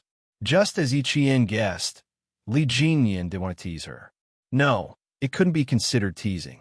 He wanted to ease the tension between the two of them. It was clearly just a discussion of knowledge and experiments, but her expression, it was as if she had entered a training state. Not only was it like this now, but every time she interacted with him, her entire body would tense up, as if he would do something evil to her in the next second. All of these actions puzzled him. Xia Jinyuan was clearly more ruthless than him. Why was Yi Qian able to get along with him so easily? As for him, other than being a little harsh during training, he didn't treat her harshly. Why was she so tense when he interacted with her? Yi Qian didn't realize that Li Jinyan had asked her to ease the tension. She only felt more pressure. Seeing her tense expression, Li Jinyan couldn't help but furrow his brows. He was certain that he hadn't said a single harsh word just now. It seemed that it wasn't his problem, but Yi Qian's own problem. She wasn't used to interacting with him. Thinking of this, Li Jinyan stopped thinking about it and didn't want to ease the tension. He continued to write a series of complicated, abstruse formulas that laymen wouldn't understand. Yi Qian turned his head to the side and focused all his attention on the conversation. He did not expect the cold and indifferent Li Jinyan to make fun of him in order to ease the tension. After waiting for nearly 2 hours, Xia Jinyuan finally received a call from Commander-in-Chief Xia. It was this call that made his expression turn cold. The little fox's sixth sense was accurate once again. Uncle Chun was still being resuscitated due to a problem with his foredrip. His fate was unknown. The nurses and pharmacists who administered the medicine have been arrested. The military has sent people to guard the place. At the same time, the police are also investigating closely. Whether or not this incident was intentional or accidental, we will only know the exact result after the police investigation is completed. Xia Jinyuan did not hide anything from Yi Qian. He told Yi Qian everything he had just heard. Uncle Chun was hospitalized because of gastric bleeding. Before this, he had instructed Captain Liu and the political commissar to keep this a secret from you. Yi Qian was a person who sought results. Once she knew the outcome, she would be able to remain calm and not lose her composure because of the sudden news. Yi Qian, whose face was drained of blood, stared at Xia Jinyuan with eyes as bright as the moon. When he asked the question, his voice was very calm and there wasn't even a trace of trembling. It has been more than 2 hours since he entered the operating room. It seems that the situation is not normal. A problem with the foredrip would directly cause the various organs in the body to fail, and there would be complications. Uncle Chin's life is at stake this time. Chapter 1761. That's right, so I won't hide it from you. At the same time, I also need to tell you that our training is a military secret. You can't choose to withdraw. This was the military. They had to give up their family for the sake of everyone. For the sake of the country's peace, the sacrifices that a soldier had to make were not something that ordinary people could imagine. If an accident happened to one's wife and child, the soldiers protecting the country would not be able to appear in time to protect their family. If their parents died, as long as they were still carrying out their mission, they could not be both loyal and filial. They could only choose to be loyal. Hearing that the life and death of her closest family member was uncertain, Yi Qian, as a soldier, could not abandon her training and mission to rush over.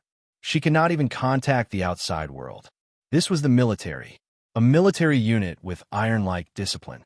They had to sacrifice themselves. Yi Qian could not do anything other than stand under the cold moonlight and worry about the safety of her family thousands of miles away. Li Jinyan flipped open the entire training schedule. He listened to Yi Qian's seemingly calm, but in fact, every word she spoke was filled with grief. He pursed his lips and glanced coldly at the schedule. He looked up at Yi Qian. After the desert training, you'll head to the plateau. There are 29 hours of flexible time in between. If you can make it to the plateau training within 29 hours, Qing Niao, I agree to give you the freedom to arrange these 29 hours. Then, there were still 8 days until the desert training ended. Yi Qian, who had studied in medical school in her previous life, knew very well that if she could be saved this time, she could wait until the training ended before going back to visit Uncle Chun. If she cannot be saved, that she could go back 8 days later. She suppressed the trembling in her heart and looked steadily at Li Jinyan.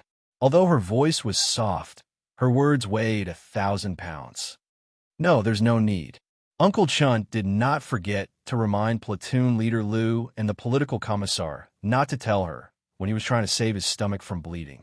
From this, she could see Uncle Chin's attitude. He did not want her to break the military's discipline. Her two closest relatives who had taught and raised her had told her that discipline was the military's order and could not be violated when she walked the path of the military. Whether it was in the era of bitter war or the current era of peace, the military had always been strict with political discipline. Military orders must be obeyed, and military discipline is not to be taken lightly. This was what Uncle Chun had told her on the first day of training. If she rushed back now, Uncle Chun would definitely be disappointed. She didn't want to disappoint her family. Li Jinyan didn't try to persuade him because he saw a trace of relief flash across Xia Jinyuan's hawk-like eyes because of her words. He really knows Yi Qian very well. Li Jinyan nodded slightly as this thought flashed through his mind. Okay, that's all for tonight. Rest early. Thank you for your hard work tonight. Yi Qian thanked him sincerely. Even though she had just received such bad news, she still maintained the dignity of a soldier. Li Jinyan couldn't help but cheer for her. She wasn't even 20 years old, yet she was able to maintain her composure after hearing that her family was on the brink of death. If he hadn't heard her calm words, he would have mistaken her for a female soldier who was indifferent to her family. She wasn't. It was just that she knew her own identity. It was too cruel for someone like her who wasn't even 20 years old, but she held on to the spirit of a soldier. Xia Jinyuan had already hugged his little fox tightly in his arms. He tightened his iron arms so that she could completely snuggle into his embrace. He wanted her to have someone to rely on and feel at ease. Chapter 1762. Not all soldiers could do this when their loved ones' lives were at stake. Soldiers were humans too. They had blood and flesh, and there were times when they would lose control. Facing Yi Jian, who didn't even let out a sound of pain, he didn't hear her cry or complain, but her hands clutching his clothes tightly were as if she was clutching his heart, making his heart ache so much that it was throbbing. Everything will be fine. Believe me, everything will be fine. My dad already knows about the situation. He has sent a top specialist from the 301 General Military Hospital to the southern province on a private plane. They should have arrived in the southern province by now. The top specialist and the top team. Little Fox, believe me, Uncle Chum will get through this. He hugged her tightly. He wanted so much to be able to share her sorrow. He wanted to bear all the pain and sorrow alone. He wanted so much, but he could not. He could not bear the pain and helplessness in her heart. He could only comfort her with his heart and accompany her with his heart. Yi Qian did not speak. She was afraid that she would cry out loud if she opened her mouth. She had cried too much in her previous life. In this life, she really hated the feeling of tears. She especially hated the feeling of helplessness in the face of difficult problems. She hated the feeling of having nowhere to vent her sorrow. Don't forget, Uncle Chun is a soldier. He is an indomitable soldier. He is also a world-class sniper. He is respected by soldiers from many countries. He has seen too many deaths like this. He has encountered too many difficulties like this. You have to believe that there is no obstacle that Uncle Chun cannot overcome. There is no difficulty that Uncle Chun cannot overcome. We can't go back because the responsibility on our shoulders is too heavy. Uncle Chun will understand your choice and will applaud your choice. That's because he knew that the girl he personally groomed had really grown up and become a qualified soldier. She's even a qualified Special Forces female soldier. Do you still remember what old Uncle said?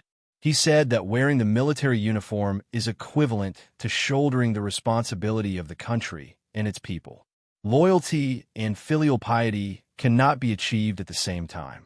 If it is for the country and its people, as soldiers, we can only choose loyalty. There is no other choice. Uncle Chin won't blame you. On the contrary, he's happy for your growth. Xia Jinyuan's voice was very low. Every word he said reached Yi Qian's ears and her heart. She gradually loosened her grip on his uniform. In front of them Li Jinyan and a few other comrades stood quietly, silently watching the two people hugging in front of them. Seeing the tall male soldier like a towering mountain protecting the female soldier whose breathing was filled with sorrow, they all heaved a sigh of relief in their hearts. The whale retracted his gaze and sighed softly. Just as his gaze fell on Li Jinyan, he seemed to have thought of something. Then he let out a heavy sigh. The two sighs made Li Jinyan look over. She's very strong. Yes, Qing Yao is indeed very strong. Even the male soldiers may not be able to do this, J5 added. The only ones who knew what had happened were him, the whale, and the two captains. The whale wanted to rub his chest. His first sigh was indeed because of Qing Yao. As for the second sigh, it was because he had discovered a secret. The two of them hugged each other so tightly. He gave her protection like a mountain, and she gave him tenderness like water. He felt that it would be unnecessary for them to persuade Qing Yao. With Q King around, no matter who went over, it would be unnecessary. Chapter 1763. Big Whale was a married man. His life was rough, but it was not so rough that he could not see what was going on in front of him. They were clearly a couple. Qing Yao and Q King were clearly a couple. It seemed like they had been a couple for more than a day or two. Couples who had only been together for a day or two would not be so intimate.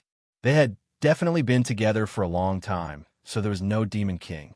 His second sigh was because there was no Demon King. Qing Yao and Q King were a couple, so the Demon King had to step aside. Q King will take care of Qing Yao, so we don't have to go. J5 did not pay any more attention to it. Some things did not make people happy, as more people tried to persuade them. Qing Yao was a female soldier who was used to being alone. If too many people went over, it would make her feel uncomfortable. Big Whale, who had originally proposed to go and comfort Yi Qian, nodded. We can leave now. Leave it to Q King. I believe he will enlighten Qing Yao. In the future, he would definitely not mention pairing Qing Yao and the Demon King together again. Li Jinyan took the lead and left.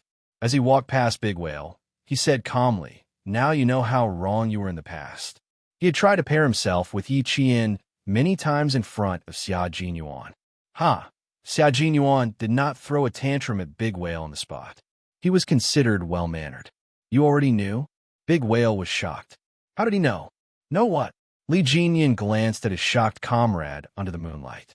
He did not say anything to ease his comrade's doubts. His slender legs strode away, and he returned to his unit to rest. As for when Xia Jinyuan and Yi Qian would return to camp, no one knew except for the sentries.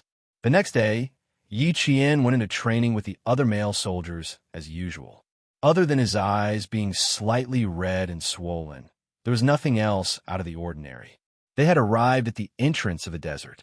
It seemed that even the satellite signal was not good. Yi Jian did not receive any more news about Headmaster Chun. It was as if the news of Headmaster Chen's critical condition 2 days ago was just a nightmare. How she wished that it was just a nightmare. When she woke up, nothing would happen. Now, other than seriously completing her daily training, she would quietly wait at night, waiting to see if the military would bring her any more news. For days had passed. Other than that night, when they learned that the military had arranged for top experts to lead a top medical team to the southern province, there was not a single word about it. It was as if they had forgotten about it. Yi Jian looked up at the starry sky in the desert. It was so bright that there was not a trace of haze. Every star emitted a pure and untainted light. Looking at the vast sky, Yi Jian could not help but smile. Uncle Chun, you can definitely pull through. I believe you can definitely pull through. No more news from military was the best news for her. Xia Jinyuan quietly looked at the slender figure standing not far away. When he saw her looking up at the starry sky, he couldn't help but look up as well. It was beautiful and vast. Standing in the desert and looking at the starry sky seemed to make one forget all their troubles. He didn't know if she had forgotten all the troubles and sadness in her heart. Xia Jinyuan didn't go over to disturb her. He gave her some space and waited silently. The starry sky in the desert was always more beautiful than the starry sky in the city. There were too many hustle and bustle in the city with flashing neon lights. There were also too many sins. No one could see clearly in the colorful lights. Everyone was wearing a mask, and no one knew what they looked like under the mask. Chapter 1764. Walking to the smoking room of the hospital, Yi Jifan took out a cigarette box with trembling hands and took out a cigarette. When he took out the lighter again, the lighter fell to the ground with a "pah" sound. However, he didn't seem to notice it as he continued to take out the lighter in his pocket, doing completely unconscious actions. There were other people in the smoking room. Seeing this, the bent cat kindly picked up Yi Jifan's lighter and said, "You dropped your lighter. Here." The kind-hearted man reached out his hand for a long time, but didn't see any reaction from Yi Jifan. He couldn't help but pity him and comforted him. "Calm down. Don't panic. Here, I'll light a cigarette for you. My wife is still giving birth, and I'm very nervous." I ran over here and smoked a few cigarettes to calm down. Yi Jifan then realized that someone was talking to him and lighting a cigarette for him. He quickly said, "Thank you." He lowered his head and lit the cigarette. However, he didn't have any interest in talking to a stranger whose wife was giving birth. He lit the cigarette and stood in the corner. It was obvious that he didn't want to talk. He wasn't in the mood to talk. After returning from a meeting in another city, he didn't even go home and specially ran to the hospital. He first saw grandmother Yi lying on the bed, then ran to Chun Dongfeng's room. Only then did he find out that Chun Dongfeng was no longer in the hospital. However, he didn't know anything. He didn't receive any news from the hospital at all. Even the people who worked for him didn't give him any news. After such a big thing happened, if the people who worked for him didn't give him any news, then there was a problem. He couldn't get through to the people who worked for him because their phones were turned off. He then called the director in charge of grandmother Ye's treatment. The call went through, but the other party didn't know the situation. It wasn't until just now that he called the director that he found out that Chun Dongfeng was transferred to another hospital that night. The top experts from the 301 General Military Hospital came with a medical team. The higher-ups of the provincial hospital were all alarmed. Then, they took Chun Dongfeng and left on a private plane.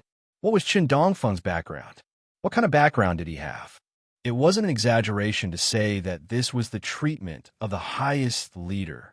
For the first time, Yi Jifan regretted his decision. He regretted that he acted too hastily. He didn't expect Chun Dongfeng's background to be even more powerful than Uncle Jin's. He thought that Uncle Jin was already the best. After all, even the commander-in-chief was here. Who would have thought that Chun Dongfeng was even more powerful than his uncle?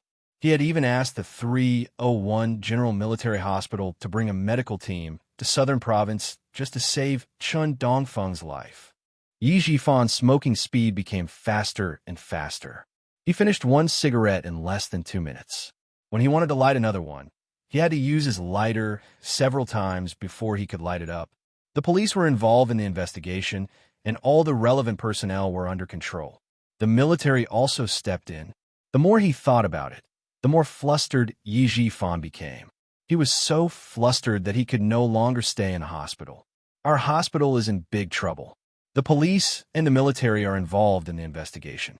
All related personnel are under control.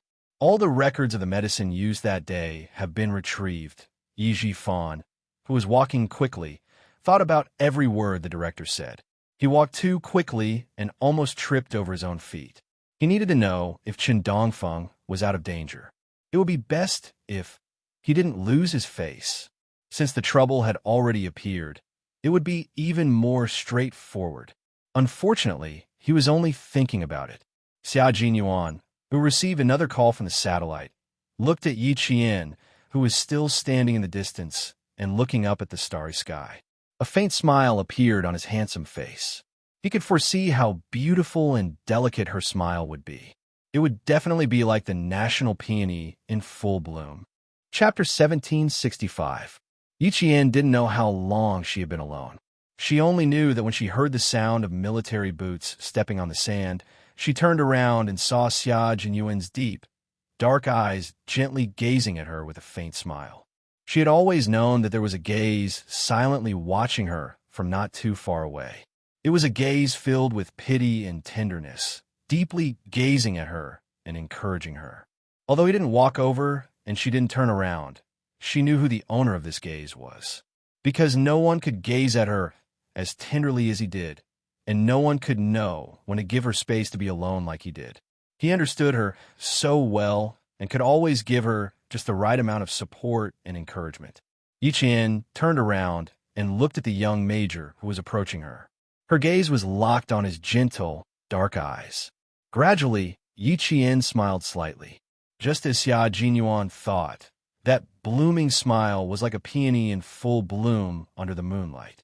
She was so beautiful that it made people bow down to her.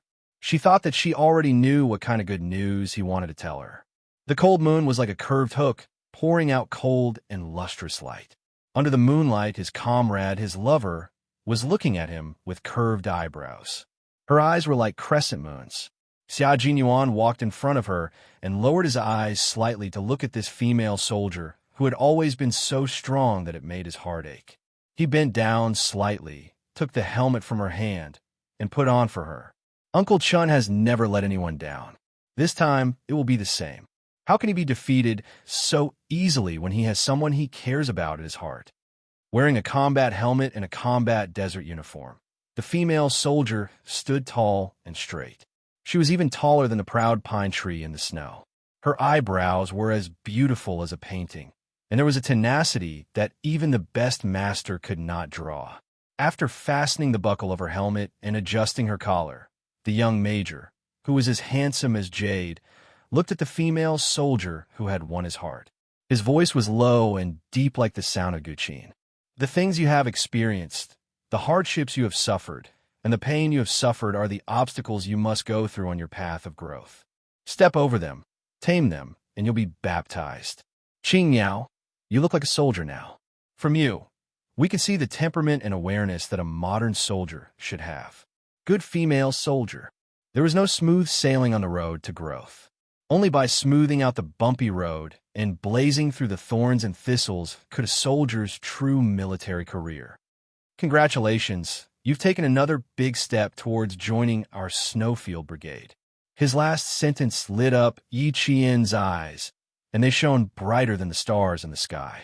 Xia Jinyuan's smile deepened. You don't have to be surprised. In all of our hearts, you are the best female soldier. This time, Yi Qian's performance could be said to have exceeded everyone's expectations. Even Major General Liu said to himself, give Yi Qian 3 days to come back and visit her family. However, he did not answer for Yi Qian. He only said, I will tell Yi Qian the truth about the situation and let her decide for herself. However, Major General, based on my understanding of Uncle Chun and Yi Qian, they will not choose to leave.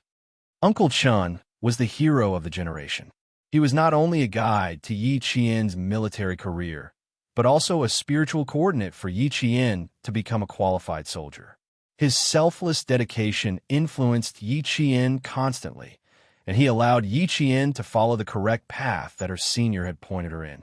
Chapter 1766. How could Yi Qian, who was under the influence of the two seniors, leave the secret training she was undergoing? How could she violate military discipline? If Yi Qian really chose to leave and go back to Uncle Chun, then Uncle Chun would be completely disappointed in Yi Qian. The child he had taught for nearly 10 years had actually abandoned the military and abandoned her responsibilities to come back for him. Uncle Chun would be heartbroken to see such a female soldier like Yi Qian. Therefore, when he told Yi Qian that there was a problem with Uncle Chen's drip, he quietly waited for Yi Qian to make a decision. Those few seconds of waiting were even more nerve-wracking than when he was on a dangerous mission. He had never been so nervous since he joined the military. Li Jinyan said that she would have 29 hours of free time after the training was over. At that moment, he almost gave up, but he endured it until his teeth almost broke. Qing Miao never needed others to make decisions for her. She was smart and knew how to make her own decisions. When he heard that she had chosen to stay in the end, he had the urge to cry. She made the choice that a soldier should make. This was the most correct choice. As for him, he didn't know how to feel anymore. Looking at the sadness in her eyes and hearing her teary voice, even though he knew that she had made the right choice, he didn't feel relieved at all. He only felt heartache for her and for the soldiers who had no choice but to make a choice for their country. There was no such thing as a peaceful life. It was just that someone had carried the burden for you and moved forward. Living in a peaceful era, you couldn't see the darkness because someone had blocked the darkness in a place you couldn't see. Yi Qian was the epitome of all soldiers. She had sacrificed herself for the sake of thousands of people. The desert was too quiet. It was so quiet that time seemed to have stopped. After a while, Yi Qian saluted the major who had always supported and encouraged her. She had experienced pain and knew how to hide her feelings. She said softly, "Thank you, Major. You're welcome. It's what I should do." Xia Jinyuan returned the salute. The two of them were only an arm's length away from each other. They were wearing the same military uniform and had the same temperament as they saluted each other. The moonlight stretched out, and the shadows of the two people were reflected in the desert, like two white poplar trees guarding the border. Uncle Chun was already out of danger yesterday, and we entered the depths of the desert the day before yesterday, where even the satellite signals are not very stable. Even if the command centers of our two teams want to contact us, they won't be able to. Principal Chen's condition was indeed very dangerous, but he was discovered and rescued in time. After the combined efforts of the specialists from the People's Hospital of Southern Province and the 301 General Military Hospital, he was finally transferred from the ICU to the special ward after the 72-hour critical period. Due to Principal Chen's special identity, the military hid the fact that Principal Chun is out of danger for the sake of caution. The only people who know about this are Commander Liu, Political Commissar Yin, Commander-in-Chief Xia, and Major General Liu. In the army, only you and I know. Although the devil and the others know a little, they don't know about Uncle Chen's identity. The two of them walked side by side from the sand dune back to the camp. Xia Jinyuan did not hide what he knew and told Yi Qian in detail. The military has put pressure on the Southern Province Police and asked them to investigate this matter as soon as possible. This matter will be resolved by the military. We can't interfere at will. His life had just been out of danger, but he was sent to the ICU again because of an infusion problem. The military's main focus was on whether the infusion accident was man-made or a work mistake. Chapter 1767. Xia Jinyuan didn't tell Yi Qian about the military speculations. Since he had already said so, with her intelligence, she would definitely be able to make some guesses. In any case, whether it was man-made or a work mistake, it wasn't something Yi Qian could interfere with for now. Letting the military handle everything was the best way to handle it. As smart as Yi Qian was, she understood the military headquarters guess. She pursed her lips tightly as a cold light flashed across her eyes.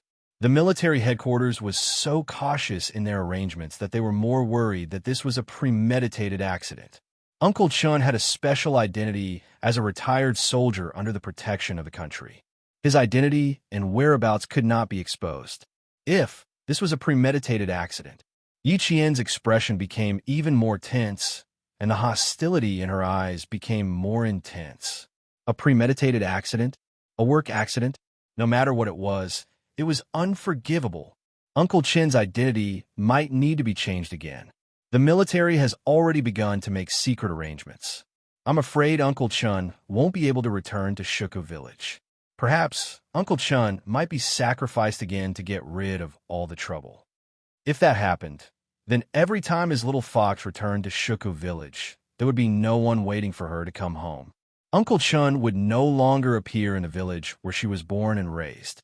His little fox would be the only one left in the empty house. The image of Yi Qian standing alone in front of the house flashed across his mind. Xia Jinyuan's heart throbbed painfully. Yi Qian, on the other hand, was very open-minded. As long as Uncle Chun was still alive, wherever he was home. Sensing the change in the man's emotions, Yi Qian said softly, "I just need Uncle Chun to be alive. Wherever Uncle Chun is, that's my home." Perhaps it was because the villagers of Shuku village had misunderstood her in her previous life, but after being reborn, she didn't have much attachment to the village. If one day Uncle Chun couldn't return to Shuku village, then she wouldn't think about returning to Shuku village either. In her heart, a place with family was home. Her smile was still so gentle, and the determination in her eyes made Xia Jinyuan's heart flutter. He raised his hand and patted her helmet gently. "Come back to Beijing with me in the future. I believe Commander-in-Chief Xia will welcome my future daughter-in-law with great enthusiasm. I will give you a complete family. You will have relatives who care for you and a husband who loves you deeply. In the future, you will also have a family of children who will dote on you. From now on, wherever Xia Jinyuan is, that will be your home." It was late at night, and the sentinel was standing guard with a steel spear in his hand. Behind him were his comrades who had fallen asleep. The desert training would end in 3 days. The closer it was to the end, the more they needed to conserve their strength. The night was still long, but the soldiers in training only had less than 5 hours of rest. It was almost the end of the year, and the pressure on the Southern Province Police was getting heavier by the day. The incident at the Southern Province People's Hospital made them feel even more pressured. It was originally classified as a medical accident, but the involvement of the military made things more complicated. Most importantly, they didn't even know the identity of the victim of the medical accident. The military only gave their director one sentence: whether it was a man-made or a work accident, please investigate thoroughly. If it was a man-made accident, they had to find out if there was a personal grudge. They had to ask the person involved and understand the person's social network. Then, they had to go through the streets and alleys based on the person's oral account and go through a series of investigations to find the suspect. Now, they hadn't even met the person involved. They had to investigate from the hospital. Although the progress was a little slow, at least they had the latest results. Chapter 1768. The Southern Provincial Hospital heaved a sigh of relief because of the latest police investigation. The nurse in charge of dispensing the medicine was in a daze at work that day due to family reasons. Other than that, the nurse in charge of checking the medicine received a phone call midway and didn't check it carefully. In the end, the increased dosage of the 4-drip was sent to the ward. In other words, the police investigation result was a work error and not a human error. The military didn't immediately agree with the police investigation result. Instead, they conducted a more detailed and comprehensive investigation, combing through the entire hospital's network. They even investigated the family background of the janitor in charge of Principal Chen's ward. After all, it was the military.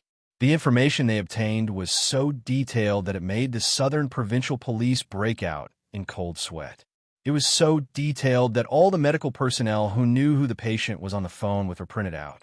These are the medical personnel's contact numbers that the military gave me. I need the Southern Provincial Police to investigate the family background of all the medical personnel who spoke with the medical personnel. In addition, the governor said that if we don't give the military a satisfactory answer, our Southern Provincial Police will be criticized at the National Assembly Hall in March next year. Xia Yiwei handed over the fax sent by the military to the director of the Southern Provincial Public Security Bureau. She said solemnly, "The victim is a retired soldier with first-class meritorious service. In 1986, he was received by the second-generation Corps leader of our country, Director Hong. Now you know why even the governor is so cautious." The second-generation Corps leader followed the first-generation Corps leader to liberate our country. Being received by him was a great honor for a soldier. Director Hong had already heard it. Cold sweat broke out on his forehead, and cold sweat broke out on his back. As the director of the bureau, even if his heart was in turmoil, he didn't show it on his face. He took the fax from Xia Yiwei and said solemnly, "I've made the governor worry. Please don't worry. We will definitely give the military an explanation for this case." The governor believes in the Flood Bureau's ability, so he promised the military that we will definitely give them a satisfactory answer. Xia Yiwei said with a smile. She was gentle and polite the whole time, appearing to be very cultured. She was just passing on the governor's words, making Director Hong feel like he was in the middle of June and winter. He was so busy that his inner clothes were drenched in sweat. Giving the military a satisfactory answer meant that the military wasn't satisfied with the results of the investigation. 3 days. In 3 days, you must investigate the background of all the phone numbers on this list. If anyone is careless, immediately take off your police uniform and leave. In the conference room, Director Hong's voice was like a bell. He told all the police officers in the conference, "If anyone has any objections, say it now." Who would have any objections? No one dared to have any objections. Now, even the original police officer in charge of the investigation had been replaced by a criminal police officer. The person in charge had also been replaced by the most famous old criminal police officer in the southern province. It could be seen that the higher-ups attached great importance to this matter. Since no one has any objections, then investigate this matter thoroughly. Old Ma, you're the signboard of the Southern Province Public Security Bureau. I'll leave this case to you. Chapter 1769. Old Ma had been engaged in criminal investigation for 23 years. From a young man of 22 years old to a middle-aged man of 45 years old, he had handled countless cases, both big and small. The serial murder case that shocked the country in 1996 was solved by him. After Yi Jifan knew that Old Ma was in charge of this case, he sat in the office and shivered from a cold. Even though the heater was on, he felt as if he had fallen into a cold lake. There was no news of Chen Dongfeng's life or death. Instead, news from the police kept coming to his ears, making him unable to work. "Little Dong, I'm going out for a while. Call me if there's anything." Director Yi, who was not in the mood to work, called his secretary, gave a few instructions, and drove away with his car keys. He needed to calm down, and think about what else he had not dealt with. It was not easy to get to where he was today. He did not want to suddenly lose everything. Everything had just begun. He could not fall. Yi Jifan, who was driving aimlessly, thought with hostility in his eyes. His expression was as gloomy as dark clouds, making people tremble. He drove to a park and lay quietly in the car, carefully thinking about whether he had made any mistakes. After thinking for at least an hour, Yi Jifan was sure that he did not make the police suspect anything. Then, a sneer appeared on his tense face. When Old Ma walked into his office with two policemen, Yi Jifan did not panic at all. He was very calm and received them in a very official manner. At that time, it was exactly 10 days after Principal Chen's infusion accident. Yi Qian, who had just finished training in the desert, sat with the male soldiers on the helicopter that flew into the desert to pick them up. They silently flew to the plateau and entered the final training. This was the last training stop. Although everyone's faces showed signs of fatigue, no one quit. No matter how tough or tiring it was, they would persevere. The word quit would never appear in the dictionaries of the two teams. At this time, the plateau had long been sealed by heavy snow. The soldiers stationed at the various outposts lived an isolated life. In order to ensure a smooth landing, the crew on the helicopter kept in contact with the plateau's main station. If the weather changed, the helicopter could not reach the landing site. This aircraft was sent out by a helicopter formation in our country's territory. The crew members were all soldiers responsible for patrolling the Northwest Plateau. They had rich piloting experience and could complete every patrol perfectly. This was the first time the members of the Storm Commandos had completed their training in the highlands. Everyone was worried about the lack of oxygen in the highlands. Fortunately, the training this time did not send them to a high altitude all of a sudden. Instead, they only completed their training at an altitude of about 2,000 meters. This was the military's arrangement. It was a reasonable arrangement made after considering the situation of the Storm Commandos. It was exactly 2 o'clock in the afternoon when they arrived at the landing site. The sky was clear and blue, and the snowy mountains in the distance stretched as far as the eye could see, as if a giant dragon was hibernating. The 4 helicopters successfully landed one after another. One just took off, and the other just entered the landing point. Xia Jinyuan, who was the first to come down, stood in the distance with the members of the Storm Commandos and waited for all their comrades to gather. While waiting, he talked to them about Lu Hang, who was in charge of the air patrol at the northwest border. The places we entered were not no man's land. For example, Lu Hang's air patrol team needed to fly over No Man's Land, Plateau, and Tian Shan Mountain to complete their patrol of the northwest border. There were no ground navigation stations or radar stations along the way. Even the advanced satellite navigation system would be intermittent due to the refraction of the mountains. Without rich experience and a steady state of mind, it is very difficult to achieve a safe takeoff and landing safely. Chapter 1770. 2 helicopters had already landed, and the third had entered the landing orbit and was ready to complete the landing. Xia Jinyuan looked up at the Iron Eagle in the sky that could pass through no man's land and proudly told the members of the Storm Commandos beside him, "This is one of the most dangerous and difficult routes in the world. The Ali Plateau has been identified as a forbidden zone for rotorcraft helicopters, but the soldiers of the Land Air Corps have flown through it safely. Their courage is admirable. They and the soldiers of the highest outpost in our country are known as the Children of Stars and Snow by the border troops. They are accompanied by the stars in the sky and the snow all year round." Xia Jinyuan had stayed in the snowy plateau for nearly a year. Other than protecting the secretly built base station of our country, he spent the rest of his time either patrolling or understanding the troops of the snowy plateau and the northwest of the border. Therefore, he knew the history and heroic deeds of every troop here. No matter where they were, there were admirable soldiers guarding the country. Even Xia Jinyuan, who was a Special Forces soldier, admired them. The members of the Storm Commandos listened very carefully. Some of them were further away from Xia Jinyuan, and there was the noise of the propellers of the helicopter. Those who did not hear clearly asked the members of the Snowfield Brigade next to them. After asking, they found out that the members of the Snowfield Brigade were very familiar with the situation. While waiting, the members of the Storm Commandos learned a lot about the soldiers of the border. Even if they only picked up a few stories, it was enough to make the tough men's eyes turn red. The third helicopter completed its landing, and the crew sent an order to the crew of the fourth helicopter through the radar. After they finished escorting the 2 troops that had entered the plateau training, they would fly to the Pulan Border Defense Company to refuel and complete today's air patrol. One of the Land Air Corps soldiers with a laptop operated the 3-dimensional navigation map that could help them fly on the plateau while contacting the crew of the 4th helicopter. "I can see the snow clouds gathering. Complete the landing quickly." "Roger, Roger.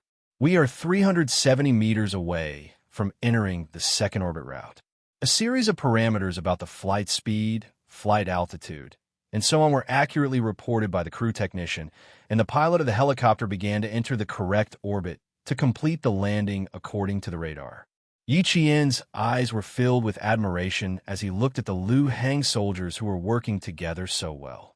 The northwest of the border is a land of bitter cold, but it is also our territory. The north and south of the Heavenly Mountains, the Gobi Desert, the Snowy Plateau, the boundless Kunlun Mountains, these are all areas that even birds would not approach, but they were all conquered by the soldiers stationed at the border. In the sky where birds never flew, there were soldiers who were not afraid of death piloting Iron Eagles to guard the country through the wind and snow. It was because of their protection with their lives that the northwest border of our country was peaceful. Fasten your seatbelts. The storm is here. We need to avoid it. After entering the flight path, they were less than 10 kilometers away from the landing point. The storm that came out of nowhere swept over them, moving forward at lightning speed. There was a lack of oxygen in the air, and it was snowing all year round. The bright sun in June shone brightly on the snowy mountains, but in the blink of an eye, it could be covered by dark clouds. Suddenly, there would be soybean-sized hail and snow, and the temperature would plummet by more than 10 degrees. The weather was already like this in June, let alone in the cold winter.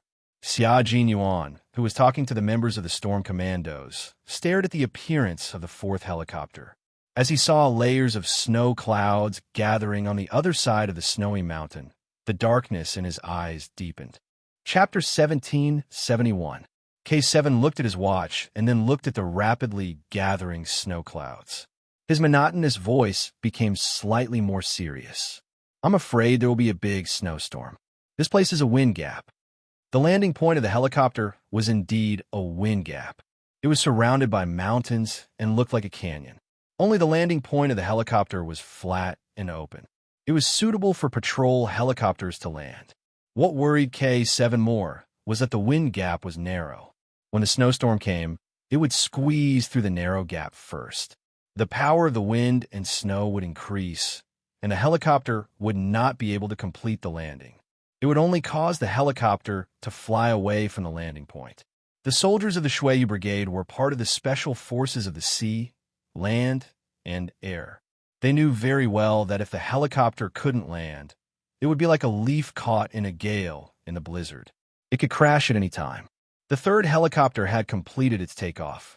There was only one landing point, so it had to fly away and give way to the fourth helicopter.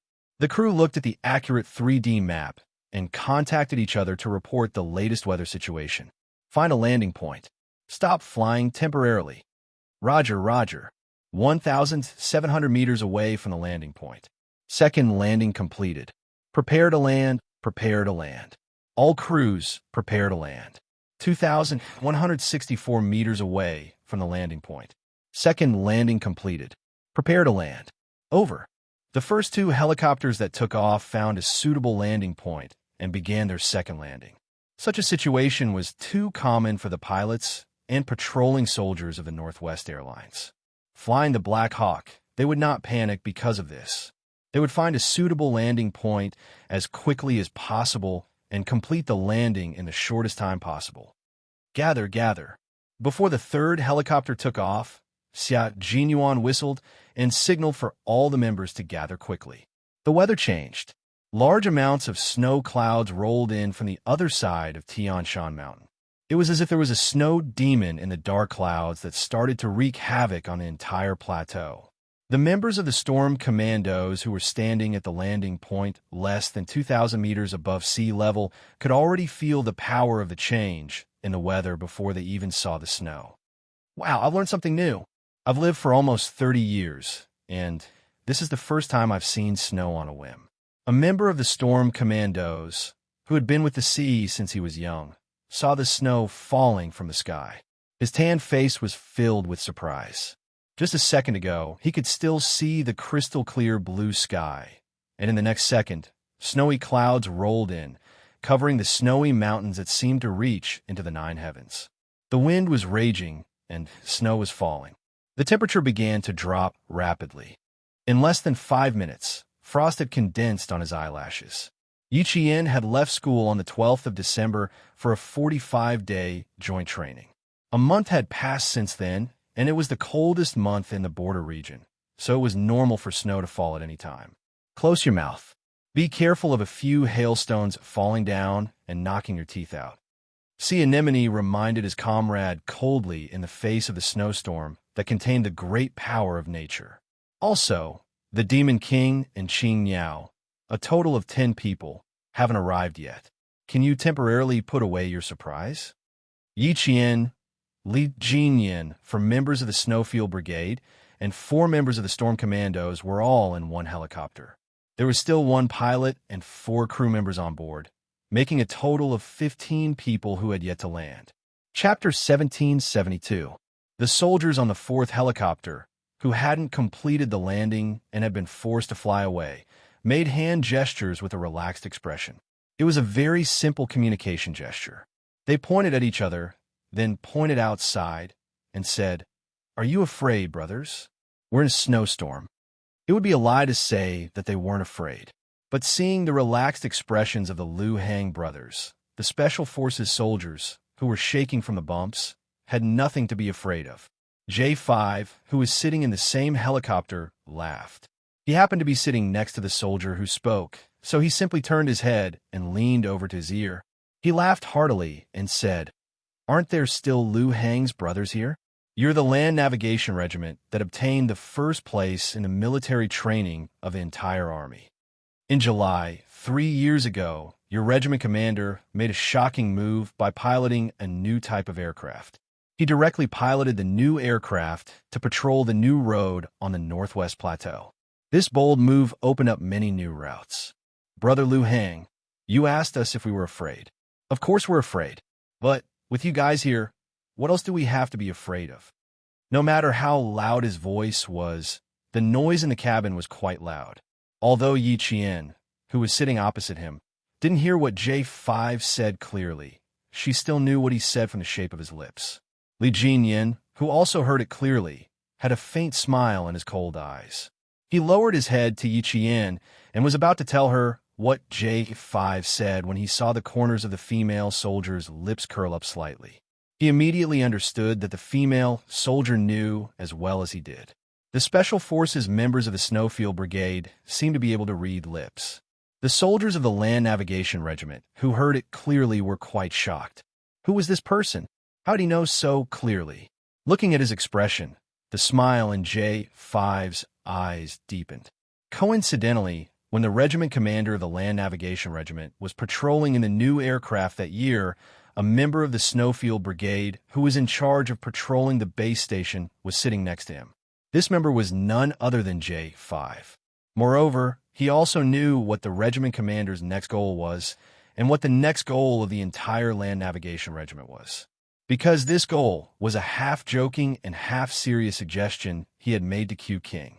That year, in order to protect the construction of a satellite base station in the border, they assassinated the foreign spies who tried to enter the border to look for the base station. For nearly a year, their biggest regret was that there were no helicopters to complete the cross-patrolling from a single to a multi-helicopter formation in the northwest border. Later, when they were hunting down a spy who had obtained information about the base station, they had their first contact with the commander of the aviation regiment. After taking care of the escaped spy, he and Q King talked to the regiment commander about the Northwest Patrol. As they talked, they half-jokingly and half-seriously suggested to the regiment commander to see if it was possible to complete the cross-patrol from a single helicopter to a multi-helicopter formation. They were only half-joking because they had piloted helicopters before and knew how dangerous it was to cross the border to patrol. The reason why they were half-serious was because they really hoped that the aviation regiment would be able to overcome the difficulties in combat and cross the border to patrol. The north and south of the Tian Shan Mountains, the Gobi Desert, the Snowy Plateau, the vast Kunlun Mountains. If they wanted to complete the cross-patrol from a single helicopter to a multi-helicopter formation, they would need to fly over these places one by one. The Pamir Plateau, the Tibetan Plateau, the Karakoram Mountains, and other places had to be flown over. The average altitude of the flight was more than 5,000 meters. The patrol time would take about 14 days. The flight was more than 10,000 kilometers, and the flight intensity would be no less than 6 hours a day. All the data showed how difficult their suggestion was for the Land Navigation Regiment. Chapter 1773. The entire patrol was close to the physical limits of the helicopter's performance and the operators. If there was an accident midway, both the pilot and the helicopter would be buried in the depths of the vast snowy mountains. Not even their bones could be recovered. The soldiers didn't know that their goal in recent years was proposed by a member of the Army Special Forces in front of him. At this moment, he only felt that this soldier knew their regiment so well. The snowstorm seemed to be getting stronger.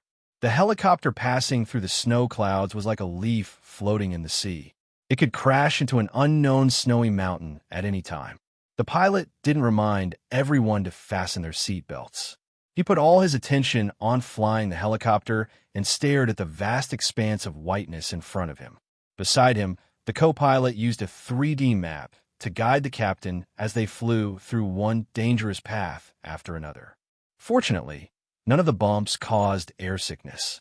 As Marines, Li Jinyin and the others had long been used to the bumpy sea. Needless to say, the Special Forces of the Snowfield Brigade could all pilot fighter jets and complete several big revolutions before operating the aircraft smoothly. As for Yi Qian, although she hadn't undergone systematic anti-dizzy training like them, she had been tested before entering Li Jinyin's training. Bumps weren't uncomfortable for her. The helicopter flying in the snowstorm had long lost contact with the ground navigation station. Even the satellite system couldn't lock onto its movements. Even so, no one in the ground navigation center of the Army Special Forces panicked. Because of this, continue to search for the Black 20. Contact the Black 24, 25, and 29. After the snowstorm, contact the Pran Border Defense Company's gas station. Push back the landing time today. The commander of the Army Special Forces ordered in an orderly manner. The commander, whose lips had turned dark purple from years of lack of oxygen, kept an eye on the entire radar system. However, the signal waves swept out still didn't reach the radar point of the lost Black 20 helicopter. At the same time, they didn't receive the radar point they sent back. A land Air Force officer hurried over and made a report in a loud voice. When the commander turned to face him, he immediately reported, "Commander, we lost contact with the ART troop that went to the outpost at Immortal Bay to visit the soldiers. The original plan was to arrive at the military station at 1 o'clock in the afternoon, but the soldiers at the outpost didn't receive the ART troop. Find them, find them. Call the platoon leader of the 4th platoon over." Bad things really came in pairs. The commander of the Army Special Forces frowned. He turned to a civilian and said, "Give me the map." Everyone in the Ground Navigation Command Center immediately tensed up. The atmosphere became especially serious. There were a total of 12 soldiers in the ART troop. 10 of them were delicate female soldiers and 2 of them male soldiers. At the same time, the leader who accompanied them, as well as 2 elegant men with unknown identities, as well as the soldiers who were escorting them, had all lost contact with them. Spreading out the map and glancing at the pencil handed over by the clerk, the regiment commander pointed at the first landing point of the Black 24. Then, he slowly drew the route to the Immortal Bay outpost. His brows were tightly knitted together as he pursed his lips. Then, he raised his head and ordered in a deep voice, "Immediately contact the Black 24's crew and request for Army support."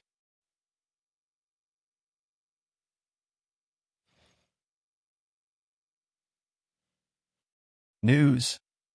Chapter 1774.